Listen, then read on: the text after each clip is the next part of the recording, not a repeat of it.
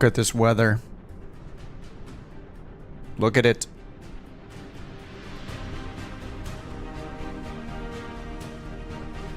Oh, this is a little too epic. What's up, guys? Austin, thanks for rejoining the Couch Captains, dude. Oh, or for the first time joining. Thanks, Austin. Welcome. I wanna find some crappy weather again in the Boeing. So I pulled up Sky Vector as usual. You know what, I should also check. Let me check NewSky. Let's see what charters are available as well. I think that was pretty fun doing the charters. Okay, there's still just one in the US. But there's one in South America now, one in Brazil it looks like. Okay, only needs 200 passengers. Did I buy the 727? Negative. There's a 727? I haven't looked at the news. Is that what everybody's flying now? Is the 727? Where do the 727s go? Is that at the 727-200? What's up, Chase? Hey, William. Raptor. Oh, they released it today.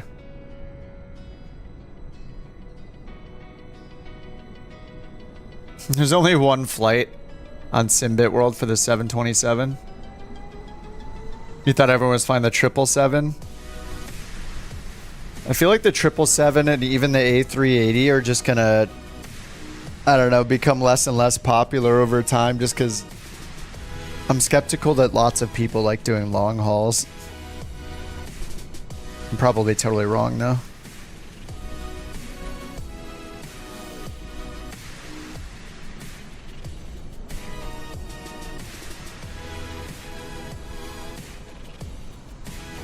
I don't really want to buy anything not from the marketplace, but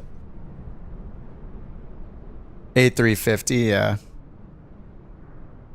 So what the A350 is like the 787 equivalent Airbus, is that right? What's up, Trojan?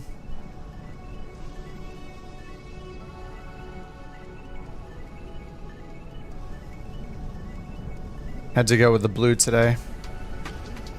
The bearded gentleman.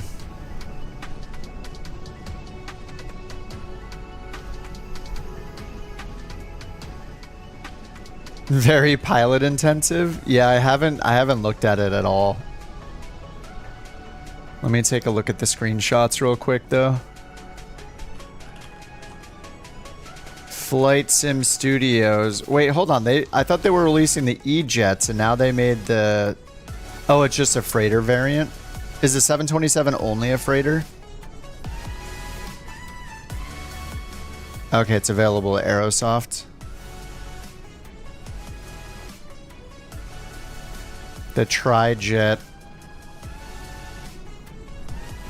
So wait, do they have like two teams or something? I thought they were working on the E-Jets. What's up, Delta? I thought the E-Jets was the FSS thing and now suddenly there's a 727? Were they like not able to continue the E-Jets or they're waiting for... Oh, is this early access as well? I don't know if I like this whole early access trend. Add-on available at Aerosoft. Let's see. Why is it in German?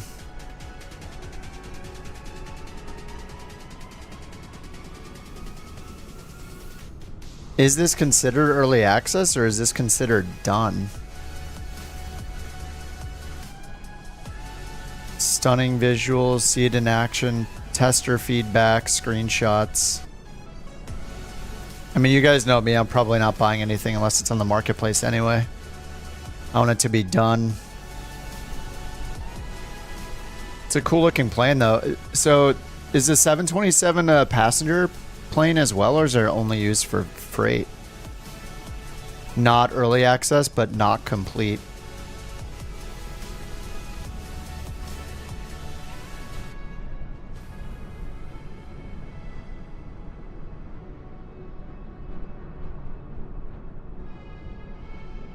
You would not get it yet. Did V1 have a bad experience with it? Is that what happened?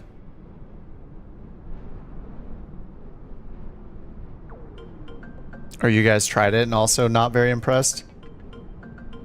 So there's like paper charts for Navigraph. That's kind of cool. And then a little phone for like an EFB or for like the settings and stuff. The mod is Freight. Oh, it was ubiquitous. Oh yeah, this is Delta's like dream plane, isn't it? Why is there only one shot of the cockpit? I can't even see like the full controls and everything. I mean, I can kind of make it out. It seems pretty light on the screenshots. Oh, there we go. Wait, do I have to do this? The second set? How do they not have a whole close-up of the panel? What's going on here? I want to see all of this. I can kind of make it out, I guess.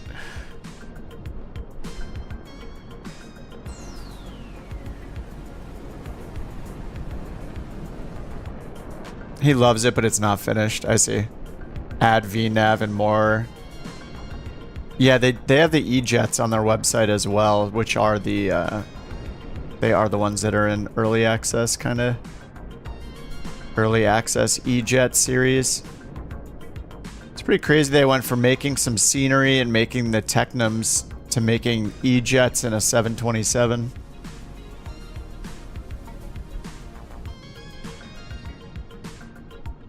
Well, that's cool. If V1 likes it, then it's probably pretty realistic then. Oh, here, interior. Oh, why do they... Okay. I don't know that we need this. Like, just put all the screenshots in one spot. Here it is. Because I thought that they didn't have... Like, just give us one gallery, you know? We can just hit the buttons. So VNav's not usable yet. Wait, this isn't the 727. What am I doing? Oh, this one's the same way, though. Yeah, okay. Wait, they still don't have the full panel shot. Okay. I did see all of them. Yeah, how do they just not have a close-up of the controls? Like, it's kind of weird. So is there no GPS at all, it looks like? It looks like, yeah, I'm not seeing any sort of GPS receiver of any kind. Or even an FMS. So it's just straight up old school VOR and DME navigation. Three crew to fly. That was part of its demise. Oh, it can use, what's a SIVA? 530 or 750, okay.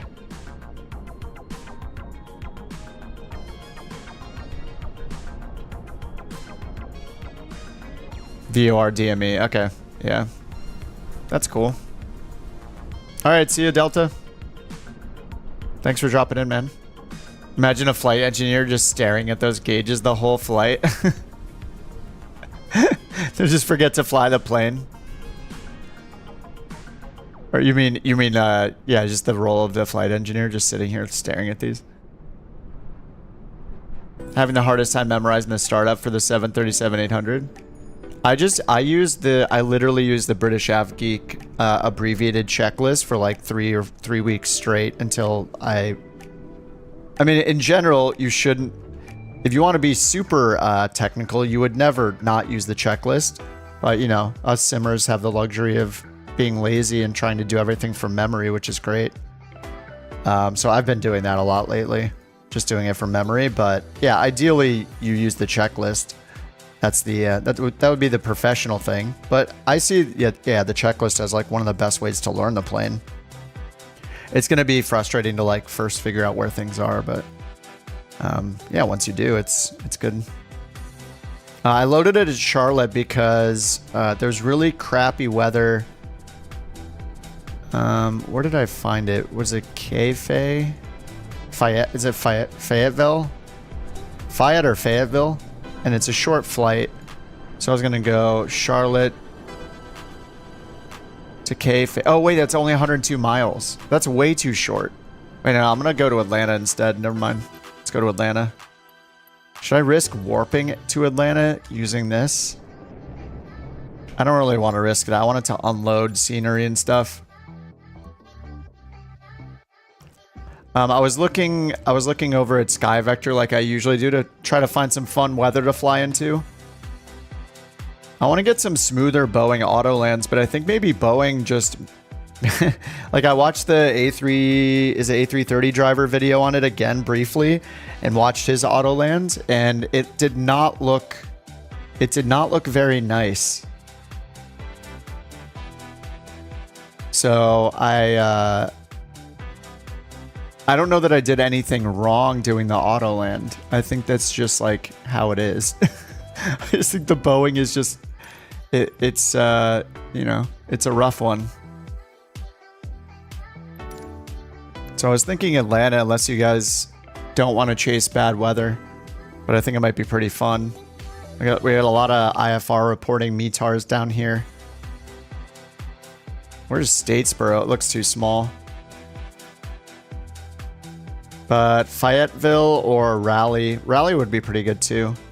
Not sure what direction, but it looks like the weather's a bit more intense a little further south. But we could do Raleigh as well. Raleigh. Raleigh has a 10,000 foot runway. Fayetteville or Fayetteville, might be mispronouncing it, has a 7,700 foot runway, so it's also doable. And it'd be cool to fly from somewhere in bad weather, like get bad weather on both the takeoff and the landing would be pretty fun. Oh, whoa. It's pretty bad up here too, in the Boston area. JFK. Okay, Boston's VFR. JFK has bad weather. We could do like JFK to Raleigh or JFK to Fayetteville or Fayetteville to JFK. JFK is broken at 800. Scattered at 800 with thunderstorms, rain, and mist.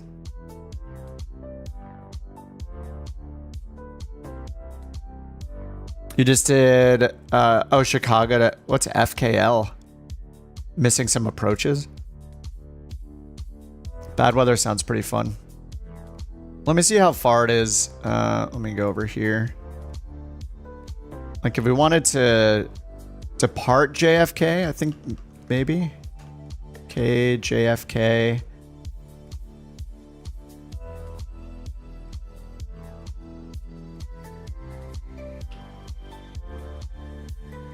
Okay, that might be too long of a flight. JFK to Fayetteville or to Raleigh.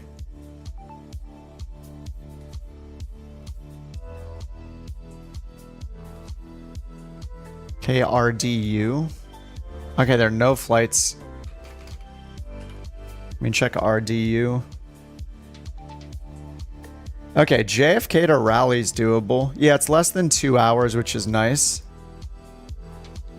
Mattering which plane we're in, of course. A lot of these are showing CRJs, so I assume if we're in like a 700, probably fine. You did JFK to BWI, it was a bad storm. Nice. Yeah, I don't know if BWI is in it anymore. Where's BWI? Oh yeah, it's in between the storm, basically. It looks like it left Baltimore. I think this will be doable. JFK is a fun departure anyway, if I remember correctly.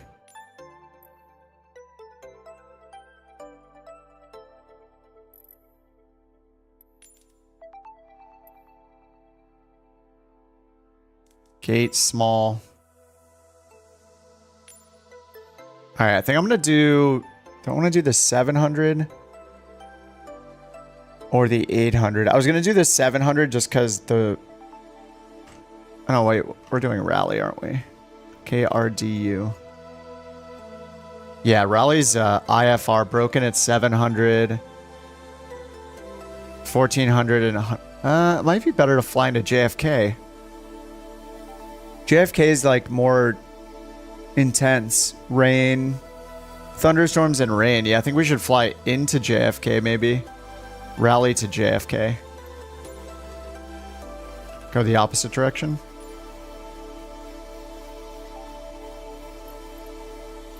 It's so weird when there's all these double parking spots. I think if I choose the wrong parking spot, it's going to crash.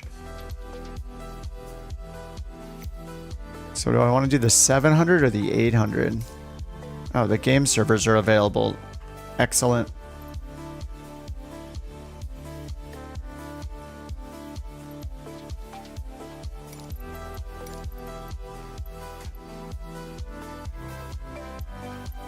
I guess I'm going to get in the longer boy. Alright, I'm going to do the 800. Hopefully this doesn't crash it if I pick the wrong gate.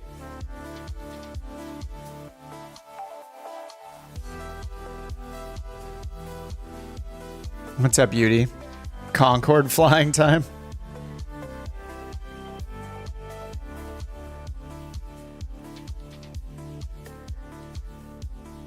Pickled Nick here, what up? What's up, Nick?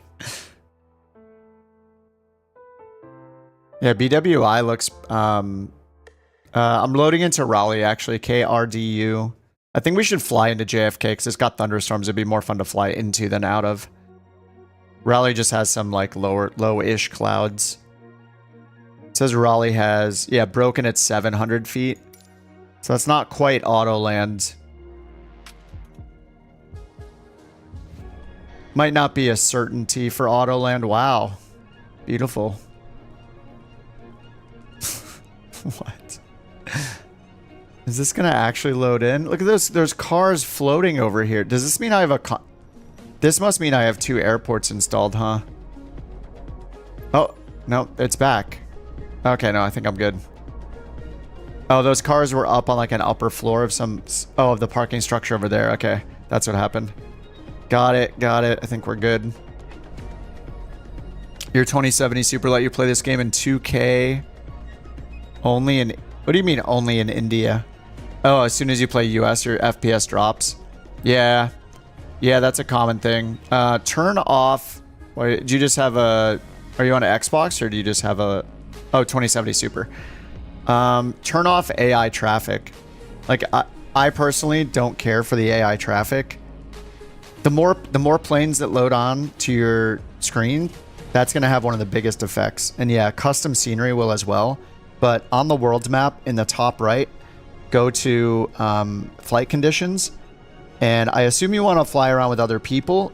If you want to fly with other people, leave multiplayer on and turn live traffic off. Don't use, in the second row, do not use live traffic nor AI traffic. Turn them both off. Because that's going to inject so many planes. And your computer is going to be moving all of those planes constantly. I would turn that off unless you really want to see the flights that used to be in the area or something. But there's usually enough multiplayer traffic, especially at bigger airports, to see other planes anyway. So I personally just do not use AI or live traffic. I just have multiplayer on. And then if you go to your... What the hell? Versa? Oh, he's back. Also, you can also go to your general settings under the traffic options and turn on like generic multiplayer models or limit, yeah, generic multiplayer models so it doesn't load in full planes. It'll just load in like generic looking models of them. They might not represent the person very well, but like what plane they're flying, but that's another way you could possibly turn down the how much is being loaded in.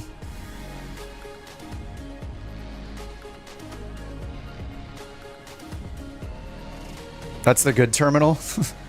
Okay, let's I gotta go book a flight here. Let's go to NewSky, book a flight. Oh, I'm already on book a flight. Passengers, couch captains. 323, of course.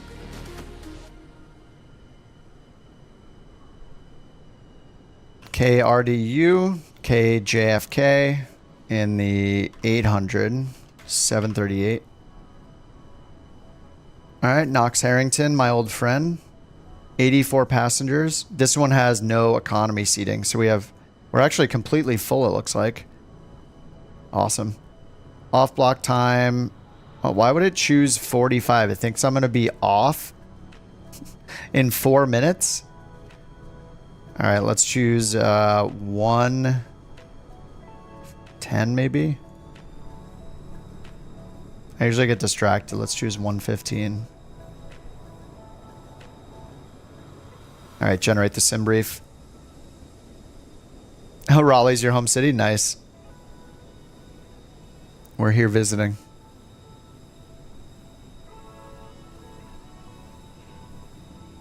We're leaving your home city. Alright, plan a flight. Let me get Volanta going. There we go. Start the flight. Yes, because we're already on the ground. Nice, Omar's here. What's up, dude?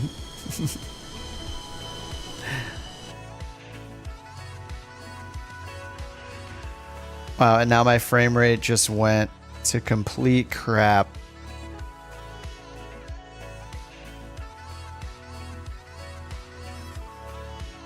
I felt like it was okay.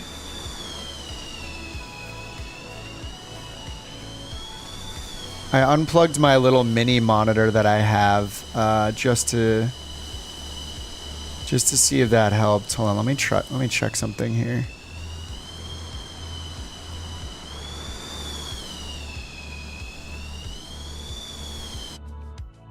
I definitely need a 4090. This is getting out of hand. Yeah, it's still super laggy.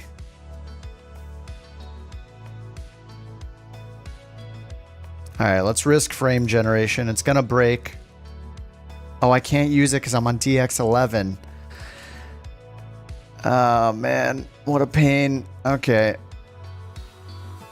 Alright, well, it'll be fine once we take off, I guess. Alt enter. You think that's gonna fix? Isn't that the frame generation fix? I think that's the same. Airport scenery. Oh, or the servers. I don't know. Everybody says they get like way better performance than I do in the same planes, running GSX, running 4K, with custom scenery.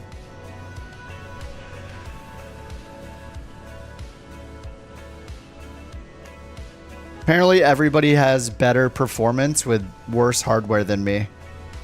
Allegedly. I don't know that I believe it. With multiplayer on and having all of the planes loaded in exact, like, you know, it's not generic models. I've been told that my performance is worse than everyone else's, so I don't know. What's up, Sean? Mr. 10.0, nice. Apparently I have, even with like almost the best hardware you can get, I have horrible performance for some reason. Your performance is crap here. Free up the main thread core, yeah? How? If you have any magical suggestions that DLSS and frame drivers. I mean, I have the latest NVIDIA drivers. I always have the latest drivers. Separate streaming PC? No. That's not really a thing anymore, because people really only used to do that back in the days when the NVIDIA cards didn't have their own separate chip just for streaming. But every modern NVIDIA card has a separate GPU, the NVENC chip, that is reserved just for streaming purposes. So, yeah, basically, there's not really a reason to have a streaming PC anymore. It's just too complicated. I mean, I could turn on DLSS, but usually it makes everything blurry.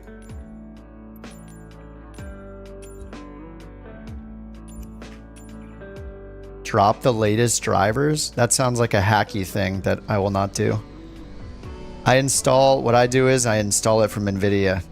That's how I update my drivers. Anything else is probably some hack that they would never say to do, and then it'll ruin my sim stability, and then I'll be upset about it. So I try not to do the hacky things that aren't official. Yeah, that sounds like a hack. I don't want to have to do that. I will wait for them to fix it, or just get a 4080 or 4090.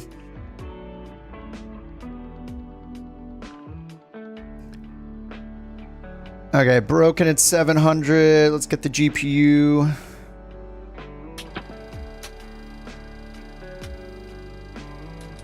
All right, GPU's on. Window heat. And electric hydraulic pumps.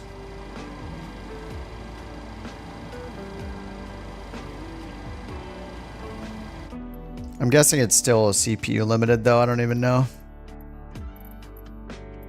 Let's take a look, shall we? Why not?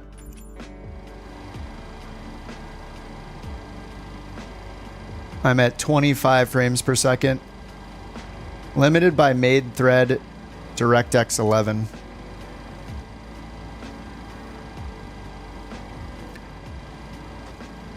Let me try something for fun. Let me stop the shorts stream. Sorry, shorts viewers. You can go to the main stream if you want. Let me stop the short stream. We're at 25 frames per second and stop the Twitch stream.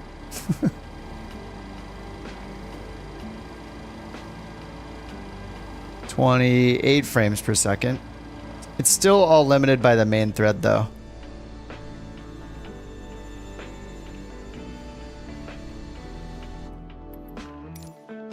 We're gonna spend an hour doing this again. Let's change to 1440p. Still 20 frames per second. 21 frames per second. So it's not even really 4K, like 4K works fine. 4K is not really changing anything. And DLSS is adding, what, a couple frames. That's maybe not even any. So, turn off multiplayer. Yeah, I have XMP Expo enabled, I do. Yes. I did all my performance tests. I did them the other day and I had either the normal or like slightly above average scores with my single and multi-thread CPU performance. So it is not, I don't have like a bad chip or anything like that. I did the same with my GPU and also had no problem. Yeah, what if I turn off multiplayer? 69 frames per second. Yeah, this is with multiplayer off. And actually, this is actually being limited by my NVIDIA control panel probably. I have it limited to 60 frames per second. I have Flight Sim limited to 60 frames per second because it doesn't get any more out of the... it doesn't get any more. The stream has no benefit to higher than 60. So yeah. Okay, there's now it's down to 40. Flying solo tonight. Yeah, it's just... I mean, you guys all have multiplayer on too, though. Yeah, same issue with the 4090. Still says limited by main thread, but... I wonder if it's... I wonder... You guys are all using GSX? Like, maybe it's GSX. There, I just killed GSX.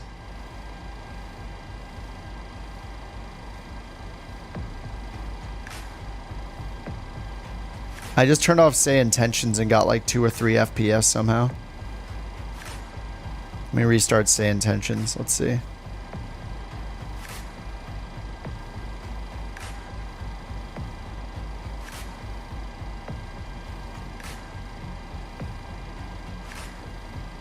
GSX does reduce FPS, but not that much.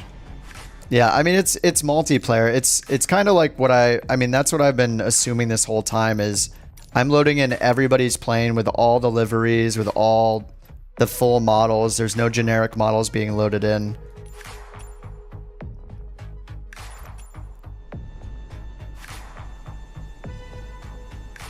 Yeah, I mean, it's just a multiplayer.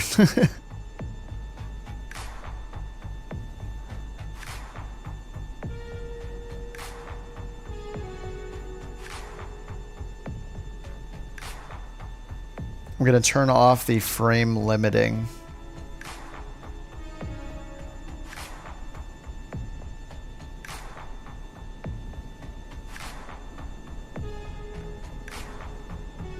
Got to be all fancy. Yeah, 100%. Well, also, it's not even just like, you know, I'm also going to be, not only do I want to see you guys, but I'm flying a lot of those planes too, so Anyway, yeah, GSX is still installed. Maybe I'll uninstall it after this and see. It's fun. It's fun to watch the GSX, but whatever. We can do more flights and faster if I don't use it. And yeah, there's plenty of stuff to look at anyway. Okay, down to... Now that it's loaded everybody in, I'm now at 19 frames per second. It's 100% the multiplayer. I mean, I went from 60 to 20 FPS with loading in multiplayer. It could be specific planes too. Like, this is why they really, really need to force people or force developers to have like the models. They need to force the developers to have models that are lower res and stuff for multiplayer use, because yeah, that's just crazy. Too many friends. It could also be that like a certain plane type I'm loading, like say the Tomcat, for example, right there. It could be that like the Tomcat is notoriously bad in multiplayer. You know, like a specific plane. Yeah, the cabin and all the planes, right? Yeah, that too. Anyway, it's a small thing to... It's a small price to pay. I'll just need to... Are there GPUs that are better than the 7800X3D? I'll just get whatever the one that they put in the NASA Science Center, you know, NASA supercomputers, and we'll finally get 60 FPS all together. Okay, I'm never going to depart at this rate. FMC position. Oh, I forgot the alignment up here. Just Flight planes are the biggest frame hogs. And the 787. 777 Phoenix A300. Yeah. Yeah, the 8K textures. So I don't think it's that everybody else is magically having better performance. I think it's that not everybody else has all of the other planes here that everybody's loading into, or they have generic models turned on. 4090 VRAM increase.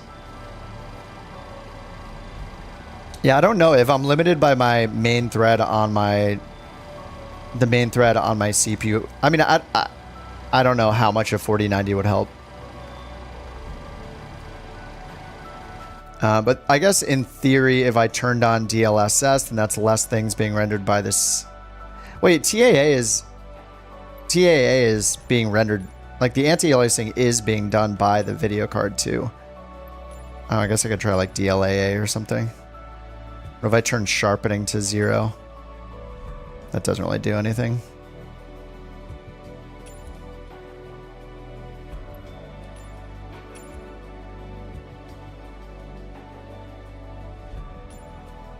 $31. Anyway, sorry. This is turning into another tech support thread. Everybody's favorite. All right, bam. Set payload, set fuel. Done. That fast. 5090. Oh, yeah. I'm just going to go all out, like whatever the next big thing is. Because I want to see everybody, and I want the performance of these airports to be great. I'll just throw all the money at it. All right, let's grab the ATIS. I wonder if ATIS is up. It looks like it is. Nope, maybe it's not. Wait, I see the text, but I don't hear it. Make sure I'm not doubling up on anti-aliasing within the game and NVIDIA. What does that mean? I mean, I have a video card. Doesn't it just do what it wants to do? And I can decide if I want TAA or DLSS. What do you mean doubling up? What's up, Ben? How's it going, dude? Swiss 007, Swiss 007, Swiss 007, Swiss 007, Swiss 007.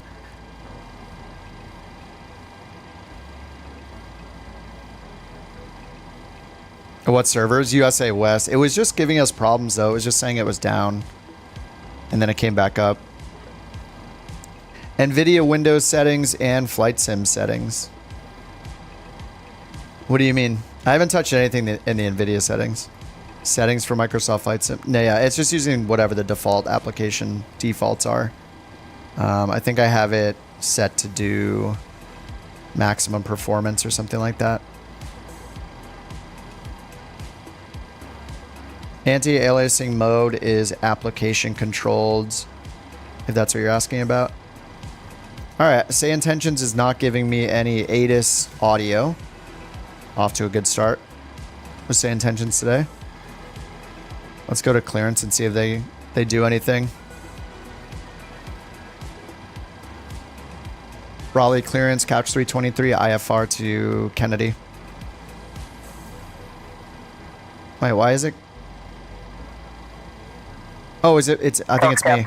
It's me. It's my fault. Heavy Raleigh clearance. I'll have your clearance in just a second. Okay, never mind. It was actually my fault. My interface had the slider up, the fader up for that, but it was at 0 still in the software somehow. Okay. My fault. I take it back. I take it back, Brian. It's working. 323. Heavy Raleigh clearance cleared to Kennedy via the Hurech for departure. Then as filed. Climb and maintain 4000. Expect flight level 37010 minutes after departure. Departure on 125.3, squawk 2242. Clear to Kennedy, Hurech for departure, then as filed. Climb maintain 4000, expect flight level 370. Departure on 125.3, squawk 2242, couch 323. Heavy. Where our captain Kip oh, whoops, it still says heavy from last night. Way is up. Alright, let's go get rid of the heavy. 23 heavy, read back and correct. We'll be heading to John F. Kennedy International Airport. Estimated flight time is about 1 hour and 9 minutes. Plenty of time for me to tell you how to fasten your seatbelt. Alright, let's get the now, APU going. Seated with your seatbelts fastened, auto. Unless you fancy a trip to the lavatory that could double as a roller coaster ride. Make sure your electronic devices are switched off, unless you want to risk them becoming part of the in-flight entertainment. We have Toby here with us. We're expecting 05, right? And possibly trying to convince you that he's actually a pilot. Weather at JFK is looking a bit like a moody teenager. Scattered clouds and a chance of grumpiness. So if Portia says I reached 50 hours flight time in real life. Nice, dude. Cheers. Congratulations. Thank you for flying with us today. And let's hope Kip remembers how to execute. land this thing. Janet is such... Alright, Hurech 4, Fable, that's right. 05, right. Alright, arrivals, JFK. What do we got? Rads, the Carmen 422 left. ILS 22 left. SIE, is that? No. Okay, we're just going to pick this one for now and then check it en route. Block fuel and payload are set. So much faster to not use GSX, but... Oh, you know, also GSX is loading in all of these as well, right? Like every... It's loading in all these things on the ground. It's loading in... GSX just is so nice to use, though. I love watching it load everything in. Like, I'm not upset about it. I'm just upset about my frame rate. All right, let's turn the FPS off and stop doing tech support hour. Oh, Freebie, thanks for the follow, dude. Okay, airport info. Sid, we got the Hurech 4. Arrival, star. Carmen 4. Airport info, and we'll get the 90A for runway if we need it. And the approach, we're expecting 22 left something. Yes, auto lands, we need it. And we're coming from what, the southwest, so it looks like symbol is going to be the initial approach fix. I think that's what I chose. Yeah, I did. All right, we're just going to get rid of the discontinuity. Symbol. I think that's the right one. All right, legs, route data. Let's get the winds. Out of sight, out of mind. Yeah, I'm getting 100 FPS right now. Definitely.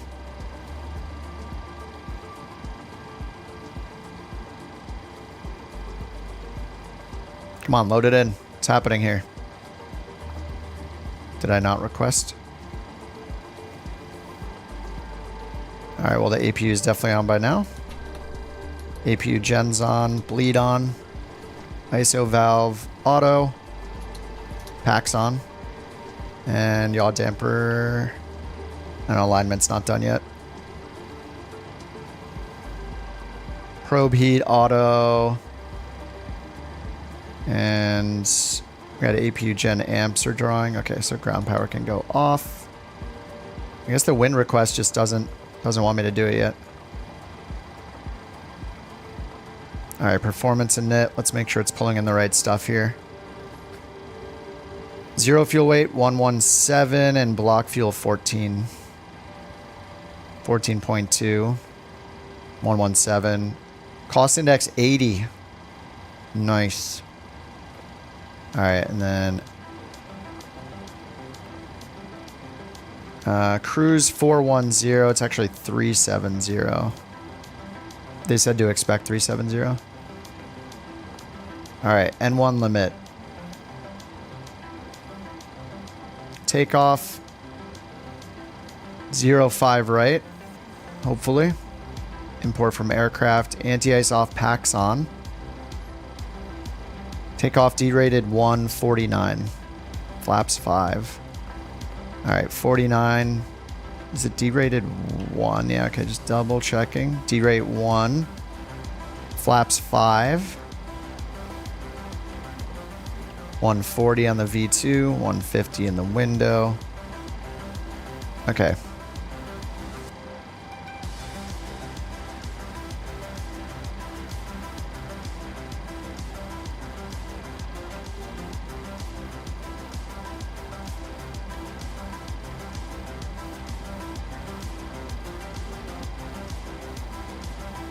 All right, 29er, 89er looks like the altimeter right now. And we got our clearance already, so I'll switch over to ground. 121.7.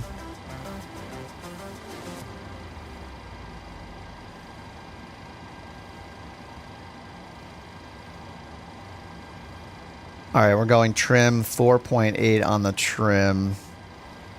Sweet. Pinned charts. Let's get our pressurization set up, 370. And then JFK, 13 feet. Leave it at 0.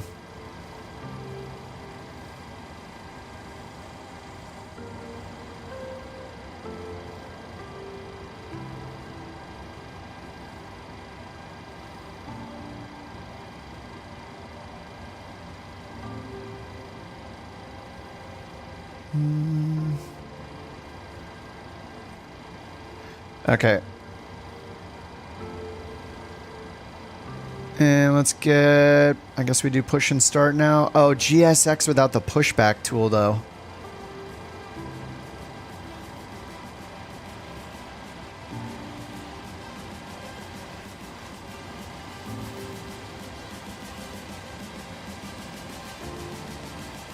The pushback is good. Raleigh ground, couch 323, ready for push and start. Shift P, yeah. Couch Captain 323, Raleigh ground, push and start approved. Expect runway 05 right. Push and start approved, expect 05 right, couch 323.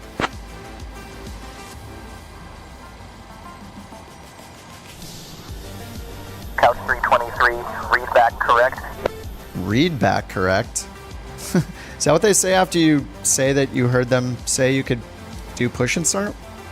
That doesn't seem right. But what would I know? I just play internet games online on the internet. Hey, I need to get rid of the chocks. Alright, chocks removed. Departure clearance requested. Alright. And we're going to 05 right. So we're going to want nose right. Right. Hello, Captain. We are ready for pushback. Man, it is so gloomy and dark here.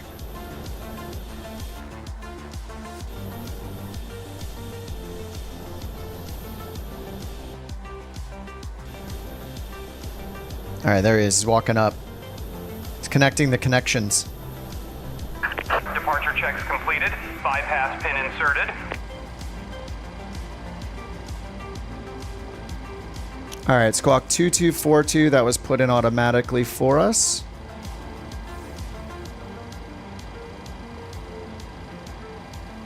Here comes our dude. Lots of clouds, 26,000. Heck yeah.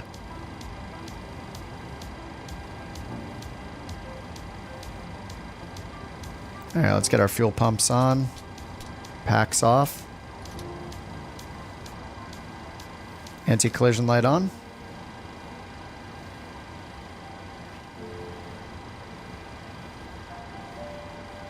Your controller won't connect.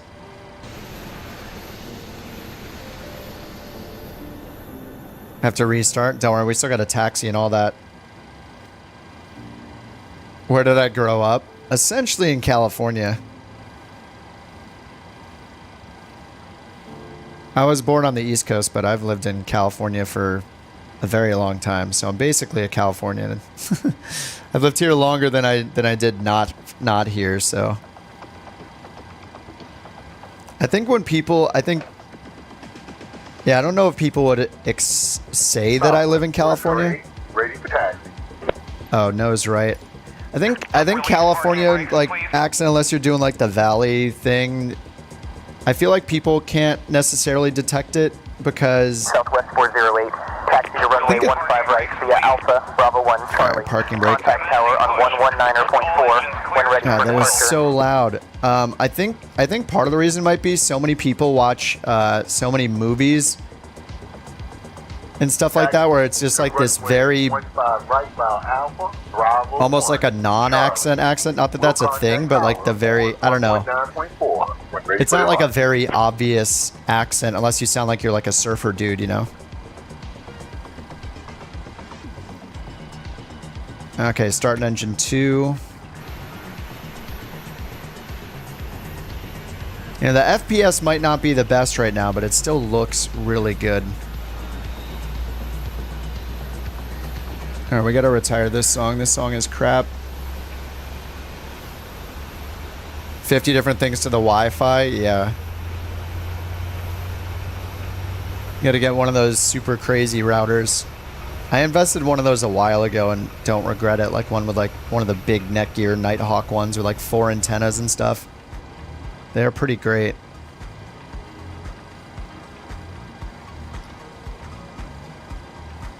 Please set parking brakes. You got it. Unlocking gear. Alright, we're gonna need flaps 5, trim 4.8, I believe.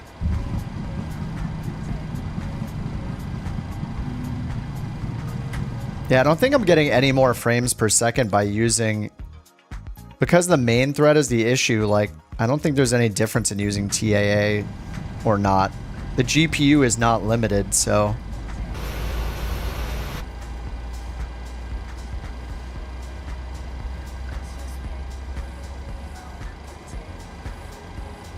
Alright. Getting ready with the generators. Gen 2 is already good to go. You're here? Nice.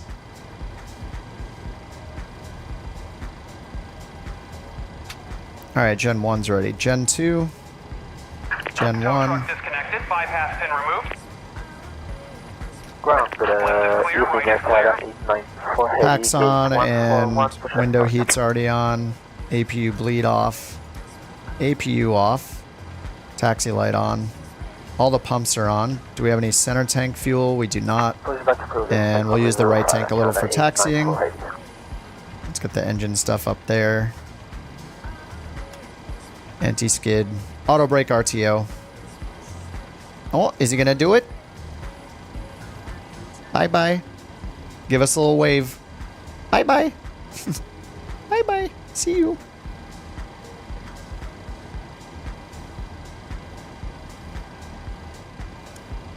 Okay, map view, center, and I didn't even look at the departure yet because I'm a professional. Is flight sim multi-threaded? It's very single core dependent, which is why a lot of people get CPUs that are very single core performant, like the 7800 X3D. Okay, we're at normal transition altitude now, 18,000. Initial climb, top altitude 6, but they gave us 4. Climb on assigned heading for radar vectors. So we don't have an assigned heading. They just said Hurricane 4, then as filed. So we're just gonna climb. We're just gonna follow runway heading, which seems to be 093. I don't think that's right. 054. We'll just do 054 for now. So that means we're going to use VNAV for the climb, heading select. Oops, flight directors would help. VNAV for the climb, heading select, and then we'll do auto throttle in a second. Rally, ground, couch 323, ready to taxi. No, I don't know what... They never asked for the ATIS, so whatever. If they don't ask, we're not getting it. Couch 323, taxi to runway 05 right via Foxtrot, Echo Alpha, Alpha 1. Runway 05 right via Foxtrot, Echo Alpha, Alpha 1, couch 323.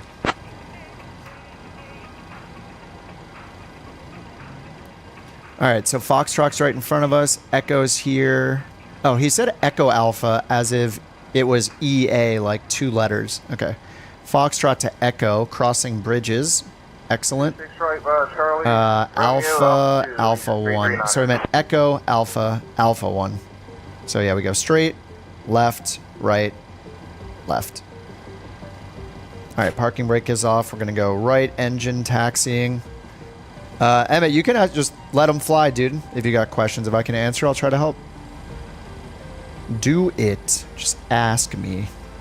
And I'll tell you that I'm not qualified to give you an answer.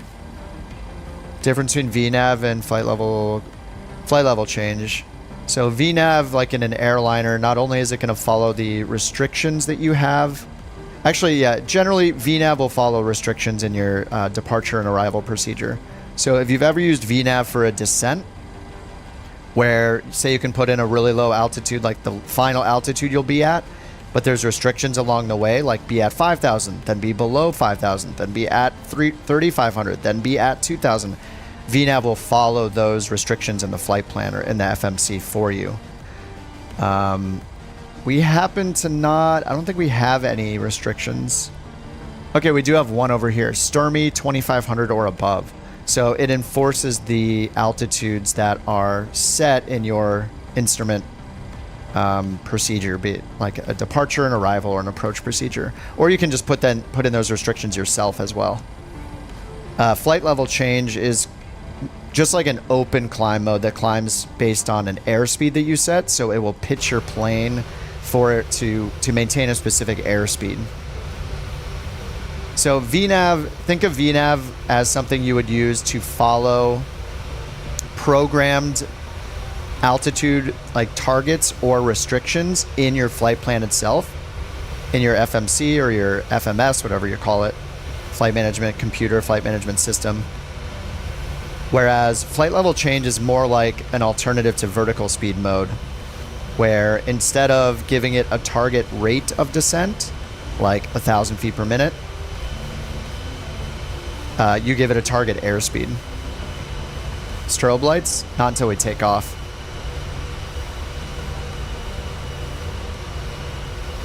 At least for NewSky, which we're doing, strobe lights are only required when you're off the ground. But it depends on what plane you're in with NewSky, though. Certain planes only have certain lights, like the Vision jet is kind of tricky to use. When to use which one? So vertical speed is when you want to target a rate of climb or descent. Generally, it's better to use flight level change for a climb, because the scary thing about a climb is that as you get higher, the air density is lower, right? So you have less climb performance the higher you get. Why that's scary is you don't want to use vertical speed in a climb, really, because especially a climb that's going to take you a big altitude change, like from 0 to 10,000 feet, or from 0 to 20 or 30,000 feet. Because as your plane gets higher, it cannot maintain that same rate of climb. So to maintain, you have to maintain a safe airspeed is the most important thing during the climb. Because as you get higher and higher, if you have it trying to climb faster than it can, it's going to keep pitching the nose of your plane higher and higher and higher, and you can stall your plane using vertical speed mode at a climb. So flight level change or IAS mode, indicated airspeed mode, they're kind of interchangeable. Those are the safest modes to use during a climb if you don't have any VNAV restrictions that you're going to follow. So if you have VNAV restrictions, like a SID, a star, or other assigned altitudes, use VNAV. If you don't have restrictions, you just want to climb all the way up, use flight level change. And then on the descent, it just matters, do you want to descend at a specific rate per minute? Usually vertical speed is used in descents, or I would use it in descents, because you want a predictable rate of descent. And you'll just pull your throttle back to make sure you don't overspeed. In some planes, though, it's really hard to maintain speed, not overspeed in a descent. So like the Piper Meridian that I flew a lot, in the sim, of course, I'm not a real pilot. It was really easy to overspeed that. So I would use flight level change for the descent to put in a target airspeed. Anyway, in general, I would say the rule is, if you have a VNAV profile and like you're doing a SID, say for your climb out, you're going to use VNAV if your plane can do it. Otherwise, use flight level change and put in your target airspeed, because that'll be safe all the way up to your cruise altitude, because it'll target an airspeed, so you're not going to stall yourself. And vertical speed generally is better for descents, just because you're generally wanting to descend at a certain rate of descent. Yeah, flight level change on climb out. Well, it matters what plane you're flying. Like we use VNAV, an airliner will use VNAV for the climb because there's usually a SID you're following. But if you're not in a plane that can't, like the G1000, for example, cannot do a VNAV climb. G1000, any plane equipped to the G1000, it's only capable of doing VNAV for a descent. Can you stall in VNAV? I don't know. You would have to like program in a... It might be possible. You'd have to maybe program... I've never tried it, so I'm not really sure, but I would guess... Canada 894 Heavy. Taxi to runway 05. Why is this so loud? Alpha Lima Tango. I'm using the same settings as yesterday. Right. It's like twice the volume. Hotel. Cross runway 15 right at your discretion. Yeah, it looks like I need to get back down to 50% volume. Sorry about that. You might, I don't know if you can stall in VNAV. You might be able to program the FMS to target, because like in this plane, you target an airspeed and an altitude. So I could put in a certain airspeed. I don't know if I could put in an airspeed that'll stall the plane though. I've never tried it. All right, let's switch over to tower. Whoa, what is the ground here? Good question. Runway 05 via Tango 1 Alpha Lima Tango. Cross runway 133 right, so then... Alright, I didn't set my trim. 4.8. Cross runway 15 right. Be around there. 894. Rally tower, couch captains 323 holding short runway 05 right, ready for departure.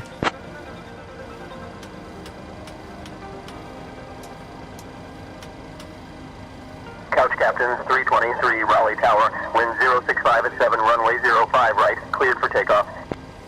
Runway 05 right, clear for takeoff, couch 323.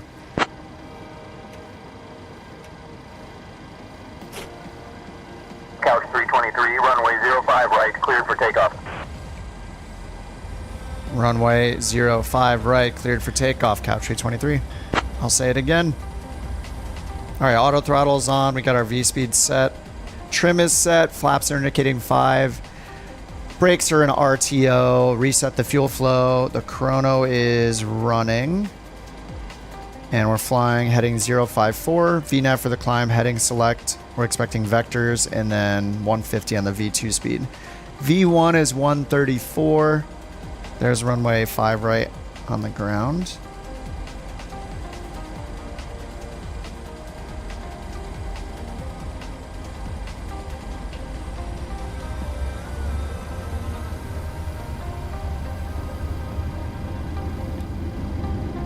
Alright, auto throttle is hit. N1, Toga, VNav on standby.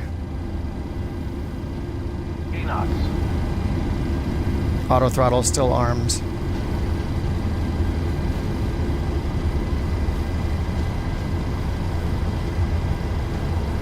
V1.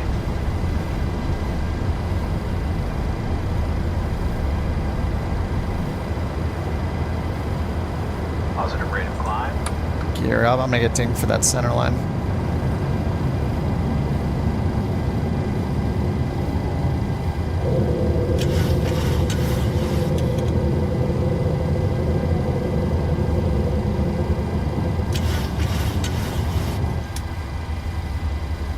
Alright, 1000 AGL. Alright, command. Gear off. Heading select N1.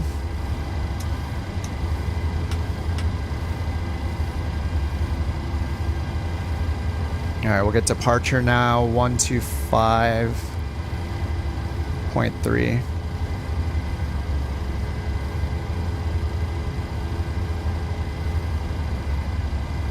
Where are they? Where's my ATC? Alright, we're gonna expect to turn to the right. Couch 323, Alright, flaps up. contact departure. Over to departure, couch 223, see it? Unit Papa 2 available, contact ground on 132.3. Alright, 125.3. Alright, this is Raleigh departure. 132.85. Raleigh departure. Raleigh departure, couch 323, 3,700, climbing 4,000, 054 heading. Alright, flaps are up. I like not having to move the throttle. Radar contact. Climb and maintain flight level 210.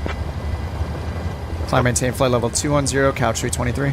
Foxtrot Alpha with you 5,500. Alright, 210.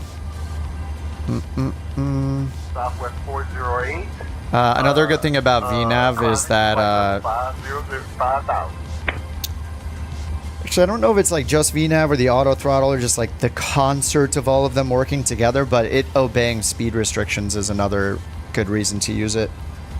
But if you're using flight level change, you're generally going to climb, like say in the CJ4, you're going to climb it you're going to climb like 240 knots or something all the way up to cruise. So you're not going to climb at a speed that's over the restriction to start.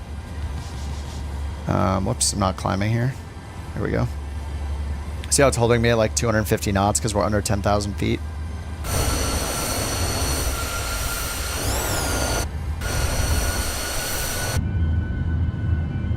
This is awesome. This is what we want to be in. This is what we signed up for.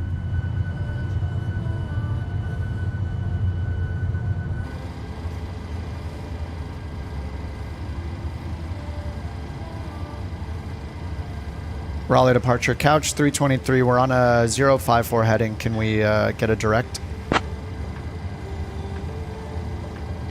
Maybe they'll give us direct Stormy or Hurric or something. Couch 323. Clear direct to Hurric. Clear direct, Hurric, couch 323. Alright, LNAV. I think there's one thing, I think this kind of departure where you're supposed to be assigned a runway heading is not covered in say intentions yet. This is one of the few ones where, like, if it's all connected and you have turns and stuff right from the departure end of the runway straight to somewhere, like, those work fine. Even if they say to expect vectors or something, like, they will give you vectors. But these that have, like, where they're, like, disconnected and there's, like, just you're supposed to get an assigned heading, just doesn't work yet, I don't think. 323. Climb and maintain flight level 250. Climb, maintain, flight level 250, couch 323. Lower DU. I just leave it on. There it is.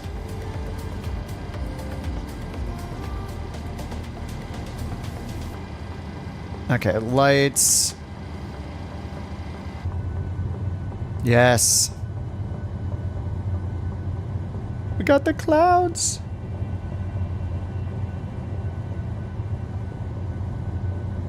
What's up, Rex?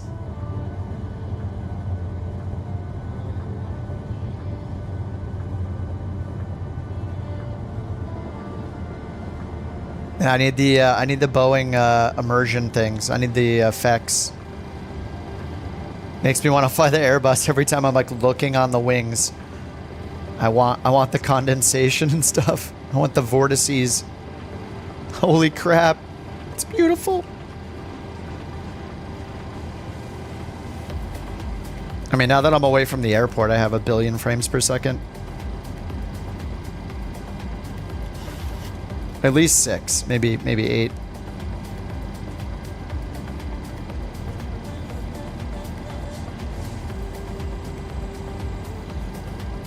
I'm really hoping when we get flights in 2024 that Contact Washington Center. we're not staring at these single thread problems forever. Washington Center 132.225 couch 323. Bye bye. We've just climbed above 10,000 feet, which is quite an achievement considering our captain, Kip, thinks flying is just like driving a very large, very expensive bus. Washington Center couch captain 323. 12,000 climbing flight level 250. And scroll through social media instead. Just a reminder. Do vectors always mean they'll give you headings? Yes. Yeah, vectors means they're gonna give you turns. Thank you for flying with Couch Captain. And potentially speed restrictions. But sometimes land in the bushes. But yeah, they'll tell you expect, you know, like our clearance was the Hurricane 4 departure then as filed. The problem with that clearance from it is that if you look at the departure, it says climb on assigned heading. So they didn't give us an assigned heading in the clearance, nor when we were given our takeoff clearance. So that's just to say intentions limitation. If we don't have a departure procedure, or we don't have a SID, they'll probably, like often they'll like say intentions will say something like, we'll say, you know, vectors Febble then as filed. So Febble being one of our waypoints. So then that means that you take off flying runway heading until they tell you to turn. And then they're going to give you vectors towards one of those waypoints, or they'll tell you to go direct to Febble or another waypoint. Like when I asked for it, they said direct Hurricane, so I could just pick Hurricane and went direct there. But I had to prompt them to give me a direct because I know the limitation was say intentions. If you're doing VATSIM or something, you're not going to have those limitations. It's a real human, so they'll just tell you. But yeah, as say intentions gets improved, like it'll have those things. So will like beyond ATC. Though I think beyond ATC is probably better Couch Captain 323. at those departures. I'm not sure. Climb and maintain flight level 330. Climb maintain flight level 330, couch 323. Reapproach. Now we're going up to 37,000. Let's make sure that's in here. 37,000. 516. Descend Let me and try those 6,000 winds turn again. left. There we go. We can do wind request now. Yeah, we're going rally to JFK because there's crappy weather all on the like East Coast right now. Quebec. So we're just chasing the bad weather. To amend your flight. Can you tell me your destination? So we can get some sweet auto land action, or you know, people can make mistakes and not use auto land and wreck their NewSky profile. My rating, I think, took a little hit yesterday. We're using this app, NewSky, for our flights, for our virtual airline. So I'm at 9.31. Yeah, I got an 8.97 and a 9.1 yesterday. I got a 10 because that was an auto land in the 320. But as soon as I got back in the Boeings, I started making the mistakes. Should we switch to Ontario approach to transition their airspace, like for 900 All right, Quebec? cruise winds uploaded, descent winds, load those too. All right, those are all in. All right, direct 900 Febble, Quebec. Thank you. transition altitude. Make sure our lights are all off. Strobe and steady, anti-collision are on. And we got 37,000 auto, climbing. Nothing screaming at us.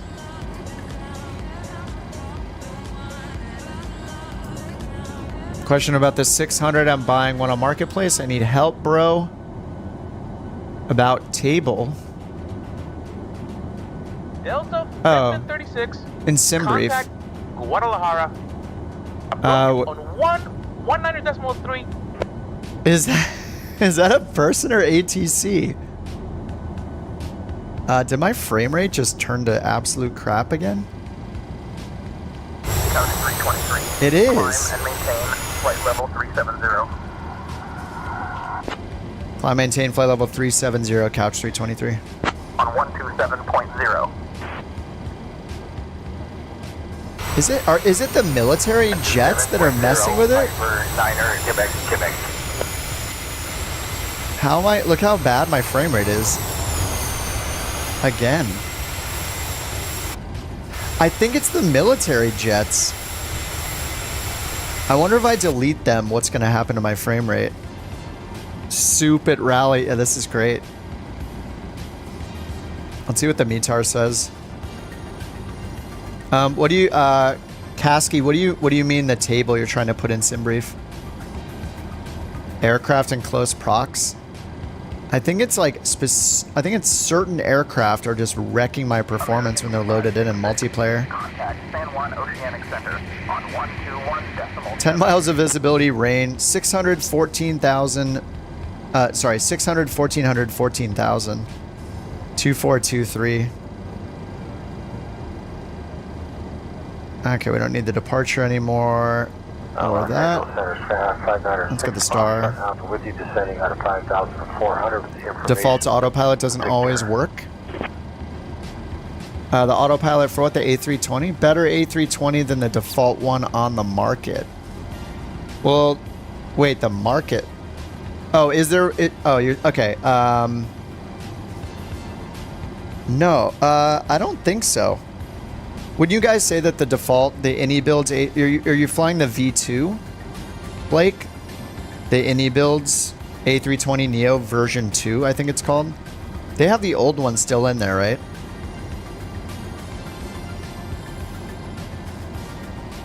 Isn't the version 1 still in the sim? Are you picking the V2 or the V1? Because the any builds V is called V2, I think. Yeah, and are you on PC or Xbox, Blake? Yeah, if you're on PC, I've been flying the fly-by-wire a lot. I do have the Phoenix, yeah. I think I might prefer the fly-by-wire. Mainly because of this, for the stream purposes, because its cameras are great. The Phoenix has some of the worst showcase cameras I've seen. They're horrible. They're all from the outside, like super far away, and like looking at the outside of the plane instead of like the PMDG planes and the fly-by-wire. These are the showcase cameras where like while you're flying along, you can just instantly switch to all these window views, and they're awesome. It's a stupid reason to prefer one plane over another, but you know, I'm primarily playing to stream it, and you know, I stream it pretty much every time I'm playing it, so for me, I love being able to show those awesome views. I mean, I would want to see them off stream anyway, I guess, but you find the flight director doesn't always correct the altitude adjustments? Skyhawk 596 Foxtrot Alpha, Los Angeles Center. Contact I haven't SoCal flown approach on the 125.15. any builds one, so I'm not sure about those issues. I've been flying the fly-by-wire A320. So if you're on PC, Blake, just go to fly-by-wire. Download the fly-by-wire A320. You're gonna love it. And then if you really, really love it, most people say to get the Phoenix later when you can afford it, or if you can afford it.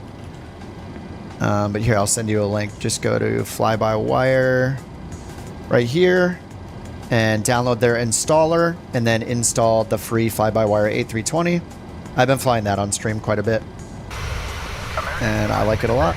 Contact Santo Domingo Center on 124.6. Yeah, and if you love the fly-by-wire, yeah, most people say if you want an upgrade from that to switch to the Phoenix. I think the Phoenix is like, is it 50 bucks, 60 bucks? Only one seat empty and couch premium, nice. This is a full flight, I think. We got like 80 something in this one. All right, 26,000. The only thing you don't like is the performance. You can like at least hide the cabin and turn off the cabin lights. That probably helps a little bit. I've been using Taboo to turn screens off that I don't use like this.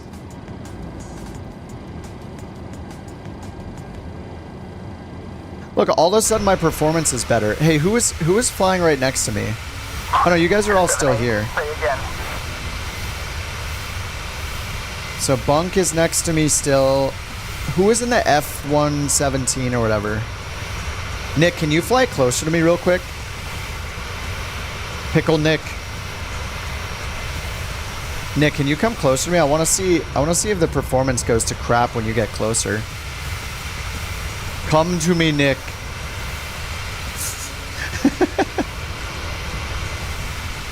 Oh, that's fine.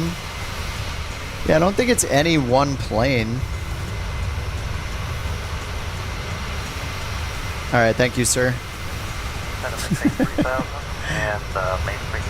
Oh, wait. Now it's getting worse. Look, it is getting worse now. Look at my frame rate all of a sudden. All right, Nick, can you fly farther away again? Moxie 278. Contact Miami approach on 118.1. Is it the F-117? Is that just a coincidence that when he got close, the frame rate went to crap?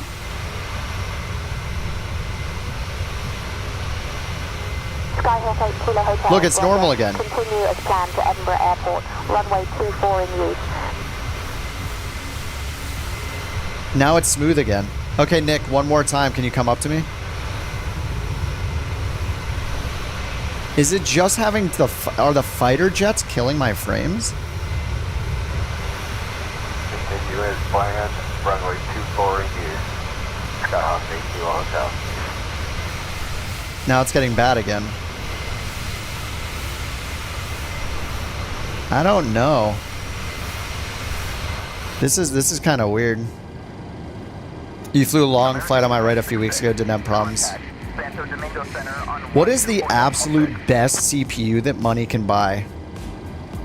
What's better than the 7800 X3D?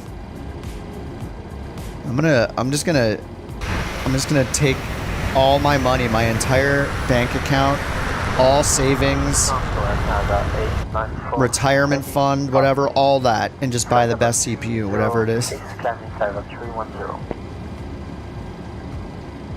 Not much. Clock it up. Yeah, I do. I haven't liquid nitrogen cooling for this sim. Basically, nothing is better. Yeah, that's the problem.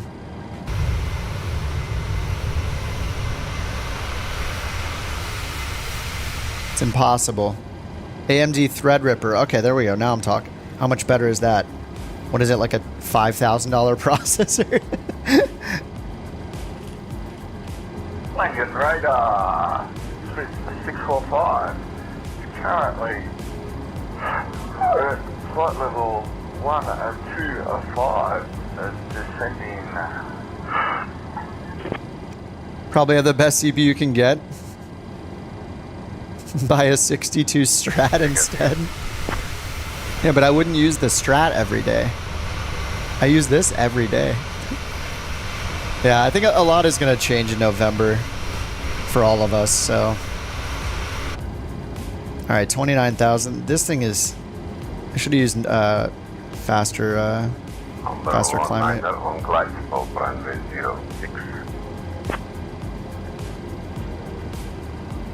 New AMD's coming out next month. Not clear. We'll need to wait for the 3D versions. Yeah.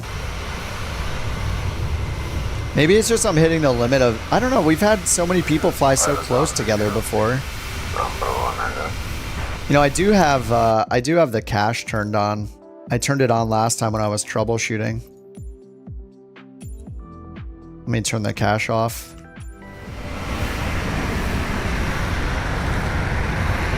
Having the cache off kind of makes sense, right? Because the cache...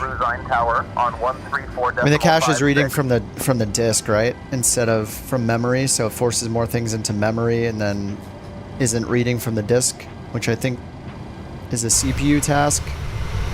I don't know. Whatever. I'm doomed. Nothing I do will give me 1 billion FPS. Yeah, having it off. Yeah, I turned it on for the first time like ever. I pretty much had it off forever. I turned it on the last time I was troubleshooting on stream, which is turning into like every other day. American 2566, contact Santo Domingo Center on 124. Alright, descent's 218 miles away. I hope the weather in JFK got worse. Let's take a look.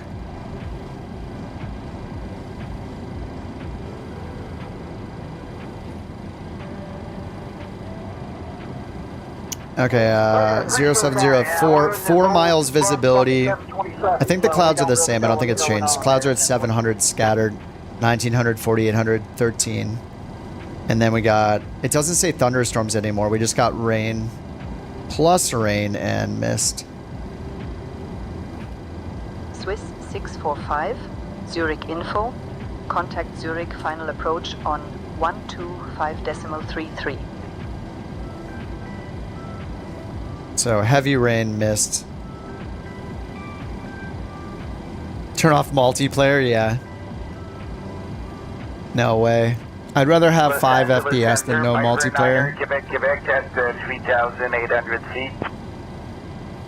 Obviously, I picked multiplayer.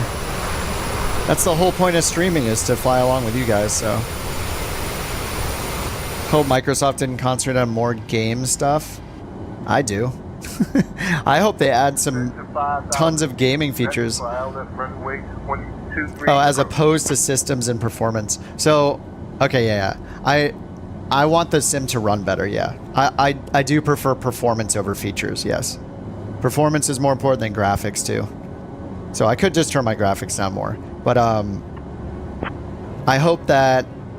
I do hope they put a lot of game-like features in it, because I want people to have more and more and more reasons to fly the sim. Like shared cockpit and experience and challenges and type ratings and whatever cool stuff you can earn in the sim and show next to your name. What if your name could have a little badge next to it that like represents how good you are in that plane that you're flying? That kind of stuff could be cool. I like that stuff because it's the people that don't need it won't use it, but the people that love that stuff will be more motivated to keep learning and keep flying and keep improving and yeah, I want all that stuff. 1.3 by bird 900 Quebec. You're always escorting? Well, I don't know that it's, I don't actually know that it's I don't actually know that it's the F-117 that Nixon. I don't know that's actually a problem. I mean, he's right there right now. My frames are fine, so it might have been the rolling cache stuff I had on. Who knows?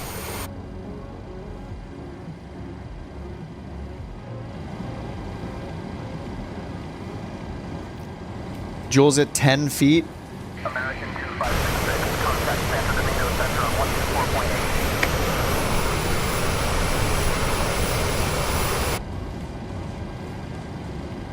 124.8. Did they pass us off and I missed it? No, they didn't. We're on Washington Center still, 370. All right, top of climb. 23 miles till top of climb. Good day. Cruise target speed is almost 0.8. That's as close as you can get. Well, you could add another 9, I guess. That's closer. And then another 9, another 9.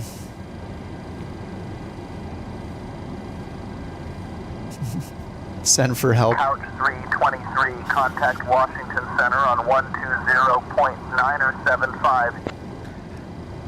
Washington Center 120.975, couch 323. Bye-bye.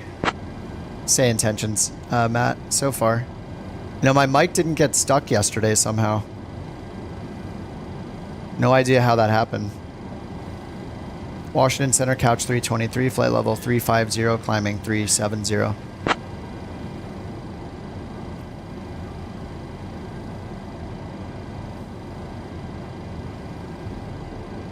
Good. Well, I use it, and when it starts breaking, I turn it off. That's always been the case.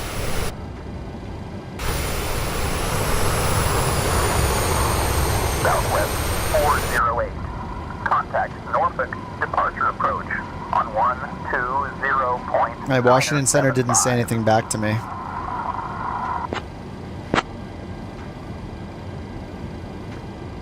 Washington Center, couch 323, flight level 350, climbing 370.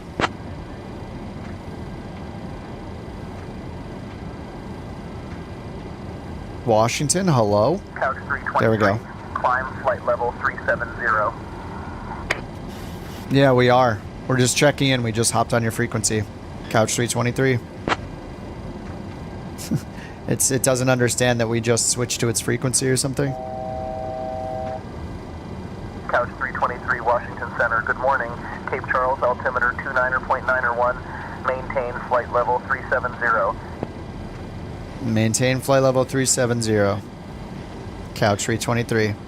I don't know why he gave us the altimeter, but we got it. We got the altimeter.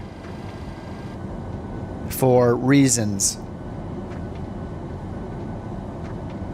Ladies and gentlemen, welcome aboard Couch Captain's Flight 323, where we've just reached our cruising altitude of 37,000 feet.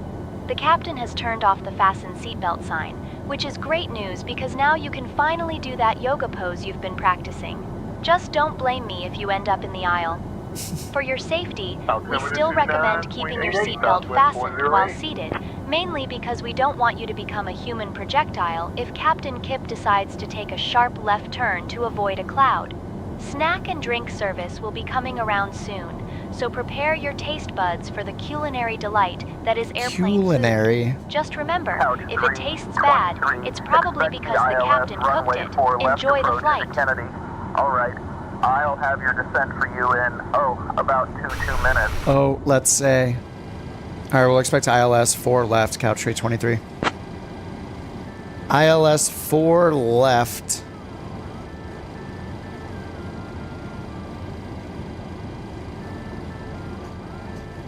Alright, we were originally expecting 2 left, and now we got 4 left. Winds are 070 at 4.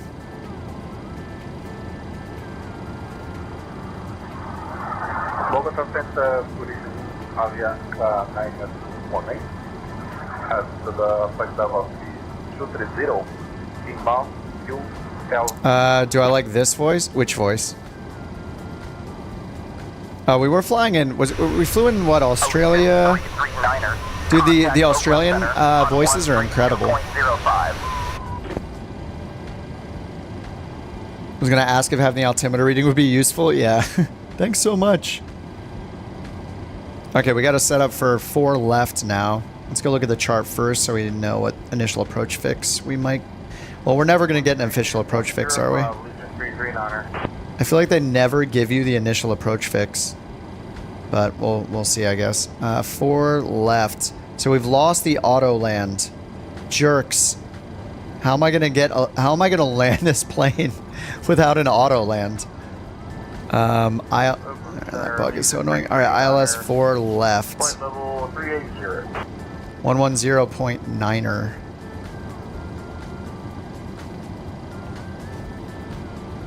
Alright, 110.9er. Final approach 044.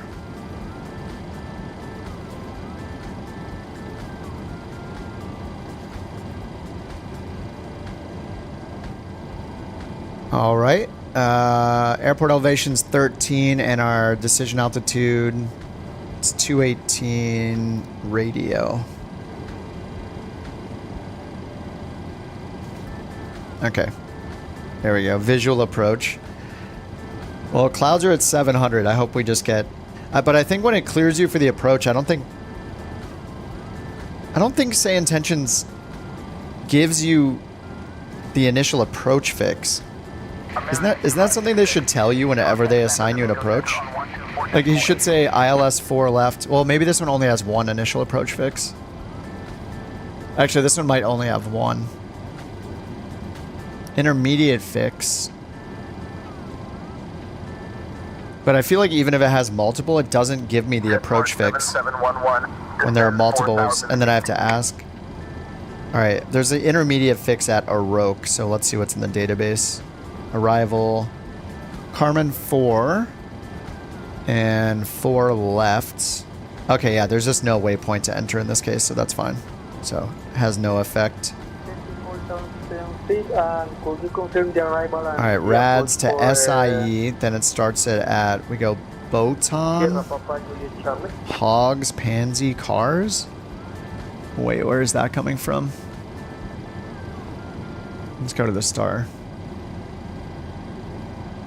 Okay, SIE, yeah, okay. Botan, Hogs, Pansy, Cars, and then Cameron. And then after Cameron, we should have Aroke. Cameron, Aroke. Fixed. Alright, then 04 left. Okay. Expect RNAV approach runway 16 left into Jorge Chavez. Alright, I think we're good.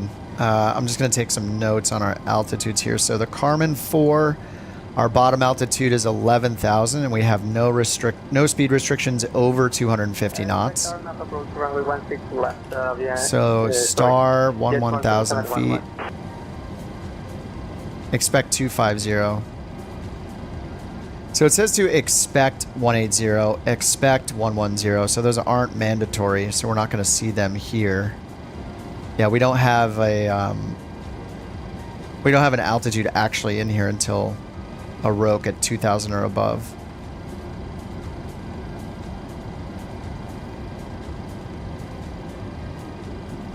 And then our FAF is 1,500.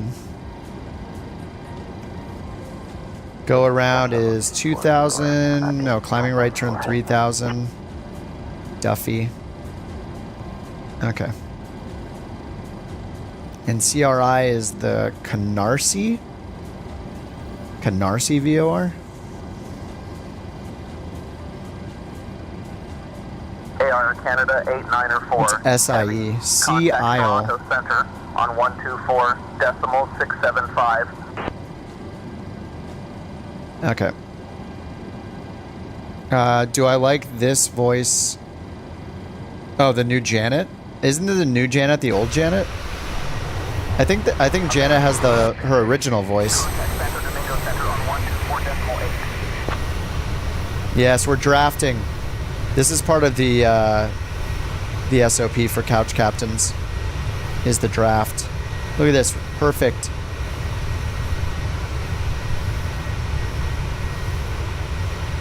Even if it only saves us 14 cents on fuel, we're doing it. You like the original voice? Yeah, we definitely got used to it. The new one was... The one thing I did like about the new voice, though, is that she had a lot more, like, inflection. Like, her voice sounded more natural. Like, she had more variety to the way she said things. Montreal Center. Good evening. Compared to this Janet, is kind of... She doesn't express herself too much, but the new one sounded like next-gen AI voice realism. We were just weirded out by her suddenly having a totally different voice. But I think the quality of the voice was better on the new one. I don't know if that's like the new provider or what. But she would like raise her voice and like speak a little faster, a little slower. It sounded like more human-like.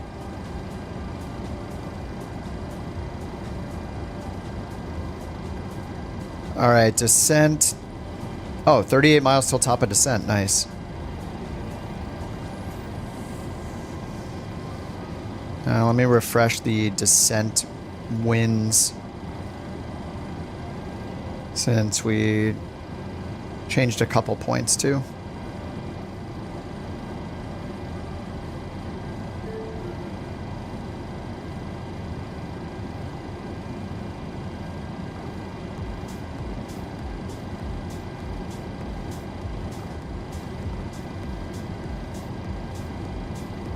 Alright. Yes, we're faster. We're Mach 0.804. Oh, there he goes. Is he in a 700? Oh, he's in a 600. He's in a 600, we're in an 800. Oh, we should get the engine anti-ice on through this.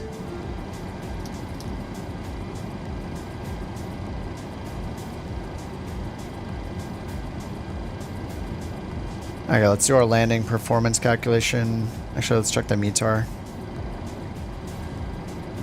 Okay, it's not heavy rain anymore, it's just regular rain.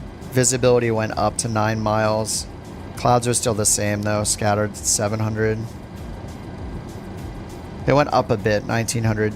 Oh, sorry, yeah, 1900, 6500, 14,000. I think they moved up a little bit.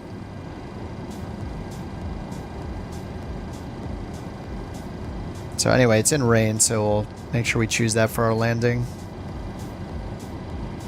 American 2566. Runway 4 left, runway wet.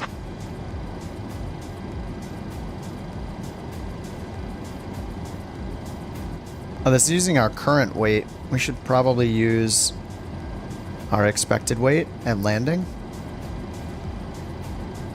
Montreal Center, Kayak 178, Delta Mike.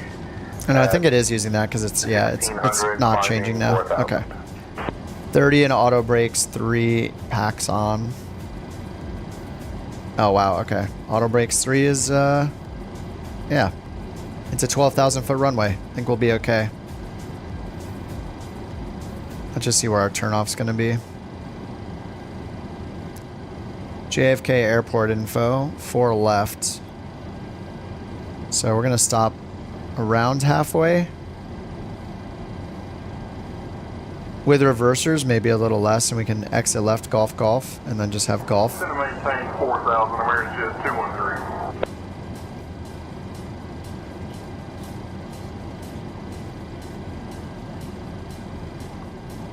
Okay, and then ATIS 128 725.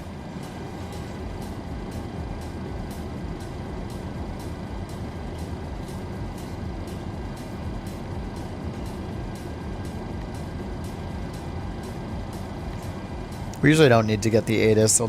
We just use the METAR, but they never like ask us. I wonder if they will start enforcing ATIS at some point, because you don't need to. They don't ask to confirm you have the current information for taxiing or for departure or on arrival. The tower doesn't ask you.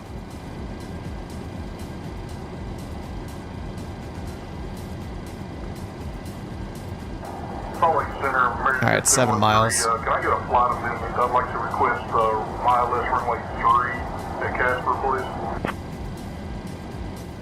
Casper. Washington Center, couch 323, ready for descent. 4 miles. Couch 323. Good morning. We're ready to descend, couch 323.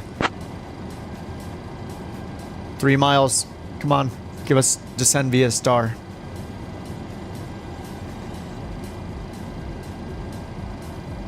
Hello?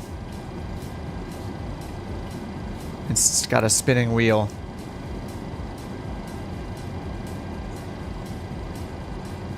No, we just missed our top of descent. Hello? It's just spinning. Let me hit enter.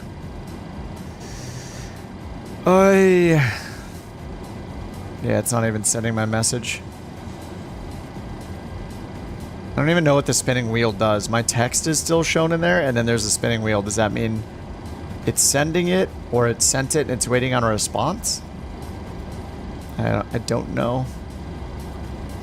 Yeah, it's just frozen. Okay, let me try again. Ready to descend, couch 323.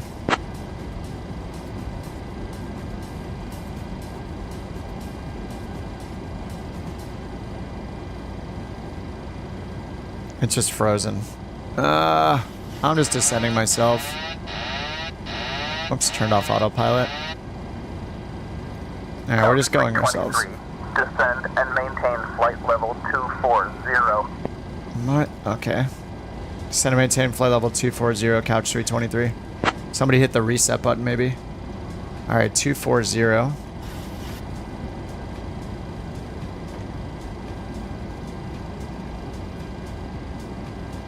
VNav profile.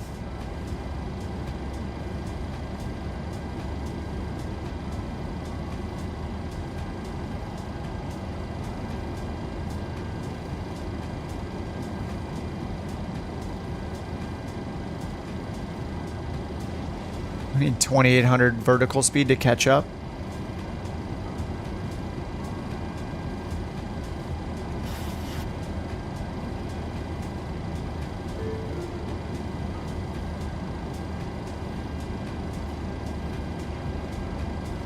Where's vertical speed required? It shows our deviation, which is we're getting higher. We actually have to descend even faster.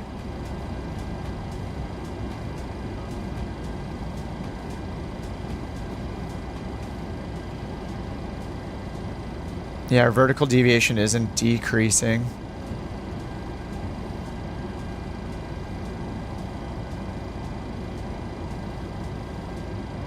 What is this descent? How's our vertical deviation still increasing? Even though we're going 3,500 feet per minute? Wasn't that late of a... And there are no restrictions here.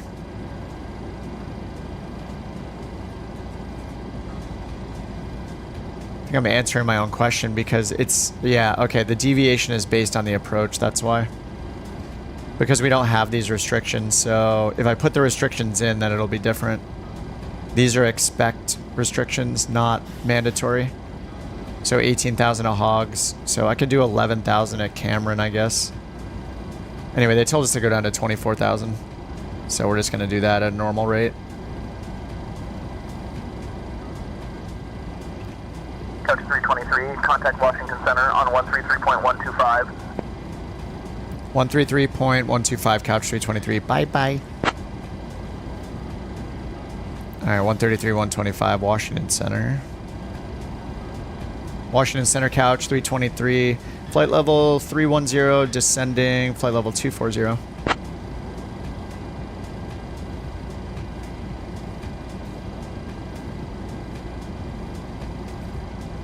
Alright, we still got LNAV. And yeah, I guess... Oh yeah, I guess one downside of not using VNav is we don't get auto... It uses our throttle here instead of managing it automatically with the auto throttle.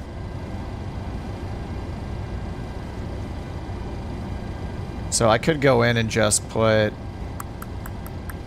I'd have to decide at which point we get down to 24,000 feet. It's like not even worth using, I don't think. We just make sure we don't overspeed and then we're good.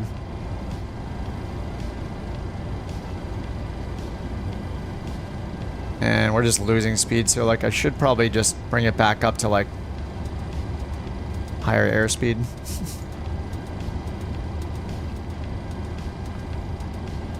Target speed 0.8. Contact Denver Center on 135.6.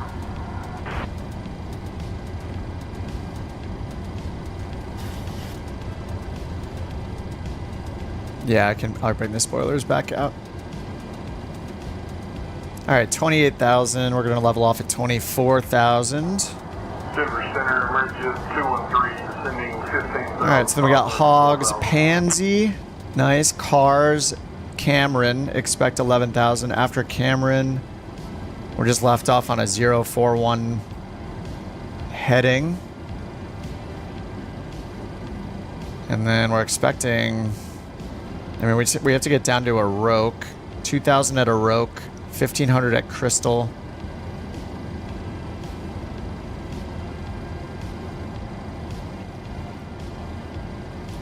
Alright, and we're going to use auto brakes 3. That's set. Speed brake is armed. 127.35 for Postman 75 today. Alright, let's see if the METAR is still... Okay, I just updated, so yeah, 9 miles. 9 miles visibility, rain. The rain died down a bit, 700 for our lowest ceilings. The ceiling? Multiple ceiling levels, you know?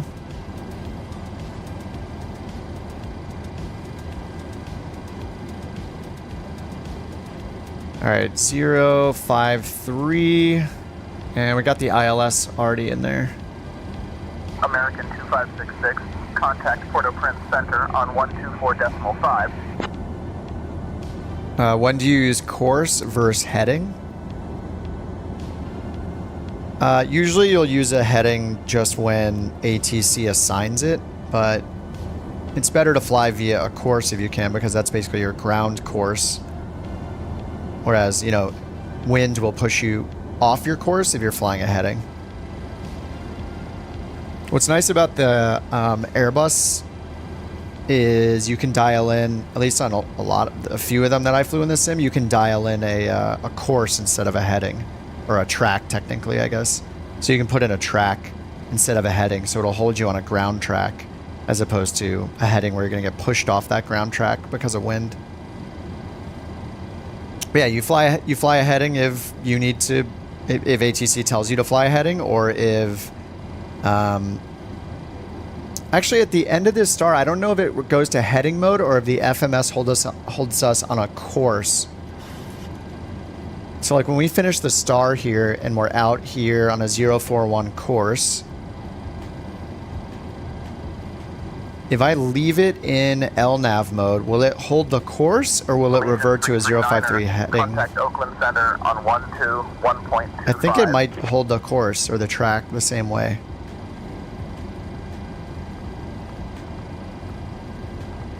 Oh no, it won't do either because I put in a roque. I should probably have it go on the course. Let's do this. Okay, there we go. 1.25, Legion 339er. So after Cameron... No, SIE is part... Okay, no, I do need it to keep going because SIE, Sea Isle, that's part of our... It's part of our flight plan that we filed, so it's expecting us... It's expecting us to go SIE after this. The Boaton part is the weird part.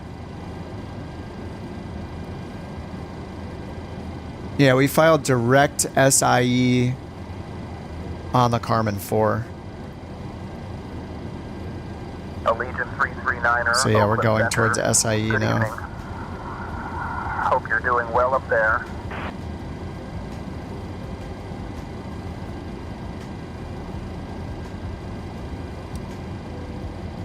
No, this doesn't make any sense though. Oh yeah, is it turning us around? Oh yeah, SIE is behind us. Okay, yeah, we're gonna turn back around. That's a bad idea. We are just gonna stay on that course 053. Yeah, SIE is behind us. I don't know why it was like that in the flight plan. I didn't review the flight plan, so that's what I get. Alright, so we're just gonna put Boaton here, which starts the approach. 566. Contact Miami. Where's Boaton? Oh, it's a roque starts the approach. 45. Let's do direct to roque.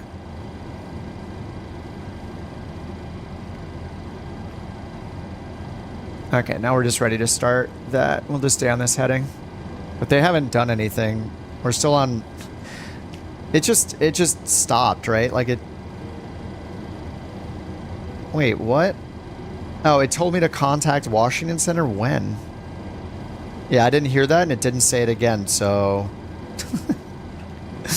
This happens all the time with say intentions. It doesn't follow up on any of the instructions it gives you. 105 and 2 established localizer clear. So ILS runway 14 right approach Avianca 9er. Wait, did it ever... I'm looking at the transcript. It's so confusing. I contacted Washington Center on 133.125. No, I never checked in, did I? I don't think I ever checked in. Washington Center Couch Captains 323, flight level 240. I don't know if I ever checked in. Maybe I forgot to check in. But it is true that say intentions, when they give you an instruction to change frequency, they just never say it again. Maintain flight level 240. Maintain 240, even though I'm right near the airport. Okay. Weird. What is this weather in front of us anyway? Alright, that was my fault not checking in with them. But at the same time, pretty often they will just not say anything. If they tell you to go to another frequency, they'll never tell you again if you don't reply to them, which is kind of weird.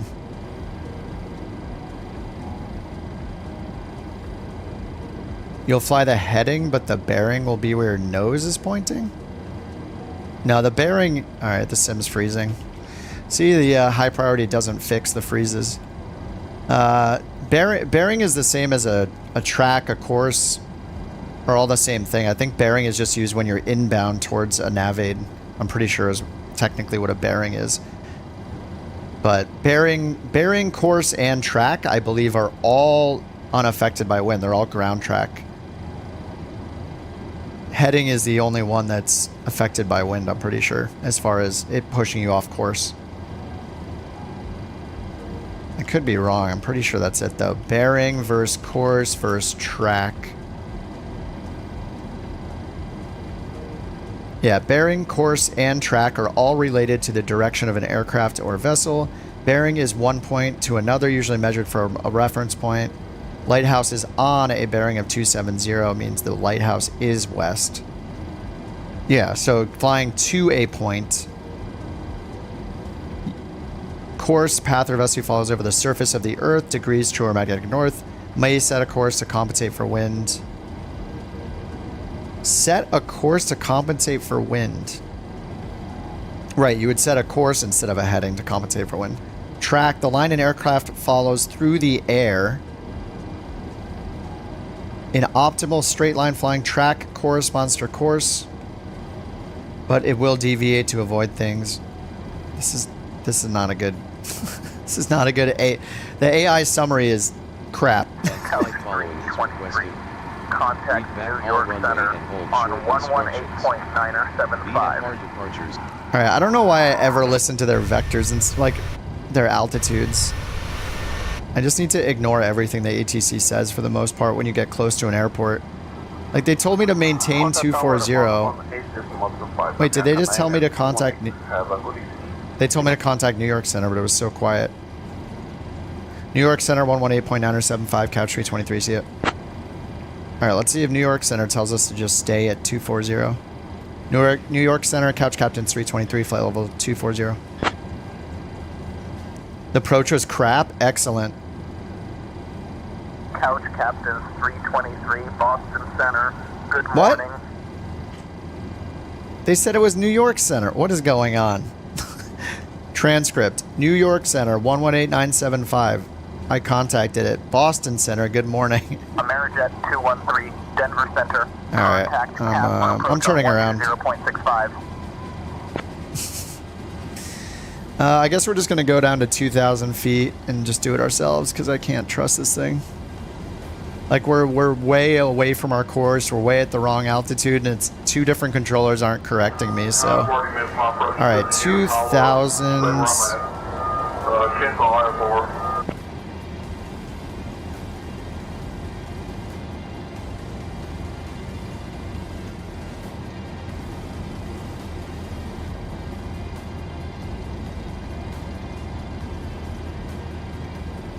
Get her done.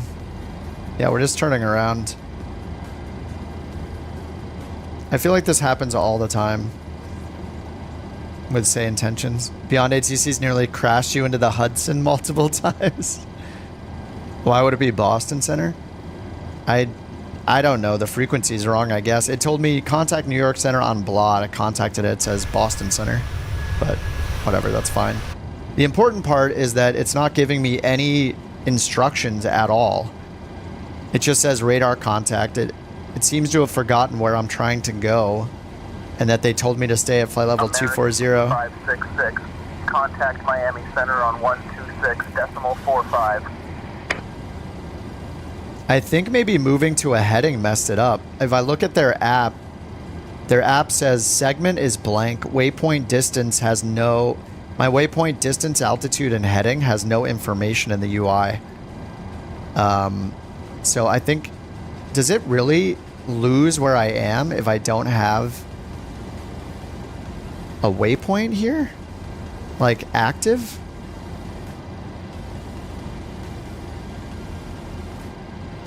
It's kind of weird. Let me go direct to Rogue. 23. Contact Boston Center on 124.525. Boston Center 124.5 to 5, couch 323. Yeah, this is not going great. Alright, I'm just gonna descend myself. Boston Center, couch 323, flight level 240.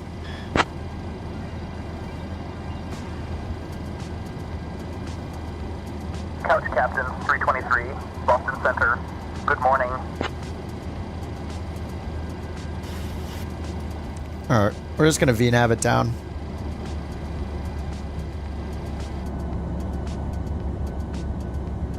Damn, the clouds look so awesome though.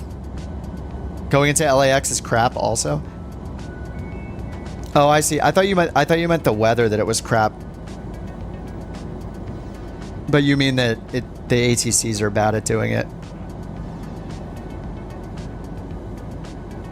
You just ignore the AI ATC. Yeah, I just try to be good and follow what it says to do.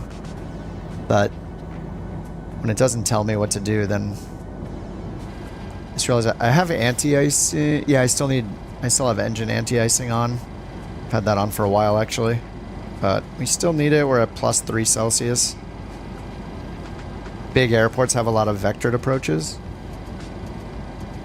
It's just like a US thing as far as I know, but I don't understand when it has a star, why doesn't it tell me to descend via the star and assign me an altitude? It seems like it doesn't take advantage of the actual procedures.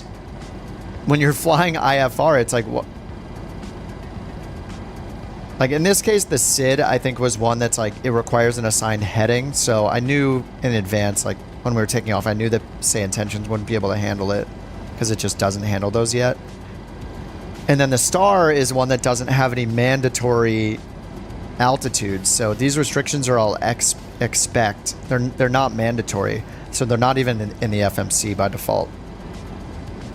So we're expecting them to give us these altitudes, but it doesn't do that either because they're not mandatory. So it's just not working in that case.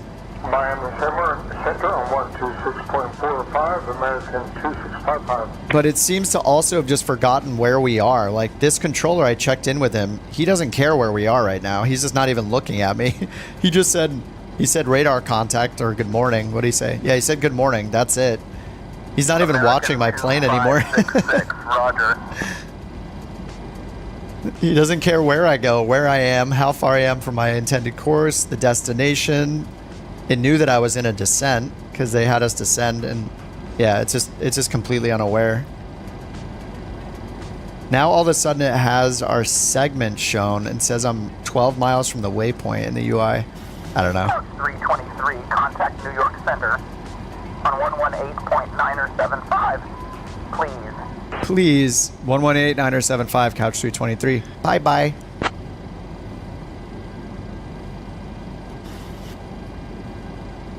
New York Center, couch 323, flight level 220.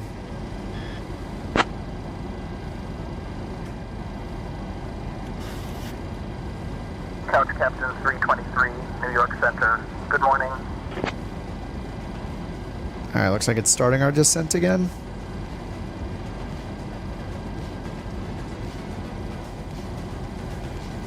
Alright, well, we're 143 miles out. 339er, Oakland Center. Contact NorCal approach on 120.9er. I'm gonna take over the speed here. This is way too slow.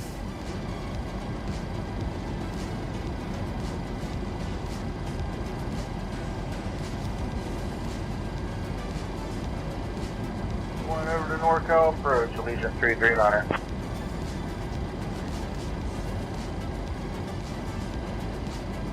Is it going to pitch us up? It's going 4,500 feet per minute. But it's supposed to be doing a VNav descent. I guess it can't do that if I do a speed intervene? Huh. Oh yeah, that's weird. Oh no, I'm catching... It's because I'm super far off. Huh. Okay, okay. Yeah, why is it... Oh, it's limiting our speed. Okay, it's limiting our speed because... I get it. It's limiting our speed because of the approach. And it's not caught up to the VNav profile yet, so... Cleveland Center, Comanche 748. It's trying to catch up as with the request flight. it's trying to catch up, but it's limited by the FMC Pittsburgh speed. That's the problem. KPIC. And fly it through the soup. Do you think I know what I'm doing or something?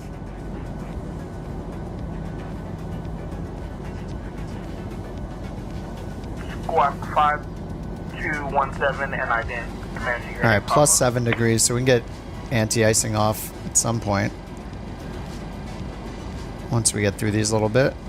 All right, 2993 is the altimeter, I guess. Let's check the METAR. All right, still the same METAR as before. 2996. Contact 9 miles southwest of Clarion County. All right, 2996. 4400 feet. Clarion altimeter 29.85. I mistakenly said it was like 140 miles away, but it's like 8 miles away.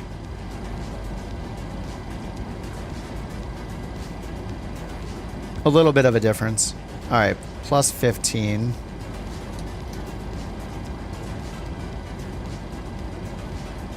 Probably just gonna need to circle around here once. 1,300 feet per minute. All right, let me try a hold. Hold. Oh, do I have to type it in manually? Oh, what the? Oh, it's already in there? A roke. Uh-oh, I missed it. Too late. All right, we're going back to heading select.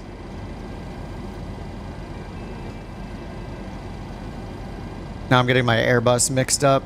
So with the Airbus, I can click the waypoint and then click hold, but here I guess I have to. I don't think I can put in a hold directly like that. So I have to go and type in a roke myself. A-R-O-K-E. No. Next hold? What the? Alright, I don't know how to do the hold.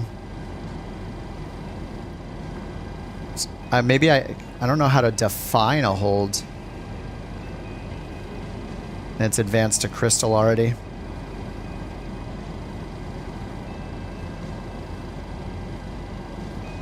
Alright, let's just chill out on the descent here for a minute.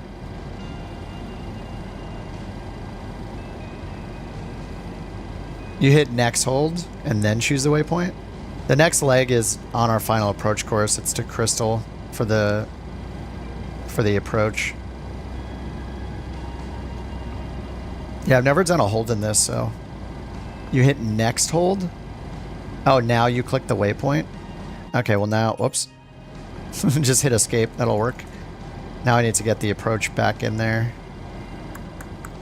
Okay, ILS, legs, a roke, hold, next hold, a roke, hold at, oh, it puts it down here, okay. Oh, I see, interesting, then you insert it, okay. 2,000 at or above. Can I just put in 2,000? Okay, nice. Okay, hold at. Now can I do LNAV, VNAV? Okay. Nice. Okay, that works. Got it. Okay, so now we're holding at a rope, descending down to 2,000 on a VNAV descent. Alright, that kind of works. Oh, it looks like it's going... Yeah, so it's going a roke and then hold at a roke. Just because of where I was already.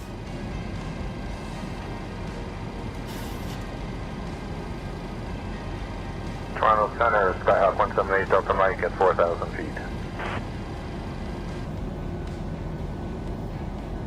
Yeah, we got clouds the whole way. Alright, well this is the first hold I've tried in a Boeing, so... I think I tried one... I did one in an Airbus. I think I did one in the A300, like Monday... or was it Sunday? Sunday when I wasn't streaming. I did a couple A300 flights and I ended up doing a hold because it was a similar situation where... I didn't get a descent. So I was just stuck way too high, and I wanted to play around with the LNAV Intention and VNAV. 685. Contact Jacksonville Center on 134.85.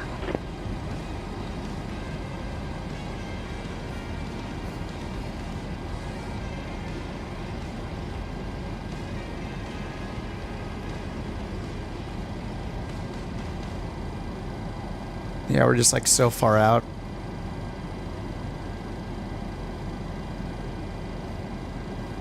I mean, I could have just descended this whole time. It's just taking so long. I'm just gonna vector myself.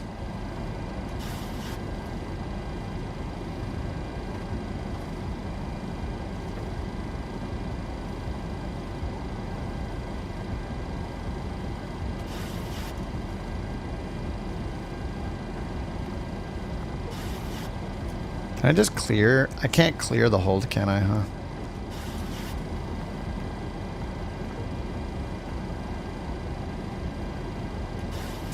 I wish I could make it just go direct. Okay. Oh yeah, I just move it. Yeah, the hold. Okay, the hold was first, right? Duh. Okay.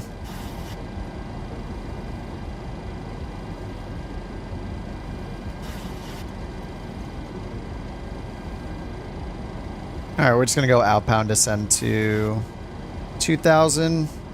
Actually, I think it was a little higher for the previous waypoint. Oh, no, it's 2,000 at Oroke, 1,500 at Crystal. Alright. As much as you love to shoot the visual, I still do completely IFR 30-40% of the time. Yeah, true IFR hours. You're talking about real life, right, Tim?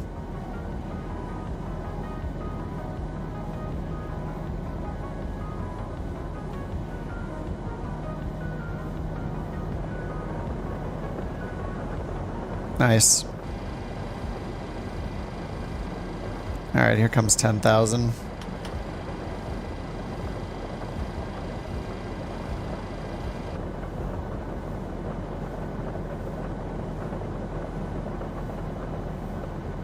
Oh, that is awesome. Couch Captain 323, New York Center. Contact New York departure approach on 135.9er. New York departure approach. That's a new one. This is Cub Crossers 1720. 135.9er, Couch 323. Located. On to New York departure approach. New York approach, Couch 323. 9,800 descending, 2,000. ILS 4 left.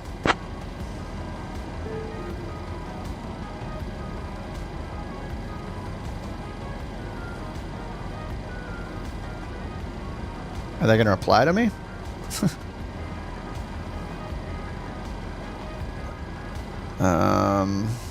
It's New York departure, I guess. Well, I sent them the message. It shows the message in the transcript, and they're not saying anything. And there's no spinning wheel. Oh, man.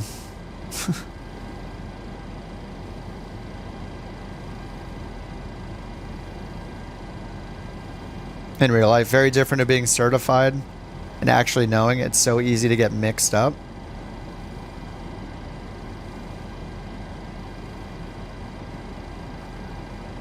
Actually knowing what?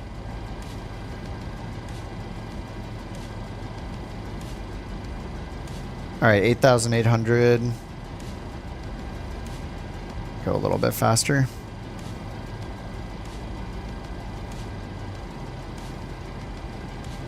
Getting even worse, the ATC. It has definitely been buggy the last, like, I've been getting the stuck microphone things, and yeah, in general, the approaches on both the ATCs are where all the problems are. I don't know why they wouldn't just start by just assigning me an initial approach fix and clearing me for the approach every time. Like, just make that V1 of approaches. Just use whatever the active runway is, pick the approach, give me the initial approach fix, and just clear me for the approach every single time. Just clear me, clear me, clear me. Like, don't even worry about vectoring and visuals until it can at least recognize, like, get me to the airport. Whereas, like, I've been on with, what, 5 different controllers? This one's not even replying to me now, but none of the other 3, or was it 3 or 4? Not one of them even told me to continue descending. The last The last instruction I got was flight level 240, and nothing since then. We've just been flying around, do whatever we want. Like, not a care in the world. They don't care where we are or what we're doing anymore. So yeah, like that. Clearly something is very wrong. It just loses track of what we're supposed to be doing here, which is getting to our destination. Oh, we got lightning.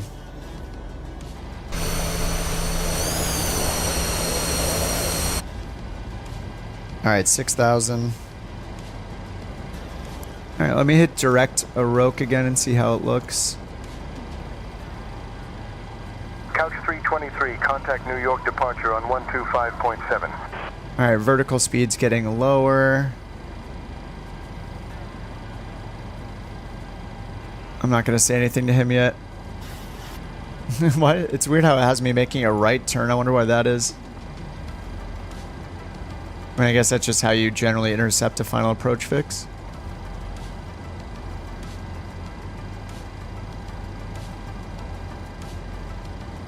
Okay, let's see how the vertical, or how the VNAV is.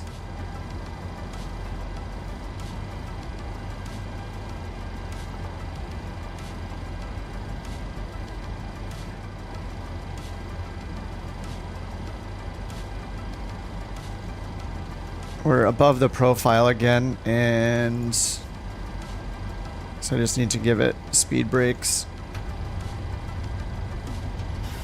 I can give it flaps 1 at this point. Okay, can you descend now?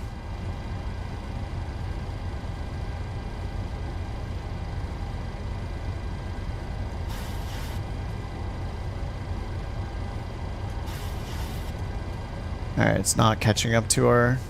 We're just too far off the profile, I guess.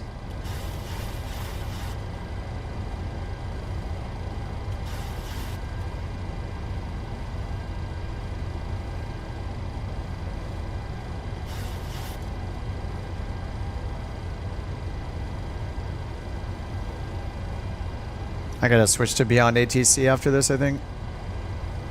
They told me to contact New York departure on yet another frequency.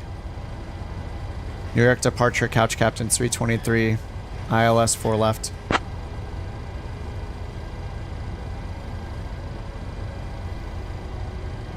Couch Captain 323, New York departure, good morning, Homedale altimeter 29.901. 2991 Homeville. My flight path on the map is great. I'm sure it's hilarious, yeah.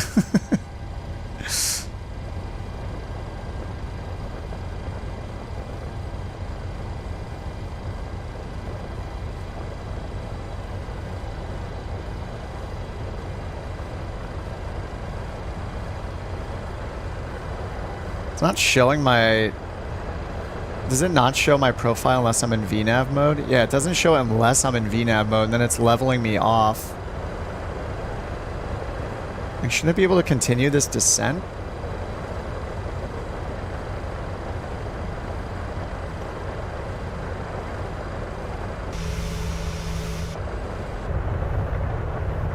Nice. The sound is pretty awesome. 7.18. Oh yeah, I shouldn't have led us into horrible weather for the VA, huh? Just tanking our rating here.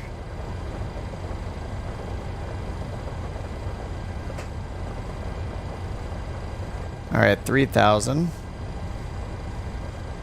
Yeah, I don't know why it doesn't want to follow the restriction here. 2,000 VNAV. How are we that far above the profile? There's only 1,000 to go in 6 miles?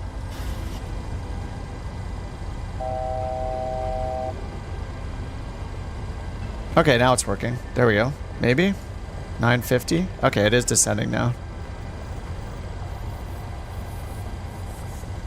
Maybe I was just expecting it to be descending faster. Okay. We'll get there eventually. I think. Las Vegas approach, Slug 11 would like to get a climb to flight level 180 enable. Slug 11, climb and maintain flight level 180.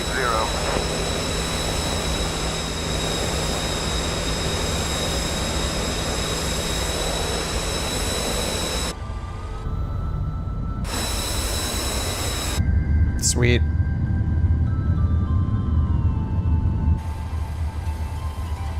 Alright, we're gonna try the Boeing, well, there's not an auto land because they gave us a Cat 1 approach instead of the Cat 3 that I originally had, so. Climb, maintain flight level 270, Delta 1387. Alright, localizers on, or armed. That's good, flaps 5. And let me double check the speed now. Alright, 137.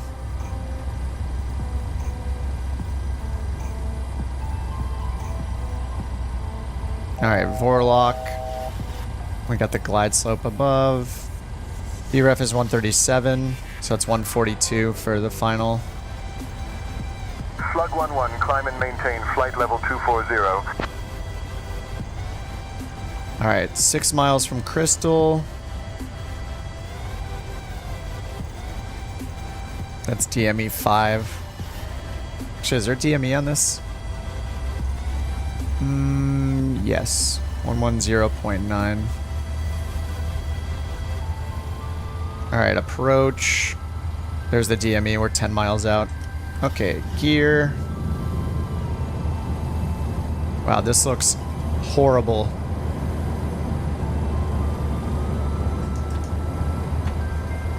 Alright, auto brakes are set to 3. 323, New York departure. Contact Kennedy Tower on 119.1.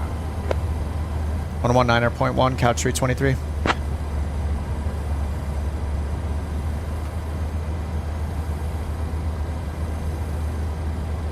Kennedy Tower, couch 323, ILS 4 left.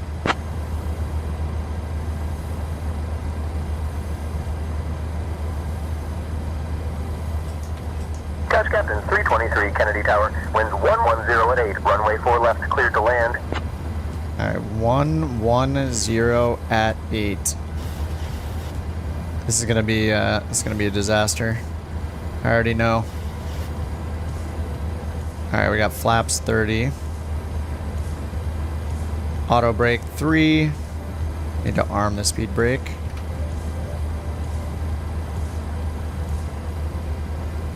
Alright, 6 DME. And still waiting on the glide slope capture. We're at 1500, which is the FAF altitude. Crystal, 5 DME, glide slope. It's in half a mile. And then it'll give us our speed. We need to set it to 142. Nice, okay, it's on 142. Oh my god, yeah, this is horrible. Alright, go around's climbing right turn 3000. And we'll sync the heading up to 044.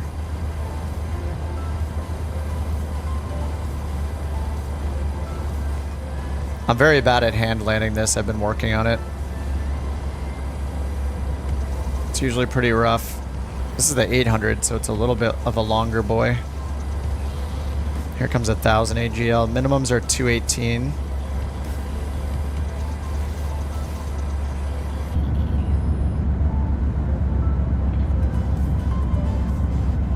Soup all the way down with a crosswind. Easy.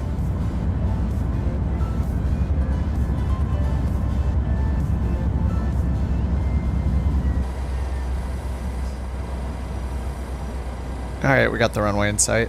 Alright, let's set our throttle to where it currently is. Alright, we got, yeah, 5 or 6 knot crosswind. It's like bouncing all around.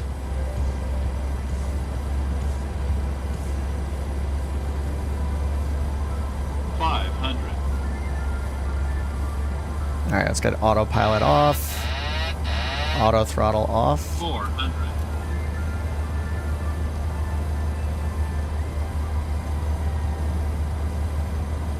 Approaching minimums.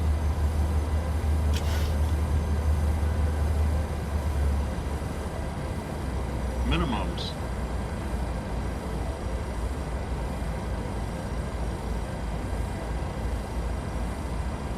$100.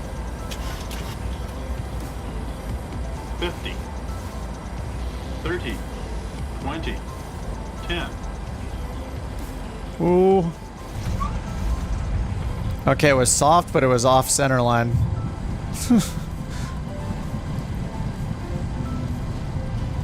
I know we're gonna exit left at Golf, I think. It was a little sketchy at the end, but at least it was kind of soft. It was in the fast lane.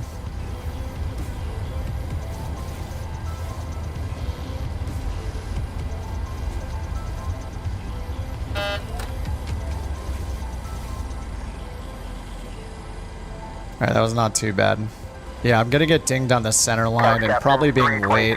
Kennedy Tower. Welcome to Kennedy. Exit at Gulf if able. Contact ground on 125.05. Exit Golf 125.05, couch 323. You guys have been here for like an hour. 1.14 Gs. It could have been worse. Alright, runway, let's see, taxi on, runway lights off, landing lights off, strobes, steady. I don't know if we're going to fly from here or do something else. I guess I'll get the APU started, just in case we fly from here. Probe heats on auto. Alright, I assume everybody's down.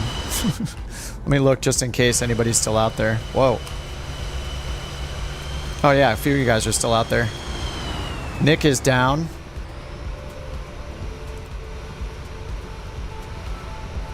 You know, frames aren't too bad just yet. It could get worse. Alright. Chase and Austin are still coming in, and Lake. 1.13 Gs, nice.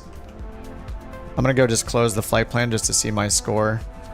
It seems like once you exit the runway, like you're just good. Yeah, 8.98. That's a fair rating, I think. Yeah, on takeoff, I deviated to the right off course too. Like, they want you to hold that center line when you take off, and I didn't do that. So I lost like 1 point. Touchdown was good though for the range. Oh, it says normal conditions. I guess it doesn't care about a little like a crosswind that low or the visibility when the visibility isn't bad. Like, I think we saw the runway at like 700 AGL. 2 new charters at a KRDU. Oh, they just popped up? We could do a charter.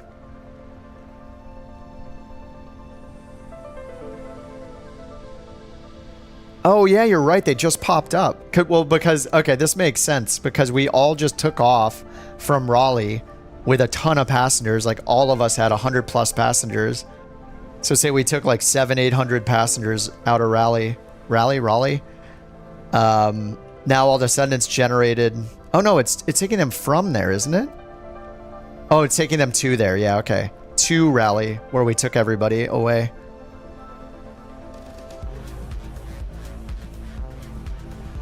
All right, here comes Austin. He's in the pocket rocket, the 600. I like how the pocket rocket has the colorful nose. Pittsburgh Tower, Comanche 88 Papa on short final, runway 32. Looking pretty good. Let's see if he turns his nose. Comanche 88 Papa, wind 05 at 3, runway 32, cleared to land.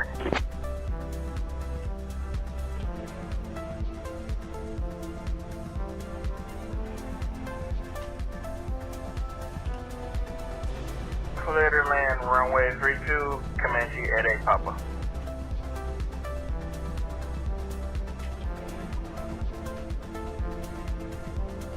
Alright, Chase is coming in the 800.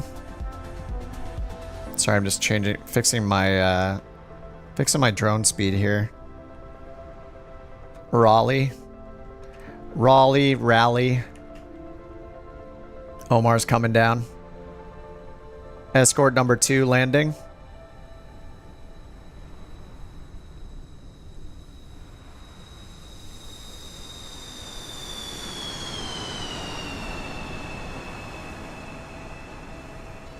Any stutters and freezes? Yeah, I had a freeze like 30 minutes ago. On 121.9er. I feel like they've been less frequent though. Is Lake Pilot turning in by hand right now in the 747? Look at him out. Can see him, his shadow out there kind of, like you can barely see him through the clouds. All right, here comes Chase in the 800 as well. I feel like the freezes have been less frequent. In general, I think I'm just running too much stuff now. Like I should probably delete FSX. It's nice to see, but I mean, just, you know, whatever.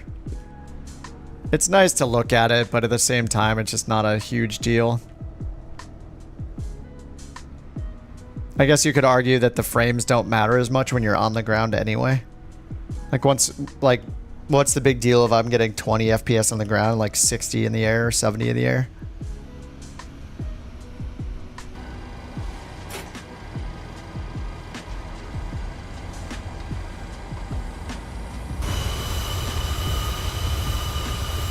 I wish it made you go to the gate somehow before you could turn it off and get credit for the flight, because now I'm just like neglecting the gate. And because we can taxi at 50 knots without a penalty, I'll just like rush it to the gate.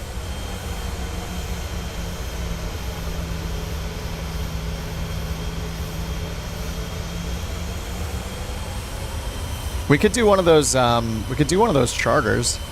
If we want. They're going to Raleigh though, or Raleigh. To Raleigh, not from Raleigh.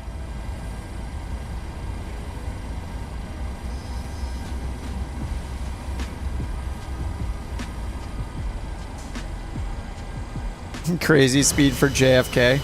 We can do up to 50 knots according to NewSky, so we take advantage. We just do whatever we want.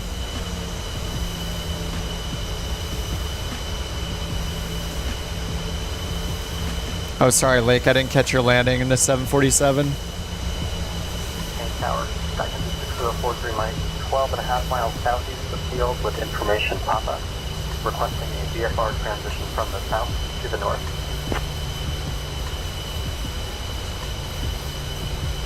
Skycatcher 6043 Mike, Snohomish Tower, transition approved. Maintain VFR at or below 2500 feet. Report when entering the airspace.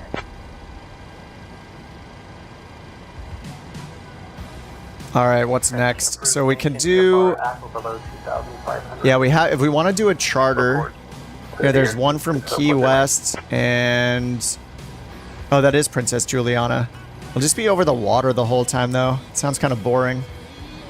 Or we could go elsewhere. There's one down here in Brazil.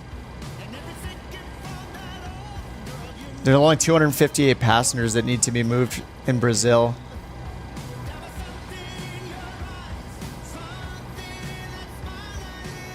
Or we could go back to Europe. You had 300 plus passengers? Oh yeah, I didn't even look at... How much money did you make from that then? I made 17,000. That wasn't even a charter flight. And I only had 84 passengers because this plane, the Knox Harrington, is configured with 0 economy. Blake says I created a flight plan in SimBrief. I don't see the option to upload it into Navigraph. Which are you using Navigraph on the desktop?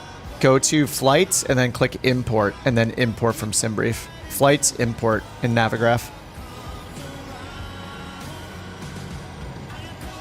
Careful of the storms. Yeah, I'm not sure where we should go now. I think a charter flight's pretty fun. Yeah, I was late. 51 minutes. Yeah, I was like 16 minutes late.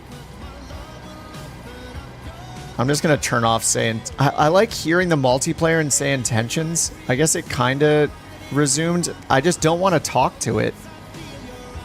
That's why I keep going back to Beyond ATC is like, I get tired of doing single pilot airliner. Like it's so much work that I really want a co-pilot.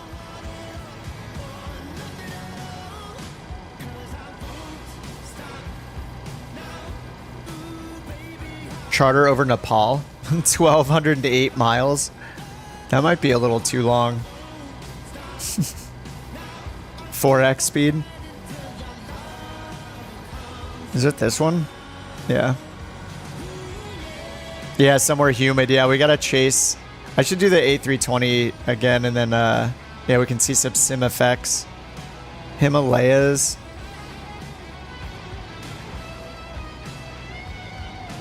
Oh, South Africa. Yeah, that could be cool. Oh. There's no charter in Africa at all. Oh,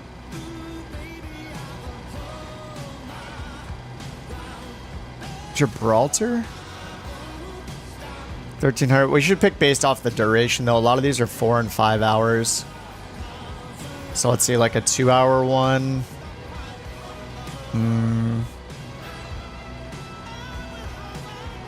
Yeah, there's Key West to Raleigh, but I think we want to fly somewhere different. It'd be funny. I wish this had a little humidity thing.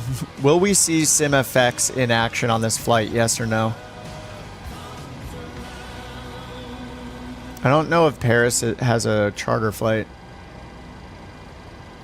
Yeah, there's nothing in France for charters right now. So if we do one of these charter flights, then we get like a 25% bonus for our money. Though the money doesn't do anything yet. That's the only problem with the charter flights is like, I do like that it's picking routes for us. That's really the main benefit is it takes the guesswork out of where to fly. Gives us some direction like.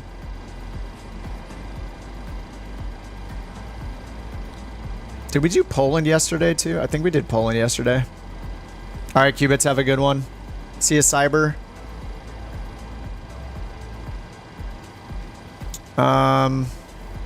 Yeah, and I don't know what the weather is there. If we want to, I think we could do more weather hunting. Weather hunting's always fun.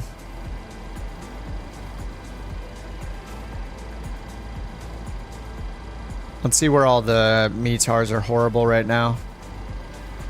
India. I mean, the States are still pretty bad at...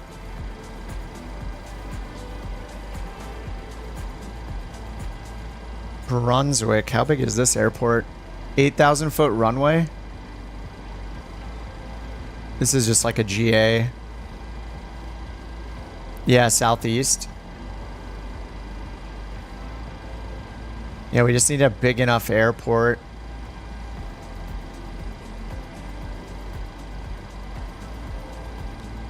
Chicken coop. It's so weird which airports it shows when you're zoomed out. There's so many tiny strips and stuff it shows.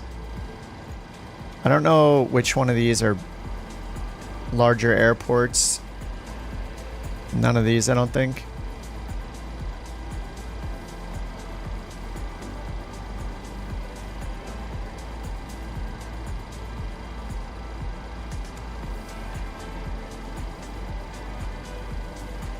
Whiteville, Elizabethtown, like so many of these are just tiny airports, right?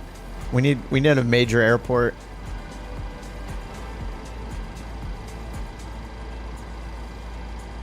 $7,000. Airliners. You're doing caravan bad weather? I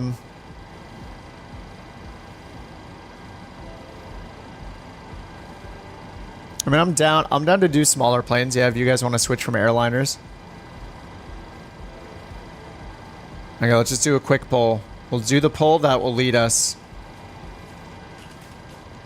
Airliners again or turboprops? Caravan, Dukes. Airliners or turboprops? Put it to a vote. I can't make a decision. It's too much pressure.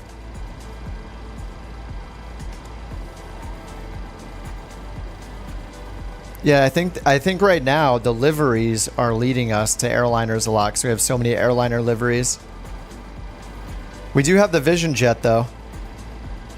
Wasn't saying you had to make everybody do it. Oh no, it's all good. I like putting things to a vote. We've also been doing airliners like 99% of the time lately, so perfectly 50. Yeah, not enough people to do anything other than 50. 18 votes. Skewing towards turboprops. We also have like the Vision Jet that counts.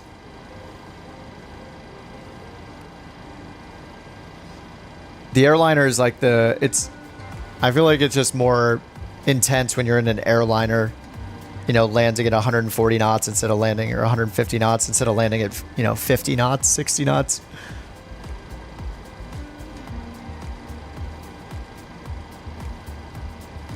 Newcastle, is the weather bad? We're looking for bad weather too. I need to know the code though. I don't know the code for every airport. If I don't have a code, I'm probably not going to be able to find it. Yeah, the weather is really bad up in New England. What's up, Cooper? You flee from JFK? Rainy as hell, couldn't see anything till 5,000 feet. Got to Charlotte because of the storm, had a bad crosswind landing. Wait, 397 isn't bad? Did a Vision Jet in Delaware? Yeah, but I can't find it unless I know the code. So I'm gonna have to zoom in, go all the way, like, yeah, just, we speak in airport codes because then I can just type it in. You want to try your hardest to stay flying after retirement? Down for Vision Jet Caravan. CAC? Is the weather bad there? Oh yeah, it is. Oh, Nantucket. Oh yeah, okay. Oh yeah, the weather's is really bad there. We could fly into Nantucket. 200 feet. It's overcast at 200 feet. 1818. Okay, that's a great place to fly. Yes. What flies into... Let's see what flies in there. E-jets. What's the C402?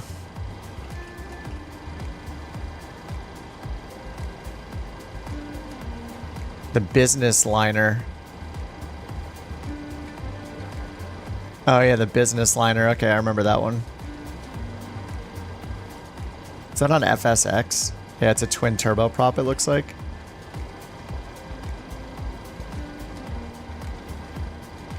Yeah, this is really crappy weather to fly into in Nantucket. That'll be fun. But how long are the runways? Like, can we even fly airliners here? Most people want to fly turboprops, so we could do like Vision Jets. Livery for Grand Caravan. Only the original one that I made a while back. Alright, it's got 6,300. Okay, this is better for, yeah, smaller planes. So we can do like Vision Jets. Oh, should I hop in the M500? It's been a while. And let's see where real world routes fly to. Little feeder routes. Cape Air flies into there from Boston. Under 2 hours for sure. So we could fly there from LaGuardia, Boston, DC, from Reagan, JFK, Newark. These are all real world routes. What's a E75S? I have to learn about so many planes. Oh, it's a ERJ 170. Man, maybe I should dust off the... Should I dust off the Aerosoft? The CRJ 550 or something like that?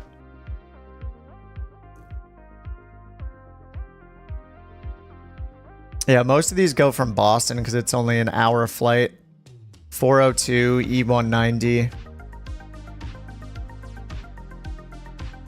The CRJ, my beloved.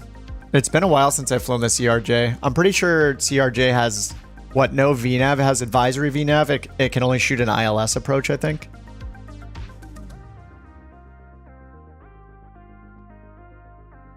Stream stuttering. I have my stream on my iPad under my monitor and it looks okay to me. I'm watching the Twitch one on under my monitor though. ATR. Oh, ATR would be good, yeah. ATR or Trilander. Well, the ATR has a couch livery. Dude, if I flew the ATR, it'd be really bad. I kind of want to fly it, but I also don't know it well yet.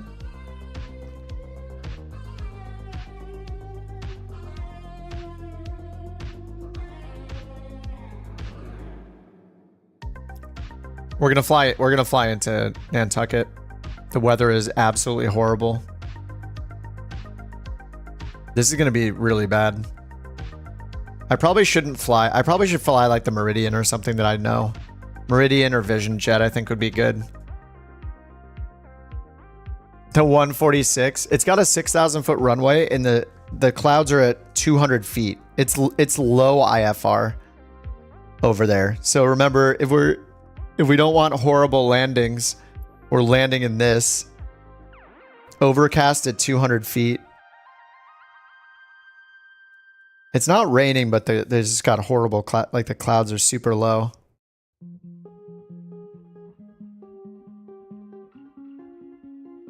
What is that? 0253 Zulu. Oh, it's gonna be raining. Shower. Is SH shower? What's SH? Something rain.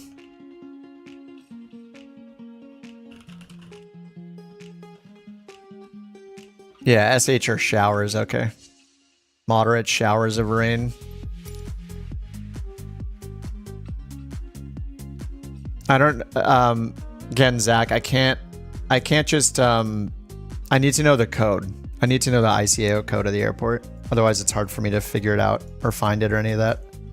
Or check the weather or, you know. Anyway, we should just go from like Boston or something nearby because these are real world routes that do that. So you can take an E-jet or a twin turboprop or a Vision Jet or something like that. It says it's only 79 miles away. So we could go. Boston might be annoying though, right? Because Boston is huge. What's HPN? KHPN? Westchester County, White Plains. This is a bit smaller. This would work. Yeah, there aren't even any gates here. This is more of a GA airport. This would work. KHPN to KACK. Let me see how long this will be. Let me grab SimBrief and see how long this will take in the... Oh, actually, we see the mileage right there. Okay, it's 165 miles. That's not too bad. Yeah, 165. JetBlue flies it in an E190. KHPN to KACK. Okay, do I fly the... I guess I gotta fly the Vision Jet. Because we got liveries for it. I really want to fly the M500, but... we got... You know, I gotta use the livery.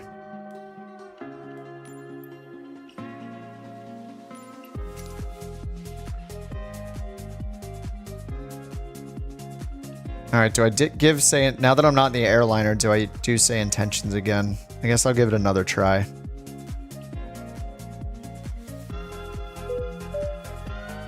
Oh man, this is gonna be... This is like make or break for our ratings. We could get all zeros or all sevens. Definitely not getting tens. Maybe it'll clear up by the time we get there.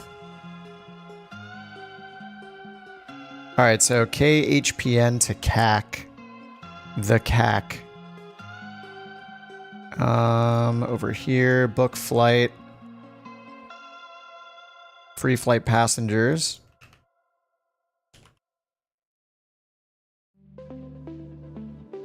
KHPN. KHPN to KACK. Vision Jet. SF50. It's called the Josh, isn't it? Oh yeah, it's the Josh, of course. 6 passengers. Why does it keep putting the departure time 2 minutes from now? That's so weird. It's not gonna happen. Alright, generate the flight plan.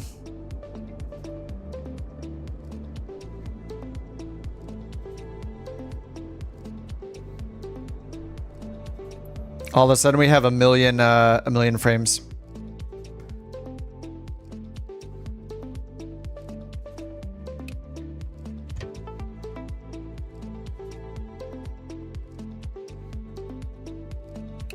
Alright, Bose headphones activated. Alright, say intentions. I'm going to give you another try here. We're going to see how it goes.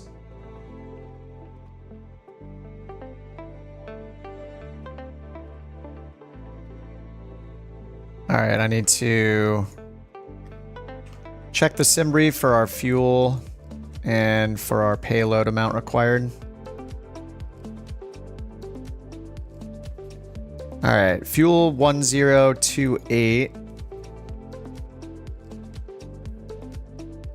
All right, I'll give it a little more than that. And then 0 fuel weight. Let's just look at our payload. 820 pounds for the payload. All right, 822. Everybody weighs 91 pounds. Amazing. All right, that's set. Let's get this thing on.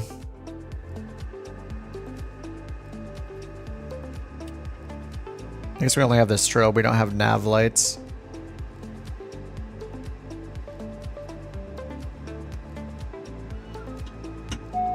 All right, fuel pump on. Parking brake is on. Strobe light is on. Engine start.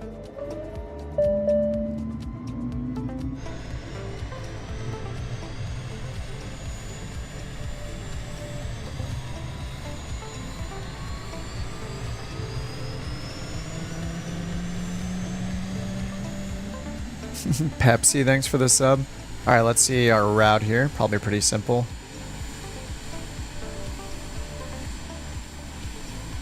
Okay, we do have an arrival, actually. We have the Depot 1. Name of the plane. This is the Vision Jet. This is going to become free in Flight Sim 2024. It's going to be one of the included planes. Vision Jet is, this is Josh's baby.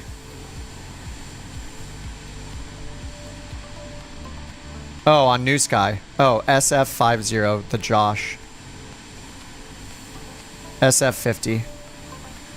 Sierra Fox 50. Alright,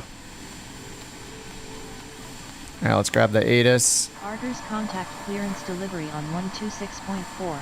Advise on initial contact you have information Romeo. Westchester County Airport. Information Romeo. 0156 Zulu. Wind 100 at 8. Visibility 10.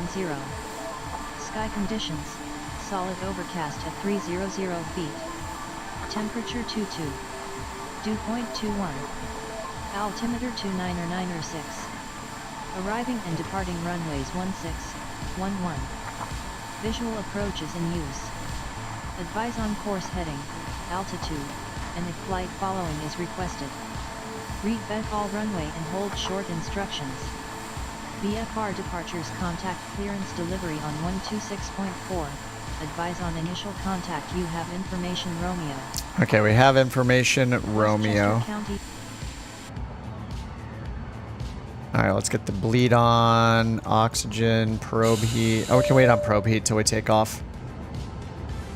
And outside air temp's 22 right now. Alright, let's get this set up. This in the middle, this over here, full screen.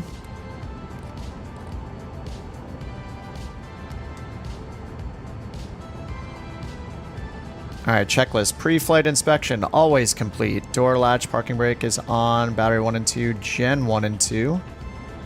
External GPU, not used. Strobe lights are on.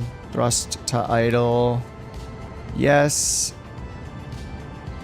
We already started the engine, so just go through all this. ECS enabled.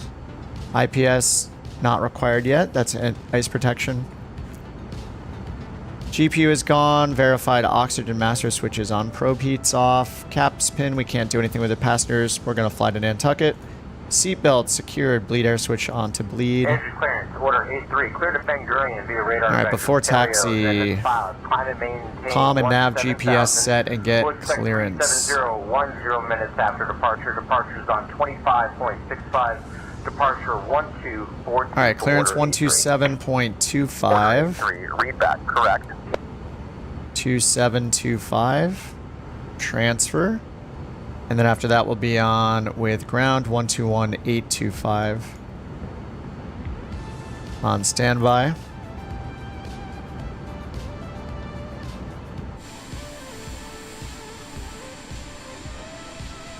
Vision jets. What else are you guys in? I see a King Air. I can't see what Pickle Nick is in. F-117. You know, the very nice thing about flying these small planes is, holy crap, we have the best performance in the sim ever because we're at tiny airports in planes that have 7 knobs instead of 300. It's pretty nice. It is pretty nice. Altimeter's 2996. The sim agrees. All right, let's get our clearance to Nantucket.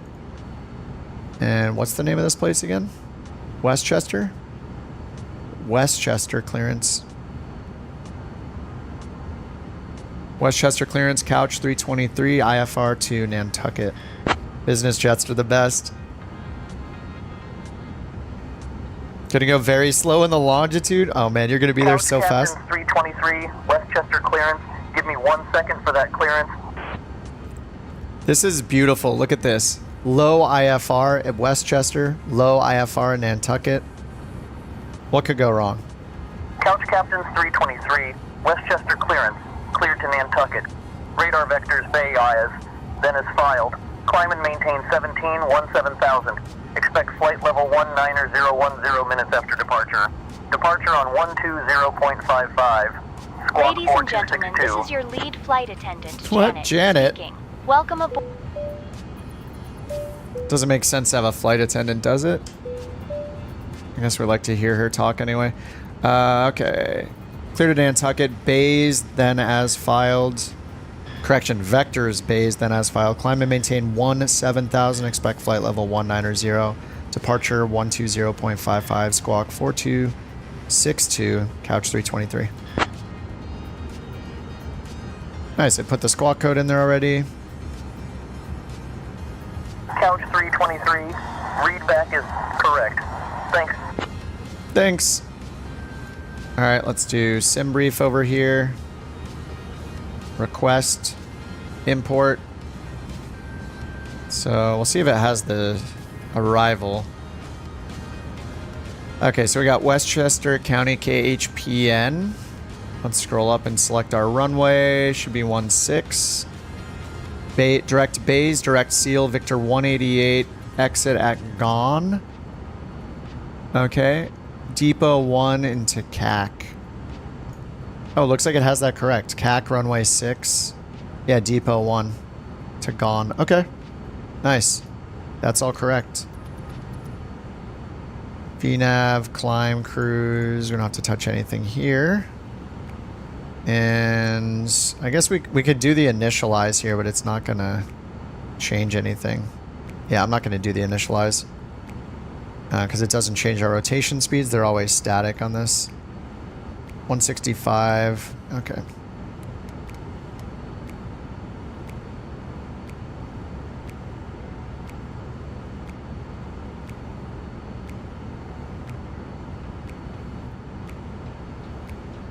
Nav, MFD. Okay. Let's just look at the route. Yep. Looks like it's going the right direction. We're good. Okay, bays. So we're going to climb, maintain 17,000 right off the bat. That's amazing. This thing, I wish they would add altitude acceleration here. Let me try my knob. I turn my physical hardware. Yeah, it's still only 100 feet at a time. So we'll hit this a million times till we get to 17,000. We're going to get flight level 190 for the top altitude. 4262 is already in there. We got departure on 12055. All right, 17,000. Delta 1801 Echo, Atlanta clearance. Clear to New Orleans via the Pound 2 departure. All right, flight plan. Yeah, direct bays. Climb and maintain 4,000. Expect flight level 3801. And runway is 16. After departure. 16 is 163. So they're going to give us vectors. So this is, we put in 163 for the runway heading. And I'm going to turn on heading mode, flight level change mode. Okay, and we have auto throttle in this, so it's going to handle the speeds.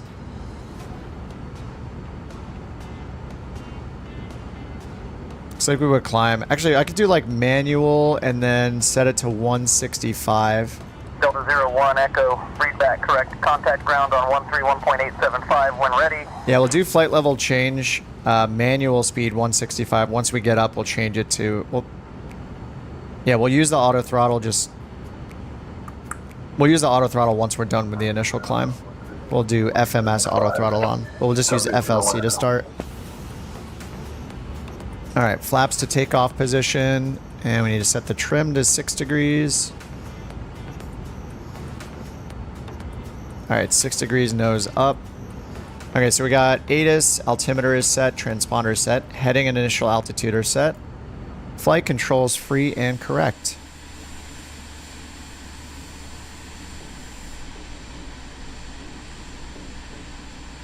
Beautiful. Trim is 6, flaps are 50% already. Toga, I don't like to use that. I'm not going to use it. Cast messages, check. We got probe heat off, parking brake on. All right, before taxi, parking brake release. All right, let's contact ground. So we just swap frequencies, and let's put in tower on standby. Tower 118575. It says CTAF. So we have a ground. Oh no, it says CTAF because that's if the tower is offline, but it's always online with the sim. Okay, the departure, yeah, is on New York. So New York is going to be 120.55. Squawk 4262. And that's in. On automatic. If you guys want to avoid the warnings for traffic and stuff, change it from auto just to altitude reporting. If it's on auto, it's going to turn into like on, which is also going to do traffic advisories. So if you just leave it on, I think if you just leave it on altitude reporting, it gets rid of the traffic warnings, which could be annoying when there's tons of us. All right, let's get our taxi instructions. Westchester ground, couch 323, ready to taxi with Romeo.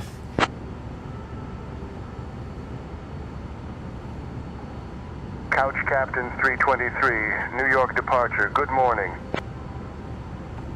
To New York departure. Oops. Disregard wrong frequency, couch 323, see ya. New York departure. I hit transfer instead of enter when I put in the other. Frequency change approved. Have a good day. Okay, 118575. Let's try that again. Plymouth Tower, Wally 404, ready to take off runway 17 right. Westchester ground, couch 323, ready to taxi with information, Romeo.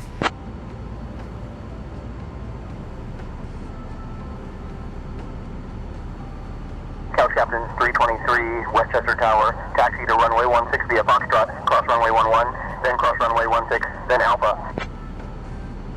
Runway 16 via Foxtrot, cross runway 11, cross runway 16, Alpha, couch 323.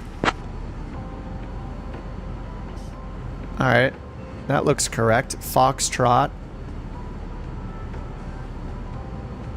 So we're just going to turn around, go Foxtrot, cross 11, continue on Foxtrot, cross 16, and then Alpha up here for 16.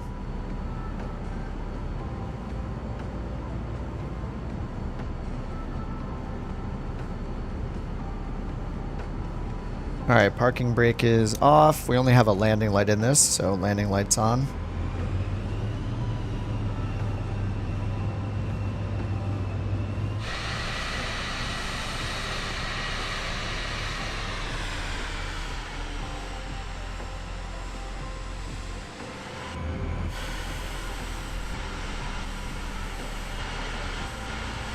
There's a dog in there. Alright, right on Foxtrot, cross both the runways, left on Alpha. Southern Tower, second to 6043 Mike, reporting entering the class Delta VFR transition from the west, LA Bay to the east, across the I-90 bridge. Skycatcher 43 Mike, roger, continue VFR transition eastbound across the I-90 bridge. Oh, good night, Josh. 0.55 Mach versus, yeah, 0.83. Yeah, longitude, super fast. So many vision jets. Alright, probe heat is off, and it's going to stay off. Are we all in vision jets? Okay, Austin's in the CJ4. Rex has departed in the vision jet. Lake pilots in the ATR. Kilo, Chilic Rewit Tower. Information mic is current. Cleared to wall via the SILJ-1. Delta departure, then as filed. Departure runway 34. Initial climb to 5,000. Departure will stay with tower. I forgot we can go 40 knots on the ground. Squawk 4255. What am I doing being responsible?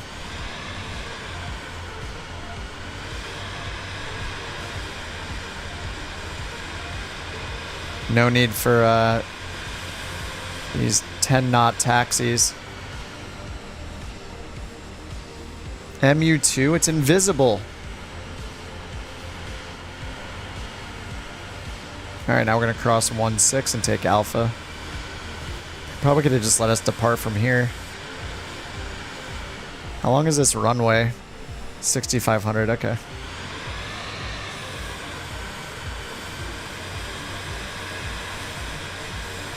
Information mic is current. Cleared to wall. Yeah, the SILJ-1B. Departure. Yeah, the couch captain's ailerons, yeah. Or the, sorry, the flaps. Yeah, they have ads on them, you know. Departure will stay with the tower on 12. Marketing geniuses over here. 4255 for 13 kilo.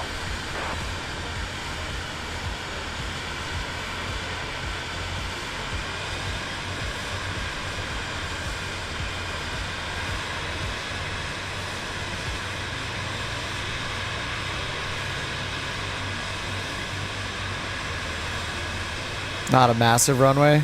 At least we're not in airliners yet. That would have been bad. Flaps, yeah. I mix them up myself. I have done that on stream multiple times. I'm like, look at the flaps. I was like, oh wait, ailerons. No, wait, flaps. Wait, I don't know. Yeah, we got low IFR here and in Nantucket, so it's going to be fun. We're going to get some sweet breakouts. Nantucket only said clouds, it said overcast at 200 and no other cloud levels reported, so. Alright, we're going to switch over to tower.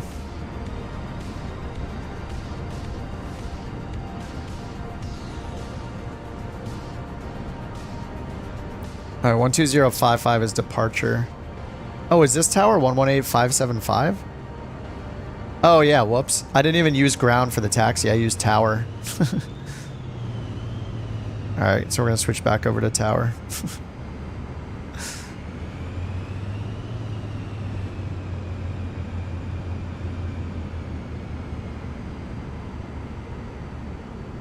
What is this, Westchester? Westchester Tower, Couch 323 holding short, runway 16, ready for departure. Alright, parking brakes and brakes, yes. Departure briefing, we're just flying runway heading, vectors to bays. 140 at 8, runway 16 cleared for takeoff. Runway 16 clear for takeoff, Couch 323. Alright, probe heat switch on, IPS as required, it's 22 degrees out, we don't need it until 10 or below. CAS messages, we have none, trim is at 6, flaps are set. Verify takeoff emergency battery message is not displayed, it's not. Multifunction windows are set. Alright, normal takeoff. Hold the brakes, thrust to takeoff. VR 80 to 90 knots, pitch up 5 degrees. Landing gear up, flaps up after 110 knots and clear of obstacles. Oh, whoops, why did I hold short way back there? And then airspeed per climb tables. We're just going to do 165 and then we'll give the FMS control. Oh, the Couch Premium livery. Couch Premium, baby.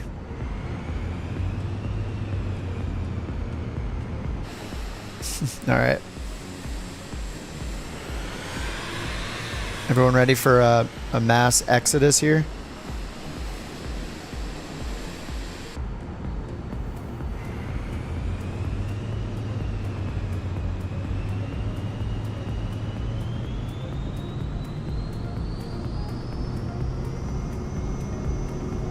Alright, looking for 70. I mean 90.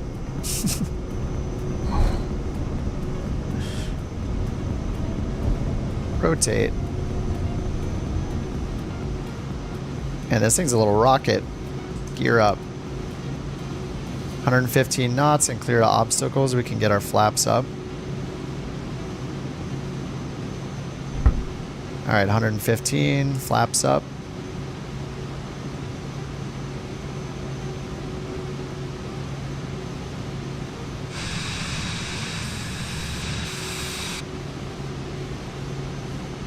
Dude, the clouds are so cool. All right, autopilot's on, yaw damper's automatically on. And let's get auto throttle on and give it to the FMS.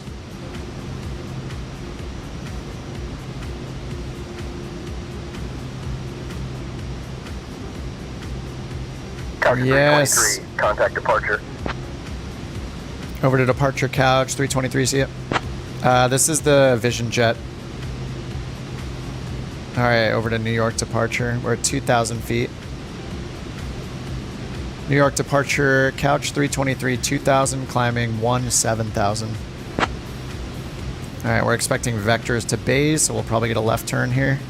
Couch Captain 323, New York departure, radar contact, clear direct base, climb and maintain flight level 190. Direct base, climb and maintain flight level 190, couch 323. All right, direct base, so we'll just go down here.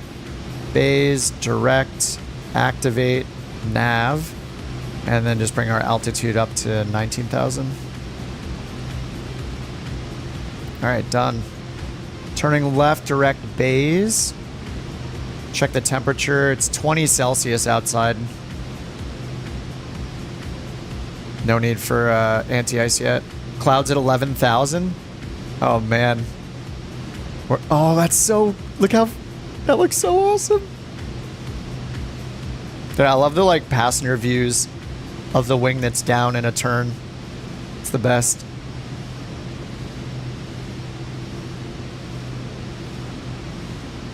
I mean, this isn't bad either.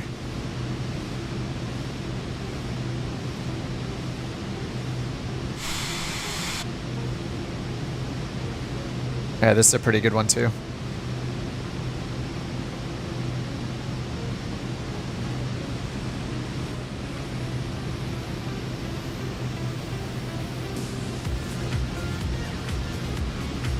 Yeah, dog loves it.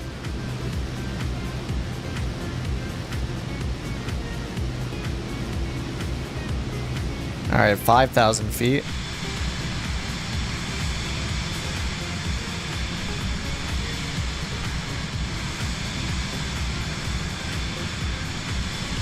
This is such a fun plane.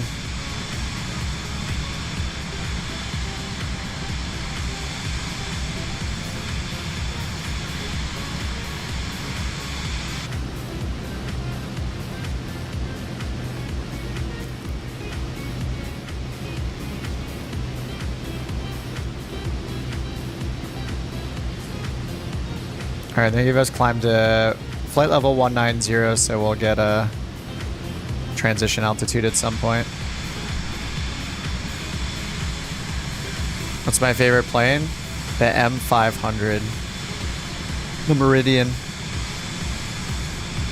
I like the Vision Jet a lot too. I wish the Vision Jet had all the like walk around wear and tear stuff. I would probably fly the Vision.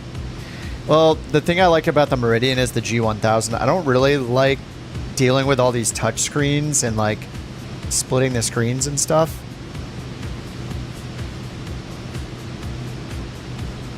It takes some getting used to, especially if you bring up the Navigraph charts up here.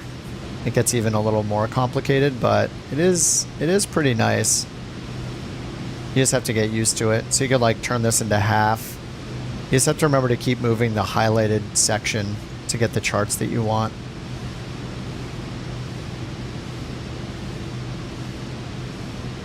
And then like if you want to zoom in and see details, sometimes it's hard. You have to like use the knob, and then you have to hit another button, push this, and then use the touchpad to move it, you know?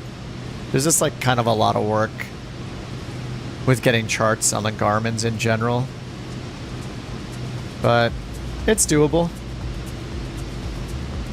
It's probably easier to do in real life on the thing than do it in the sim with, you know, clicking.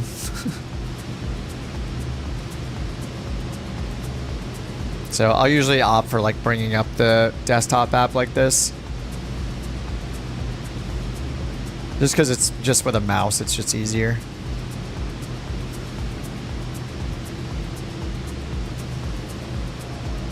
Alright, we're almost at 10,000. We just leave our landing lights on all the time in this thing, I think. And then, okay, we're at 9 degrees Celsius, so we'll turn on the engine anti-ice.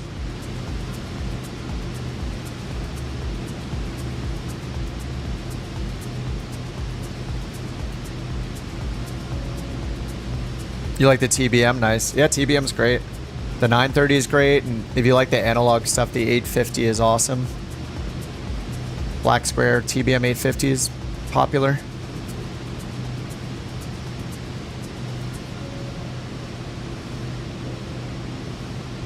I think I can get a better view out this side. Ladies and gentlemen, we've just climbed above 10,000 feet, which is a bit like the captain's flying skills. Impressive, but still a bit shaky. You can now use your approved portable electronic devices, but please, no texting the captain for flying tips. For your safety, keep your seatbelts fastened at all times, even if the captain thinks he's a magician. Maybe we can't get better than this. For some reason on this side, I can get like right into the window. Airlines, where we aim to keep you safe and mildly entertained. What's up, Country Bumpkin? Contact Boston Center on 134.0. 134.0, Couch 323, see it? Alright, 134.0, Boston Center. Oh yeah, normal takeoff. Forgot the checklist. We just need to monitor our cabin pressure, which is automatic anyway. Contact Atlanta Center on 128.725. Thrust to MCT, which we're doing with auto throttle. What's the elevation for November Tango Tango Mike? Cabin pressure, ice protection is done, and then altimeter once we get up there. Boston Center Couch, 323, 2000, climbing flight level 190. Might pick up the 727 tomorrow. I didn't watch anything about it. I should probably rewatch. Maybe when I'm done with this flight, maybe I'll go rewatch V1 stream from today. Just put it on the background, maybe during work tomorrow or something, and see. But earlier, you guys in chat were saying not to get it yet. It's like in progress, but not finished or something. Of course you're gonna get it, Tim.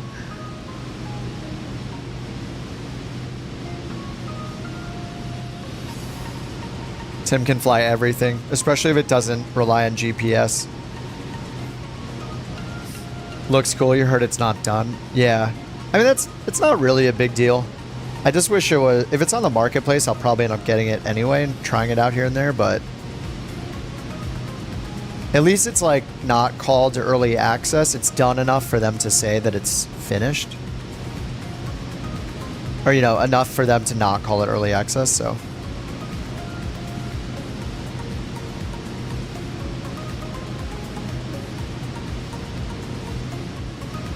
These are some nasty clouds.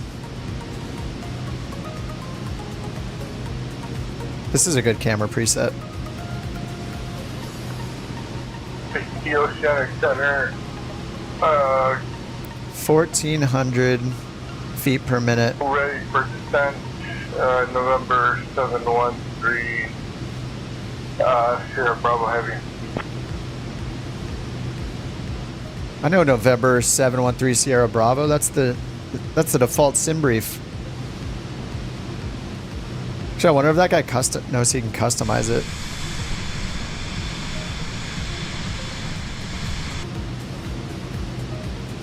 You know, like Beyond ATC pulls in your whatever your sim brief airliner says and stuff, or your tail number and sim brief, but say intentions you have to type it in yourself.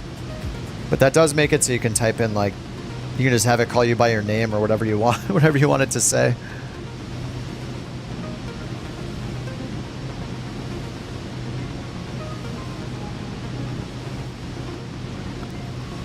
I don't think Boston Center got back to me, did they? Yeah, they didn't say anything. I said 12,000, blah, blah, blah. Let me try again. Boston Center, Couch 323, 15,500, climbing flight level 190.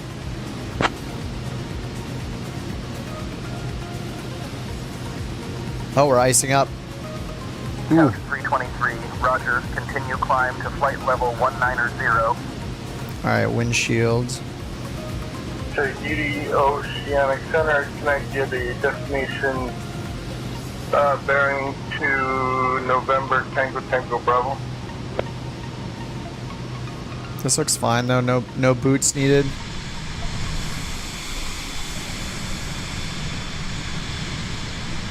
Yeah, I don't see any ice on any of the leading edges.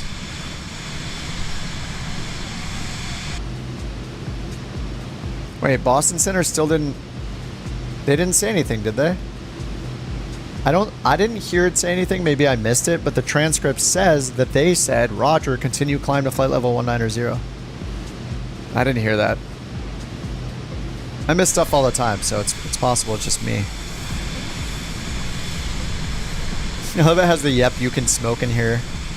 Like hidden up here.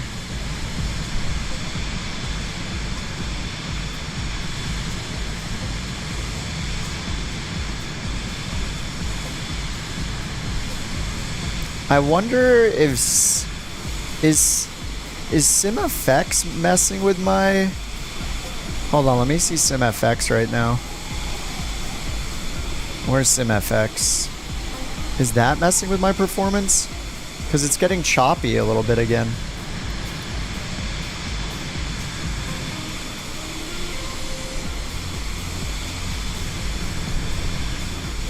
It is pulling it down a little bit.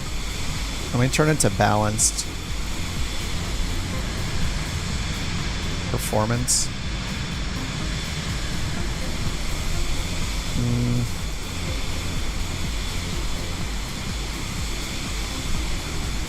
Still seems kind of a little choppy. I would expect it to be pretty smooth right now.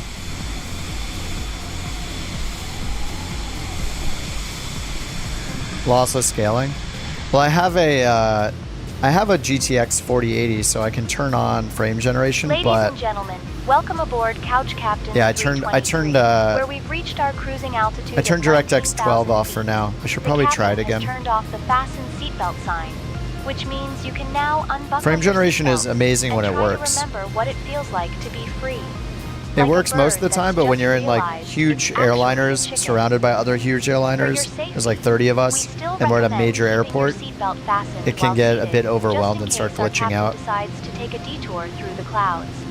Snack and drink service will be coming around soon, so prepare your taste buds for a delightful experience that's probably better than the captain's flying skills.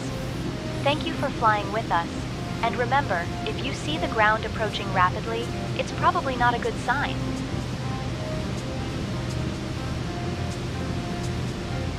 The clouds are so nasty. Let's check the METAR over at Nantucket. Okay, still overcast at 200 feet. Temperature 18, dew point 18. So we have the SimFX humidity for anybody. None of us are flying Airbus right now. Actually, somebody, I thought I saw somebody back there in a 777. Contact Los Angeles Center on 124.85. Oh no, there's not.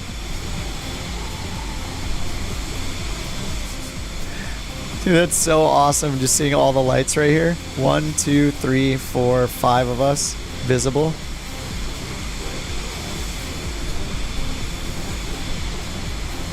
Is Nomad in the chat? This guy's probably like, what's up with all these planes? Probably pretty funny when we just run into random people and our group is flying by. Yeah, look at my performance now. God, I want to figure out what it is. It's so weird. I should be having great performance right now. Like, not sure. Maybe I just had I was using frame generation so much that I didn't realize how many raw frames I was actually getting all this time.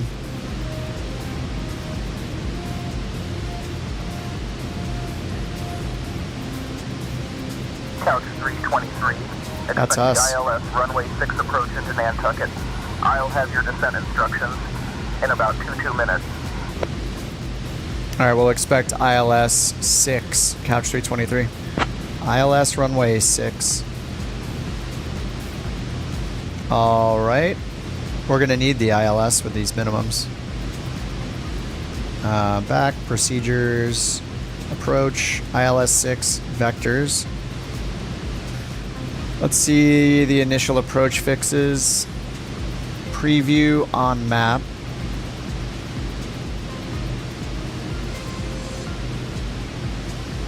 Yeah, probably this one. Is this in our route? This one is not in our route. We have the depot approach, or the star first. Okay, so here's the depot 1 RNAV arrival. It leaves us off, east of the field over here at Saldi. So we'll be over here.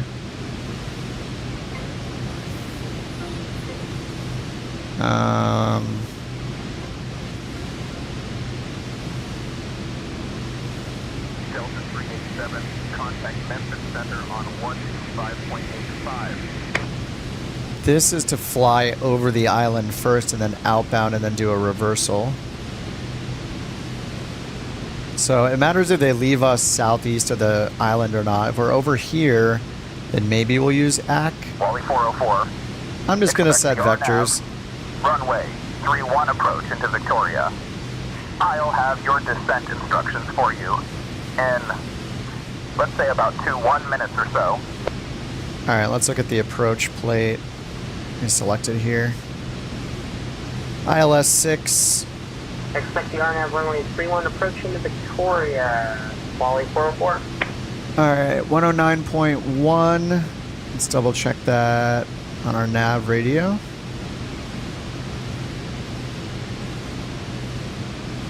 Yep, 109.1 is set right there.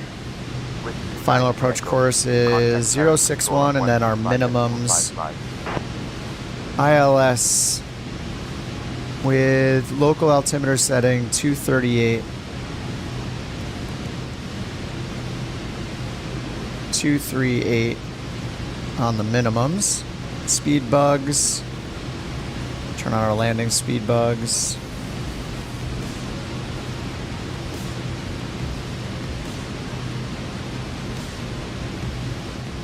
Oops, I forgot standard barrel. Done.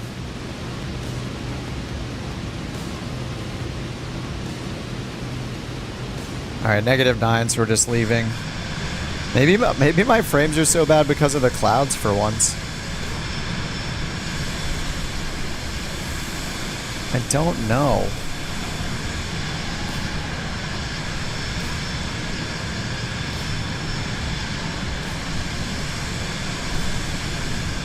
Oceanic Center, November 7th. Is it SimFX or something? Heavy radio check over. I feel like I'm gonna find something that's just bad. Like something is gonna fix it. I'm just gonna hit one button. Yeah, my frames are at 19.7. Wally 404, contact Fort Worth Center on 127.45. Now they're at 20. I mean, they're not really falling that much, even on quality mode.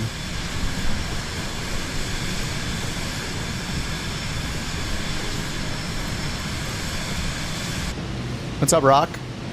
Yeah, in the Vision Jet. Yes, sir. Yeah, we did an airliner flight first into JFK.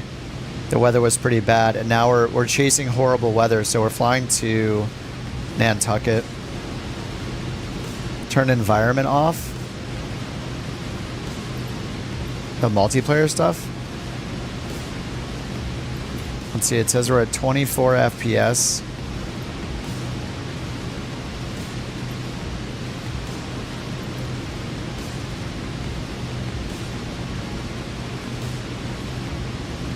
Oh my god, is the contrails? Navy Center, can you please repeat the spot code?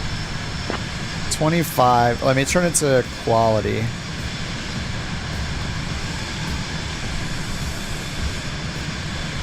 Is it SimFX that's messing it up so much? That might make sense when we're, because no, well, if we're on the ground, we're not seeing it really many contrails, right? Does it show? And it doesn't show all the effects from all the planes. It only shows rotor downwash and contrails, right?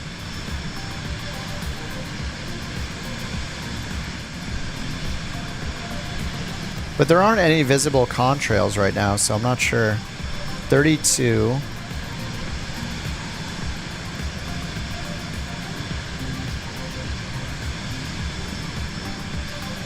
This stuff doesn't have an effect on it. Yeah, it's not actually on. Whiskey Tango Fox, Roger, squawk 2737 confirmed. Man, is that it? Even though there's not like even any visible. Where are the contrails? Like I see pollution. This is from me, I think, the pollution.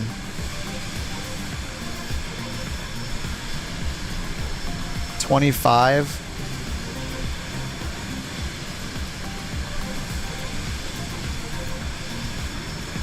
It's not changing. Yeah, like I turned them off, it's not changing. Copy, squawking 2737. Yeah, it's... I don't know. Confirm... 19? What if I turn mine off? You have me on radar? Yeah, I don't think that was it. Look, it's not doing it now. It's not giving me like 10 more frames. It might have been a coincidence.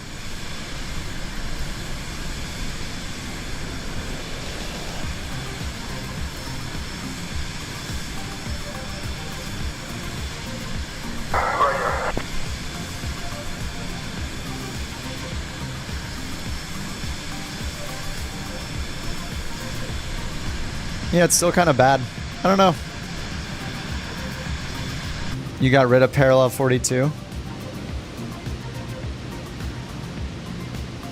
Whiskey Tango Fox, you are leaving controlled airspace. Contact oceanic control. Primary is 119er. You don't know if it helped. It's hard. It's hard to figure out where. It would be really cool if somehow you could see a breakdown of what. It would be awesome to see a breakdown of what is taking the most resources, like just a breakdown, like textures, clouds, weather, whatever. This plugin, this plugin, this plugin, like which add-ons you're using, and show which one's taking up most of the resources, so you could troubleshoot. Hard to debug without dev mode. I mean, almost everybody is generally CPU limited in the sim. CPU main thread limit is on like almost all the time. Oh, you think the clouds? Yeah. It could be. I mean, this is an intense amount of clouds right now.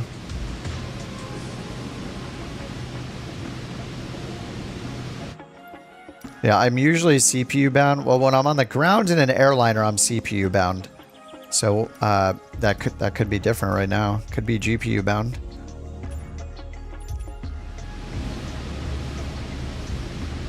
It's going back and forth. I mean, suddenly we're at 40.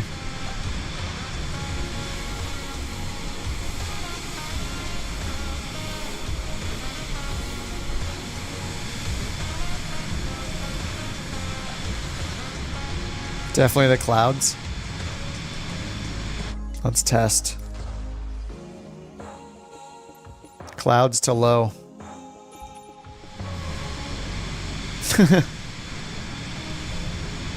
Yeah, I'm now capped out.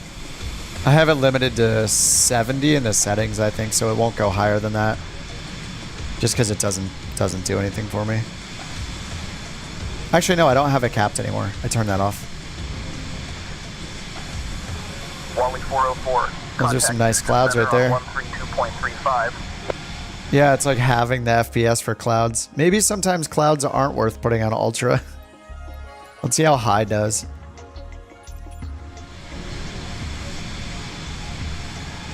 Impressive that the clouds are that bad. 132.35, Wally 404. Yeah, down to 37 again. I don't think there's much of a difference between high and ultra. We're at 3940 right now. We go in and change the clouds back to ultra. Let me try this. Let me go back to high end. Order 3, watching ultra. That's usually what I do. Then I turn off motion blur. No idea why they ever added that.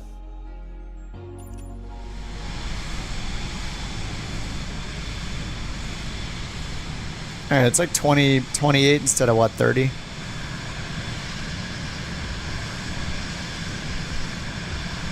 Let me turn DLSS on now.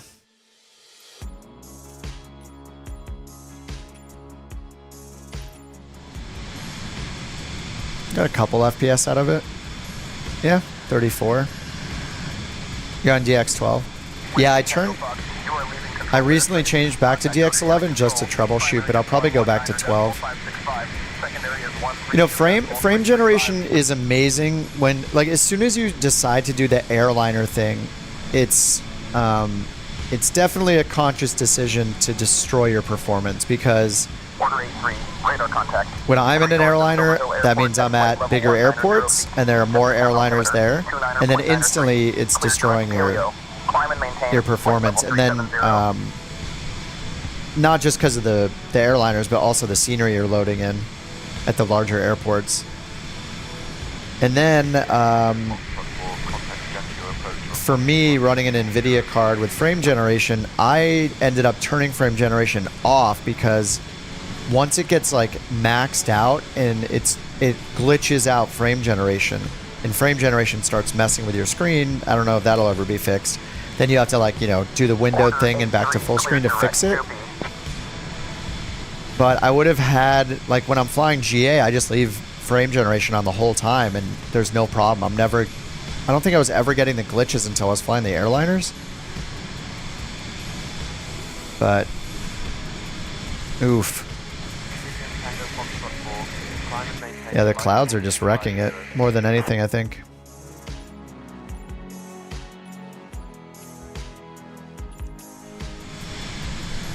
I was using... Okay, I was using FXAA or whatever. Or DLAA. But better if I use quality. The Rockstar 3 arrival. Thank you. This is the performance I'm normally used to. Even with clouds on ultra. Yeah, DLSS with the... I wish they could somehow make the LED screens sharp with DLSS, but it's not that bad. You only really notice it when you're changing the numbers, like changing the altitude numbers. There's like that ghosting effect. But I mean, that's worth getting 50 FPS for. And this is without frame gen, so if I turn frame gen on, I'll be over 100 FPS. Control. TBM 13 kilo with you. Alright, we should check our VNav here.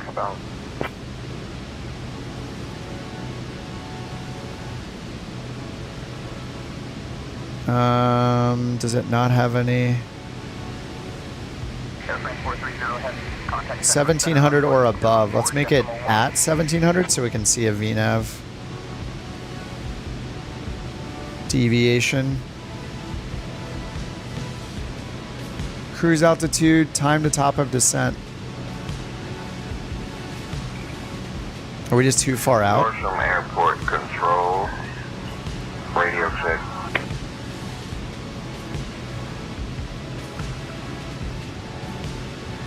At or above. So we're almost at depot. Oh, we're supposed to be 11,000. Oh, that's not in here. I didn't review this. Whoops. So at depot we need... Oh, it has at. Wait. Oh, now it does. What? Okay, 10 minutes till top of descent. That was weird that it didn't show the constraint until I clicked it. Alright, 10 minutes till top of descent. Current frequency, squawk 2345, fan 267. Oh, we got icing on the wings. Alright, boots time.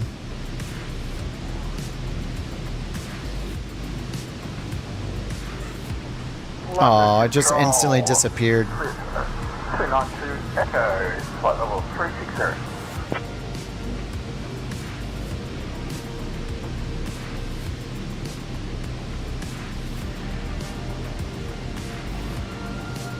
It's cool that they animate it though. You can't like see the ice falling off or anything crazy like that. So dark right now. I love just turning the sun on. Alright, let's get that off, I guess.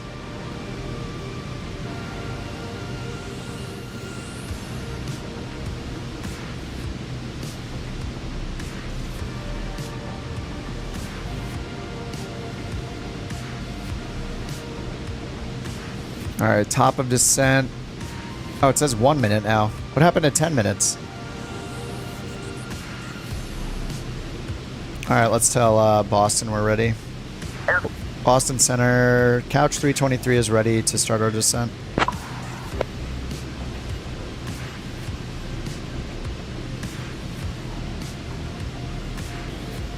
Couch 323, descend 5,000. Turn left heading 055 vectors for the ILS runway 6 approach.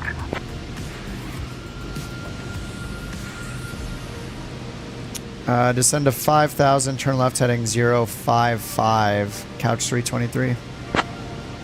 055. Alright, who needs the star when they can vector us? Alright, heading 055. Let's try flight level change for the descent.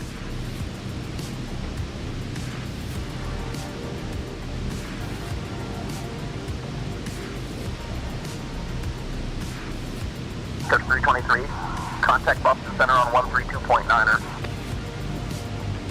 132.9er, Couch 323, see it? Oh yeah, 6,000 feet per minute.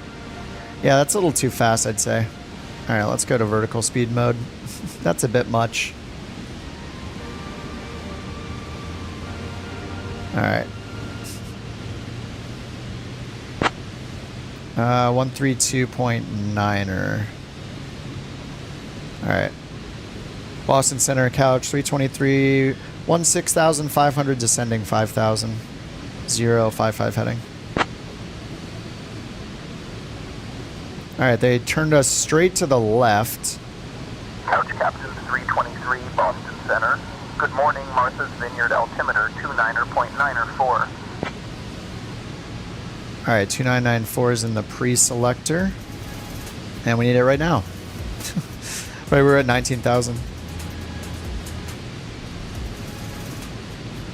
Alright, what's our ground speed? 330, 3 times 5, 1,500 feet per minute. Alright, I'll go to like 1,600 feet per minute. And actually, our VNAV profile over here is still showing 1,500. But that's based on us going over here.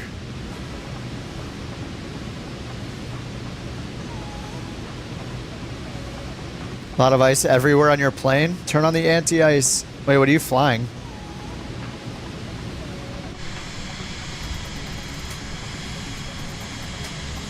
Oh, Tim, you're in the King Air? I didn't realize it was Tim in the King Air before we taxied.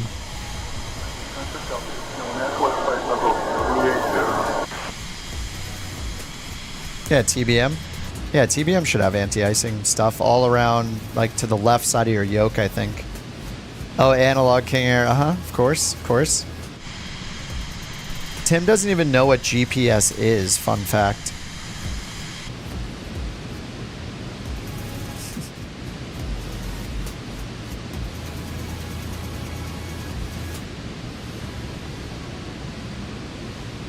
Alright, what are they going to do with us here? We need to turn to the right 90 degrees.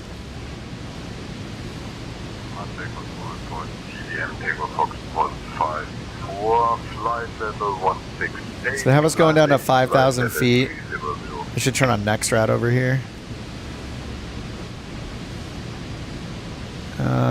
Traffic. Oh, radar is on.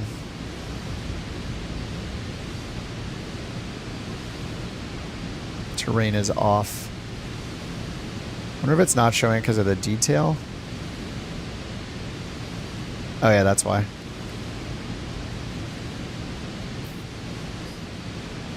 Alright, let's see if the METAR has changed. Oh, we're having an earthquake right now.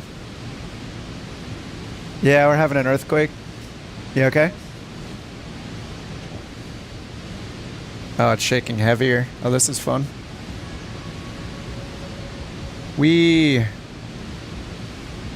It's shaking heavier and heavier. Alright, we're having a decent earthquake here in LA. Whew. You okay?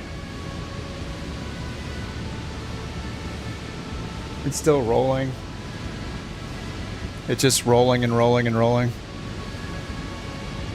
Whew. Alright, that's got my heart going. It's still rolling. Delta 01 Echo. Contact Memphis Center on 128.275.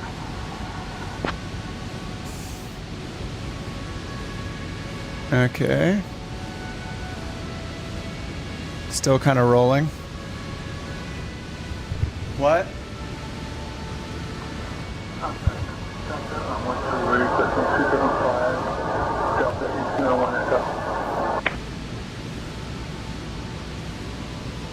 I think it stopped. No, it's still going. It's funny, I actually have a little level on top of my second monitor. Yeah, it's still rolling. Okay, hi puppy.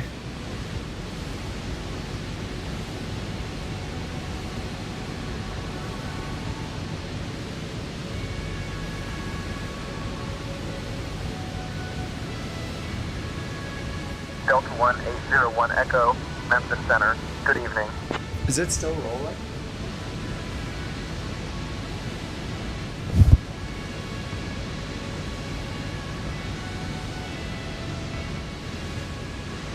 Yeah, it's waiting for it to be done, I think. Hi, puppy. Okay, the dog is unfazed. Okay, yes, you're very cute. Man, that one went for that was one of the longer ones I've ever felt. I can see my chains on the blinds here still going back and forth.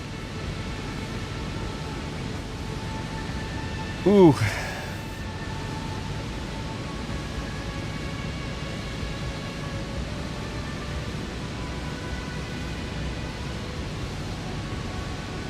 Yeah, chains on the blinds are still swaying.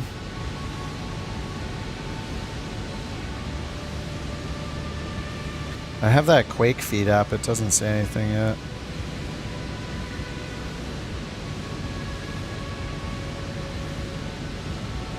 Oh, now I get the alert.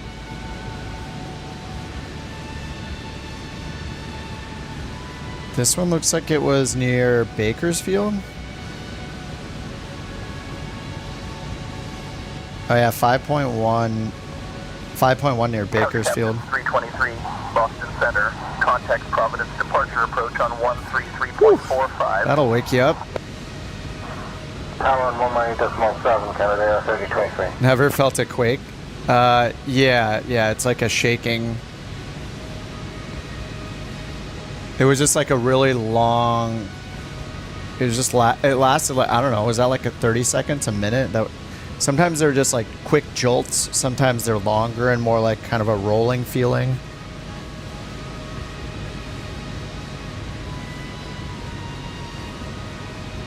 I mean, there'll be a bunch of aftershocks and stuff, so 5.7.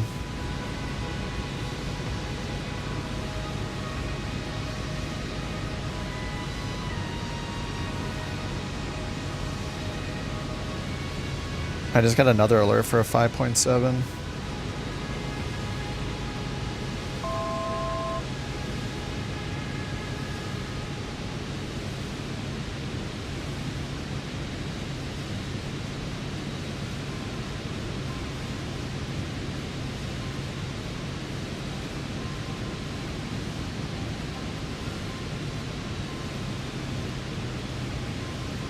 Where is Metzler?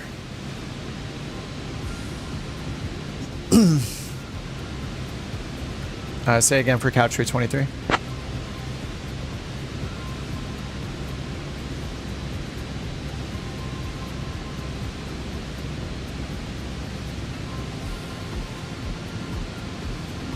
Couch 323, Boston Center. Contact Providence departure. Approach on 133.45. Alright, I'm way past the airport, right?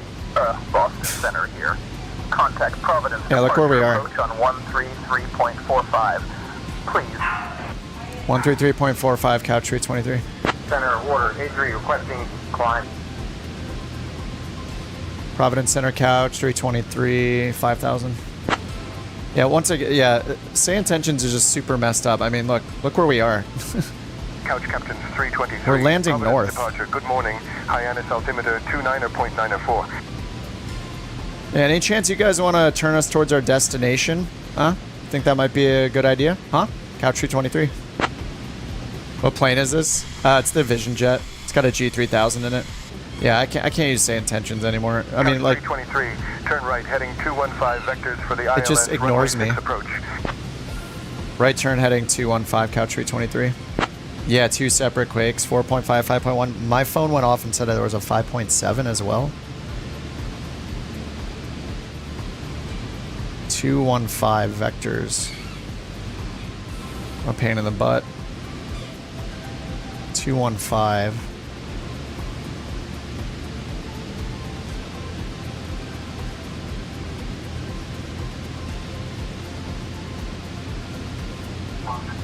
Van 26 Delta Nation. Destination Van 26 Delta is Adelaide. Van 26 Delta Nation. Destination Van 26 Delta is Adelaide. 4. Van 26 Delta, roger, continue as planned. Expect runway 23 at Van. Van 26 Delta, roger, continue as planned. Expect runway 23 at Van. Roger, runway 23 at that.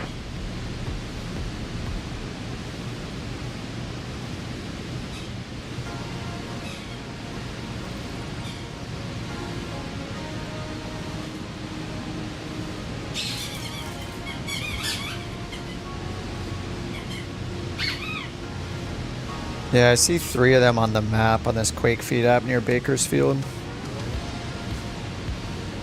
Alright, they're vectoring us towards the airport, which is good. Yeah, I don't know what's up with say intentions, with just ignoring me once I get towards the approach. It just stops doing anything. Outside air temperature is 16. Let's get the engine.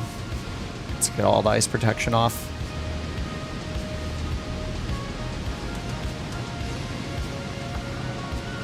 Earthquake alert. Yeah, I've just used Quake Feed forever. It's usually fine.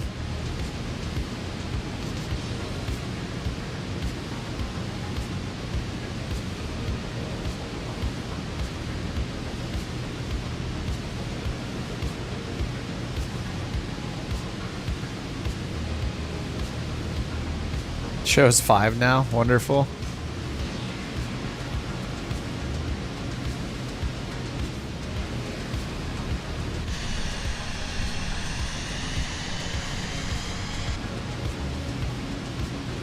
I like this altitude they set me at too, just in the clouds the whole time.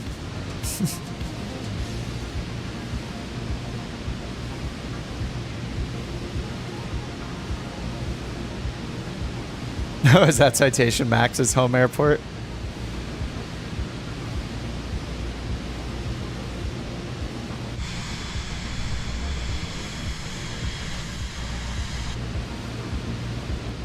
Alright, we're making our way back. Eventually.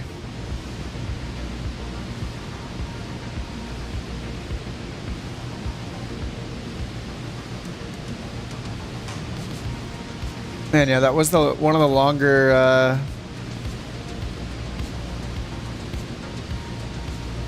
yeah, we're definitely getting some aftershocks. Like, I have like a really long chain that is for my blinds, like putting them up and down, and if I look at the bottom of it, it's still kind of swaying a little bit.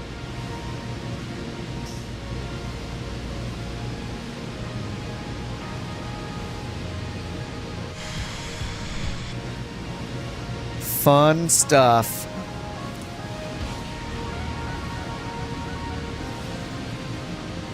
When do you delete a discontinuity? When do you leave it in? Check. Usually it happens when at the end of a star. So I would look at your arrival plate. Look at your star. I just got another alert, 4.0.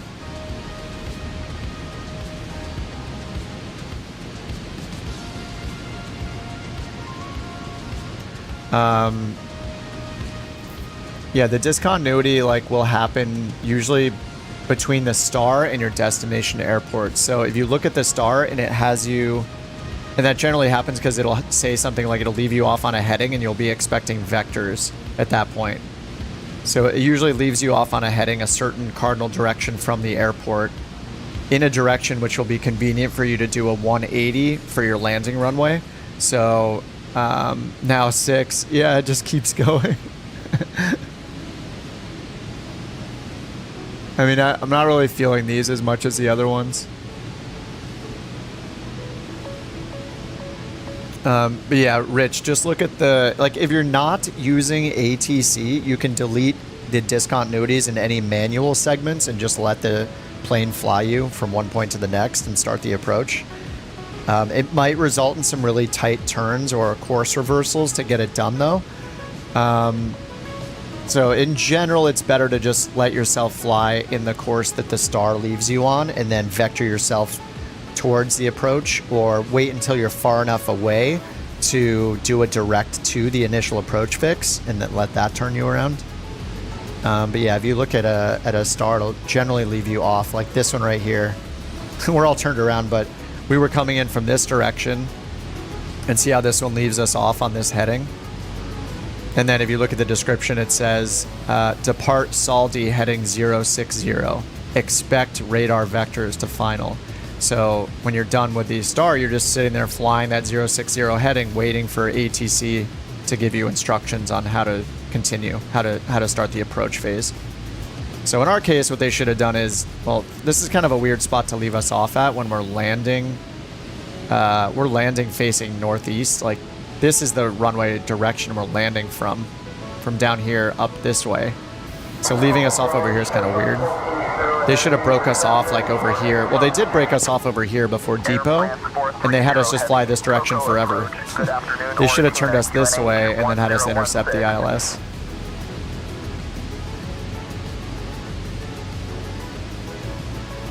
Never felt an earthquake when you were in Chile when driving. They said we had one. Yeah, that's the weirdest when you're in your car.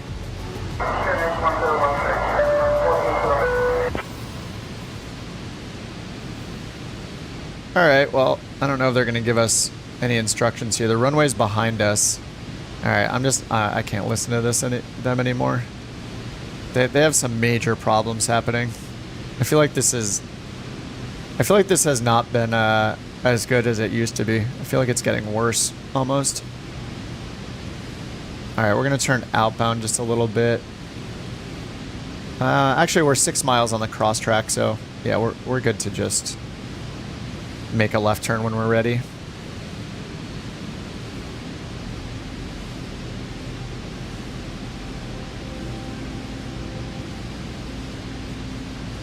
Yeah, I'll turn outbound just a little bit more. What's up, Blake? Thanks for all the help past few days. Yeah, dude, of course. Is it actually AI? We need them to put the I in AI.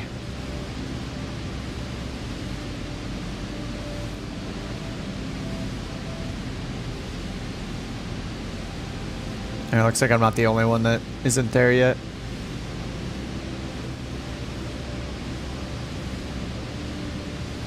Alright, we're at 250 knots. Couch 323, looks like we're off course. Let's get back on Oh, track. hey, they're back. Vectors for the ILS runway 6 approach.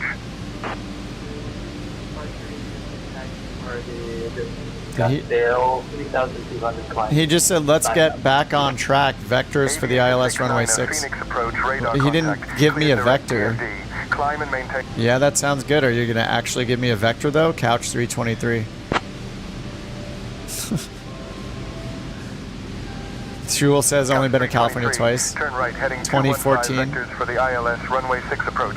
2014 Napa quake. Not the most fun to be woken up to. Yeah.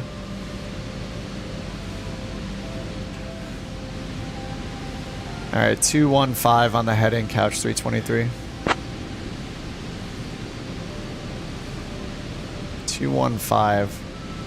They're putting us like on a very weird vector, outbound but towards the course. That is strange.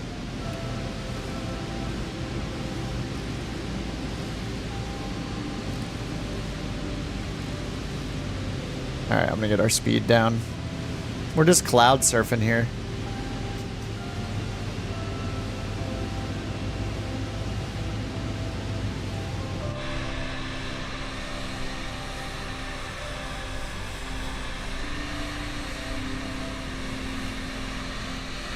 Alright, 1700 the FAF altitude. Yeah, they have us at 5,000. We're also supposed to be down to 1700 feet.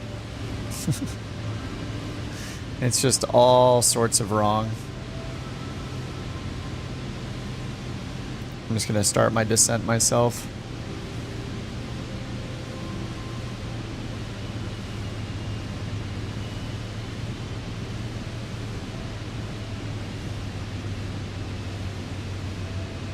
Alright, we're just going to turn around and start the approach.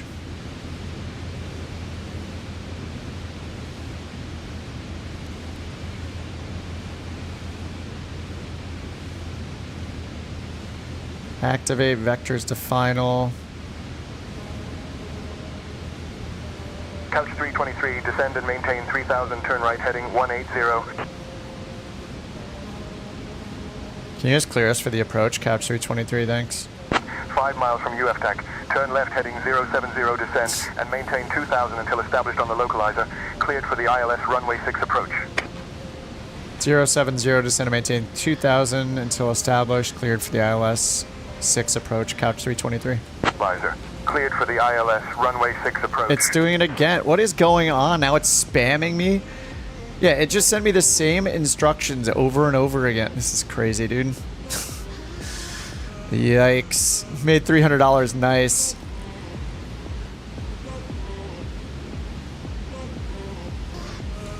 Alright, well at least the glide slope's above us, so I can slow my descent a bit.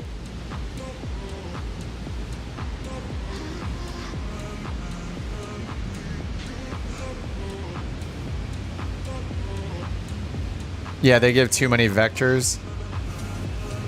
Yeah, it also does this thing where it gives you a vector, and then immediately after that gives you another vector descent, then clear for the approach. Like, it only needs the second part. Just give you a vector, then say, wait, like as long as the vector is pointing towards the final approach course, just say I'm cleared for it. I just want them to get rid of all the vectoring for IFR and just start with just always clearing us and giving us an initial approach fix and just clearing us direct to the initial approach fix and clearing us for the approach. That's it. Like, just start simple.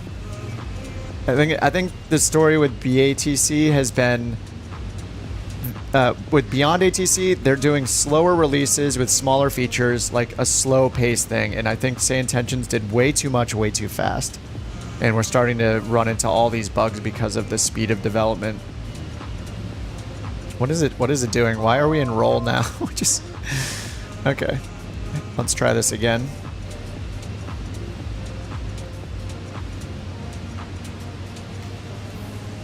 There we go. Heading approach.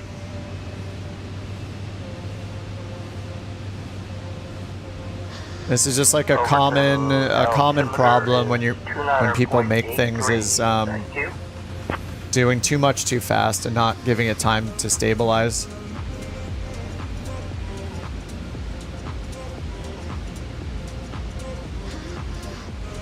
Alright, localizer. Why did localizer just turn... What? Now it's off the localizer and into roll mode. Interesting. We're just doing circles here.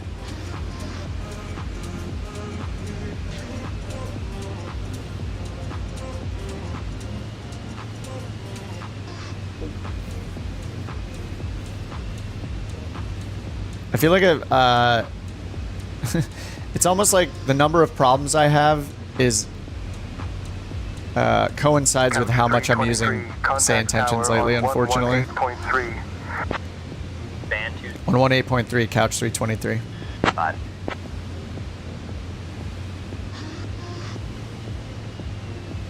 X-ray Delta 1, runway 13, cleared for the option. Cleared for the option runway 13, X-ray Delta 1. Nantucket Tower, Couch 323, ILS 6. Explaining exactly what the issues are. Couch Captain's 323, Nantucket Tower. Yeah. Wind 090 at 6, runway 6, clear to land. Runway 6, clear to land, Couch 323. Yeah, just something with the IFRs has been, just took a huge dump recently, and it's just been bad.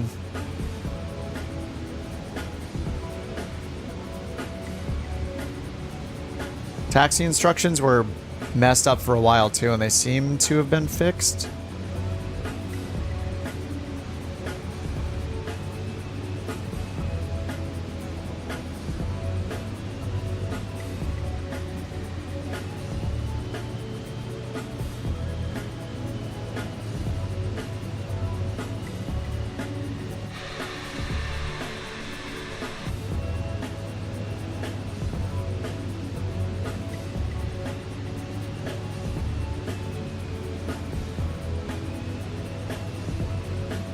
Alright, localizers captured. Glide slopes more than 2 dots above.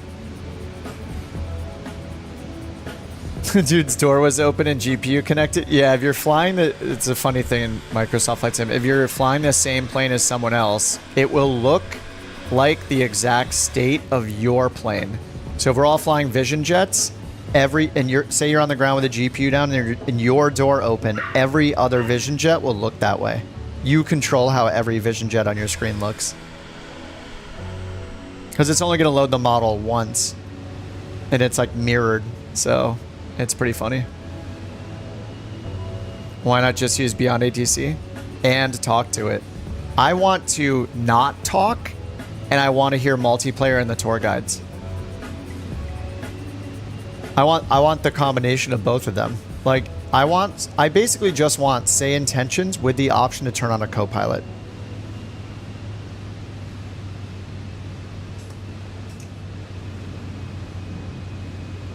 Because if you're flying single pilot stuff, it's fine. But if you're flying in situations that are not single pilot, then you should have a co-pilot option. It makes no sense to not have one. It's not realistic.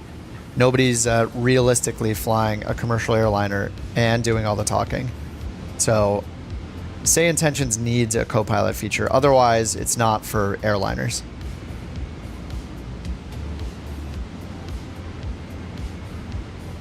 And then Beyond ATC is so lonely, though. You know, it's like, I really, really like hearing the multiplayer voices. That's the best thing about, say intentions. It's had a rough few weeks with with my buttons not even working. Like, my push to talk button has actually been good yesterday and today. Push to talk is not getting stuck anymore somehow, which is awesome. Flaps ice. Huh? Is there ice detected?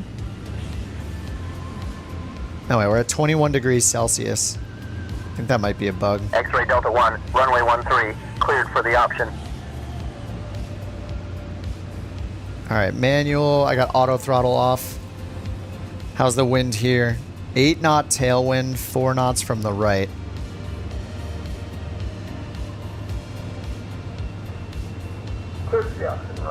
Yeah, no problem, Rich.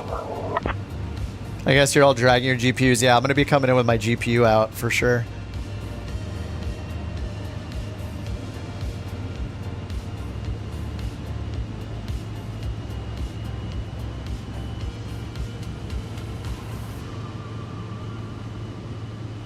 Approach briefing, ice protection, flaps, airspeed 140 during the approach. Before landing, autopilot off, VREF to VREF plus 10. Pretty much, yeah, we're at VREF plus a few all of a sudden. 500. The gusts are messing with our airspeed. To add a little bit more power. Alright, autopilot off. I like how the yaw damper in this is automatic.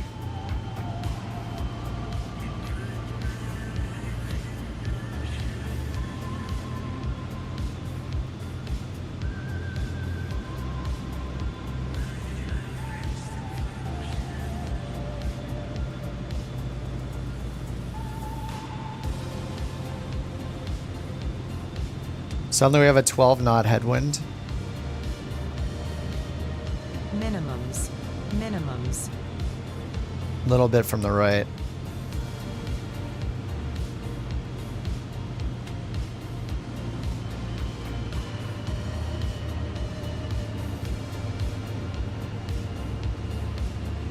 Okay.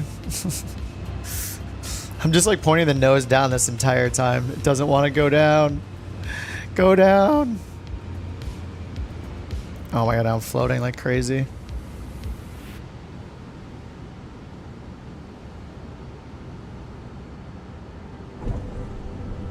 The longest landing ever.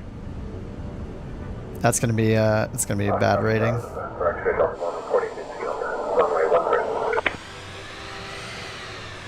Oh my god, all the vision jets.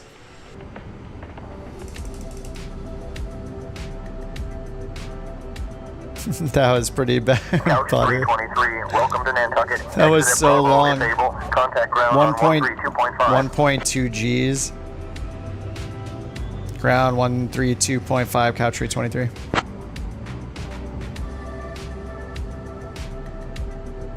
Probe and landing light off. Nantucket ground, couch 323. Request GA parking. We'll clear the runway. Just rolling. They don't know what we're doing on the ground. Look at you guys all lined up professionally. Incredible. Captain 323, Nantucket ground, taxi to GA parking via Alpha Bravo 1. Alpha Bravo 1 to parking, couch 323.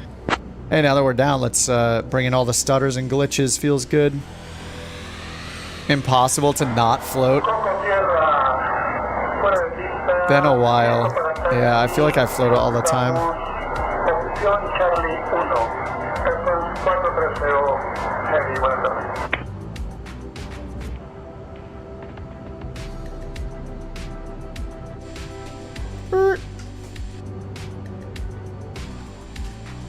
Oh man, I blame the earthquake.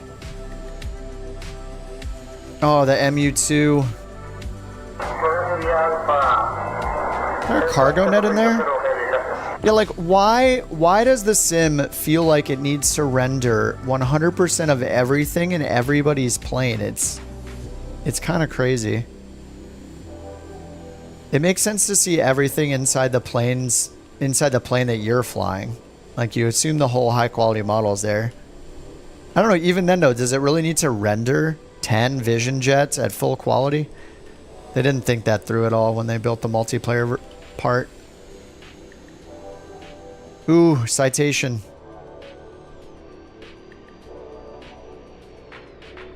Uh-oh, no couch captain's livery. I love the citation. Oh, nice ATR. Hot pink coming in. Looks beautiful.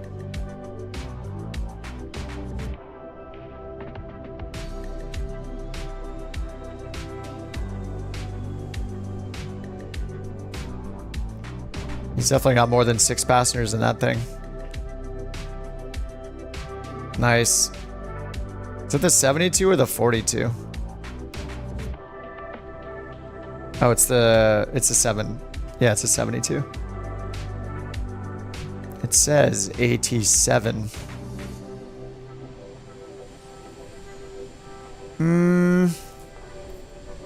What time is it? 9:30? I had like 2 crappy landings. Let me close my flight plan and see how bad it was.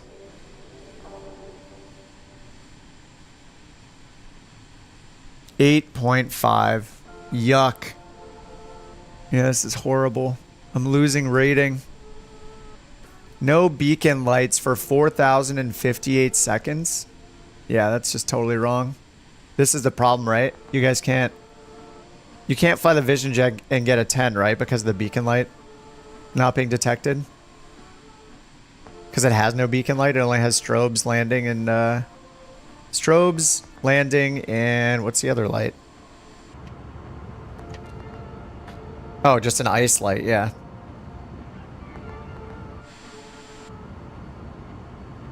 Yeah, that's the problem. Yeah. Boot him. I'm surprised it didn't give me... It was okay on the distance from threshold. Barely, though. 617 meters it would have allowed. But at least it was center line. That was good. 1.15 deviation. 1.7 allowed. Didn't I get a 10 in the Vision Jet? No, I don't think so. I got a 10 in the Grand Caravan. Oh, you're right. I did right here. Yeah, wait. What? How did I get a 10 here? 10. Huh. Wait, how did I do that? This isn't the Vision Jet. Maybe... Huh. No, this time I have... So I have on my throttle, I have a switch for nav light and a switch for strobe light. I do not have a switch for beacon light, though. But even this flight, I had my nav switch up and my strobe switch up, even though there's no nav switch here. I have no idea how that happened. Maybe you can just turn the landing light on before you start moving? I don't know. No, because if that was true, then I wouldn't have had the landing. Wait, 4,000 seconds is an hour, right? Okay, yeah, it's an hour. So yeah, that means I had it off the entire time this flight. I don't know. I have no idea how that worked. How that said I had my beacon light on. Is it a menu? Yeah, I don't think so.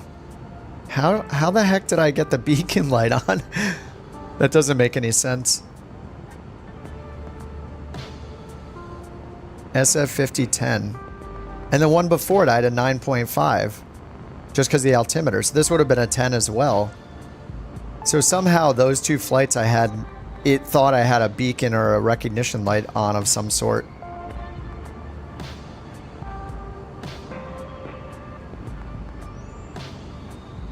You know what? Maybe it's... What is this switch? I have another switch that's... I think it's landing lights on, but it always turns the taxi lights on. Sometimes I use this switch. Set landing lights. Wait, what is this? Joystick button 39. I have no idea what this is. Oh, wait, yeah, I do. That's my other one. Okay, yeah, I know what that is. That's my two-stage switch. So the first... Yeah, the first is set taxi lights, and then the second is set landing lights.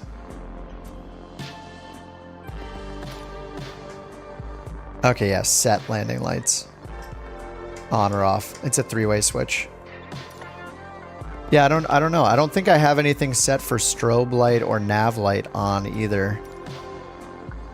Ground, Catbird 104, did I... Bravo Delta, cleared of runway 2. I wonder if one day I had these aircraft lights turned on automatically. This assist setting. This could be it. Aircraft lights.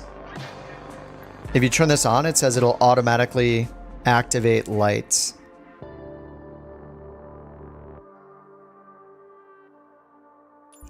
Another flight. 9:45. I haven't eaten dinner yet.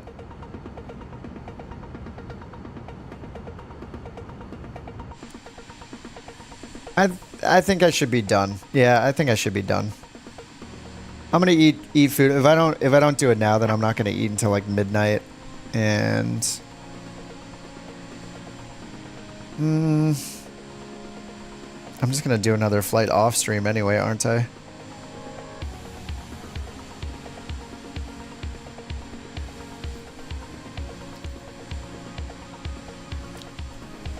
I don't know. I don't know what to do.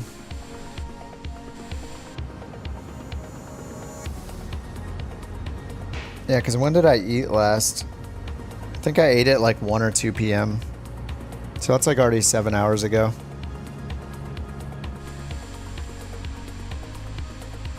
Yeah, I think I'll just be done. I'll call it an early night tonight. Sorry. Yeah, it's the right thing to do. I've been doing many hours lately. I'll probably be on and do another one a little later and just not not be on stream, but yeah, I'm gonna chill, especially after that earthquake. That was my body is still a little anxious, I think. Alright guys, good games. Thanks for flying along. We found some bad weather, and I found some bad ATC. I'll see you guys probably tomorrow. I've been doing it pretty much every day, so I'll probably see you guys tomorrow. Take it easy. Hopefully we don't get any more tremors here. And thanks for flying for Couch Captains, dudes. Try a short flight with auto lights. Yeah, it is possible that I had auto lights turned on at one point just by accident, and then it counted. But yeah, it's... We should probably report it to them. Maybe I'll search their Discord and see if anybody's reported it. All right, guys, good game. I'll see you guys tomorrow probably. Have a good night. Have a good day. Senpai, thanks for the sub. All right, guys, have a good one. See you. Bye-bye.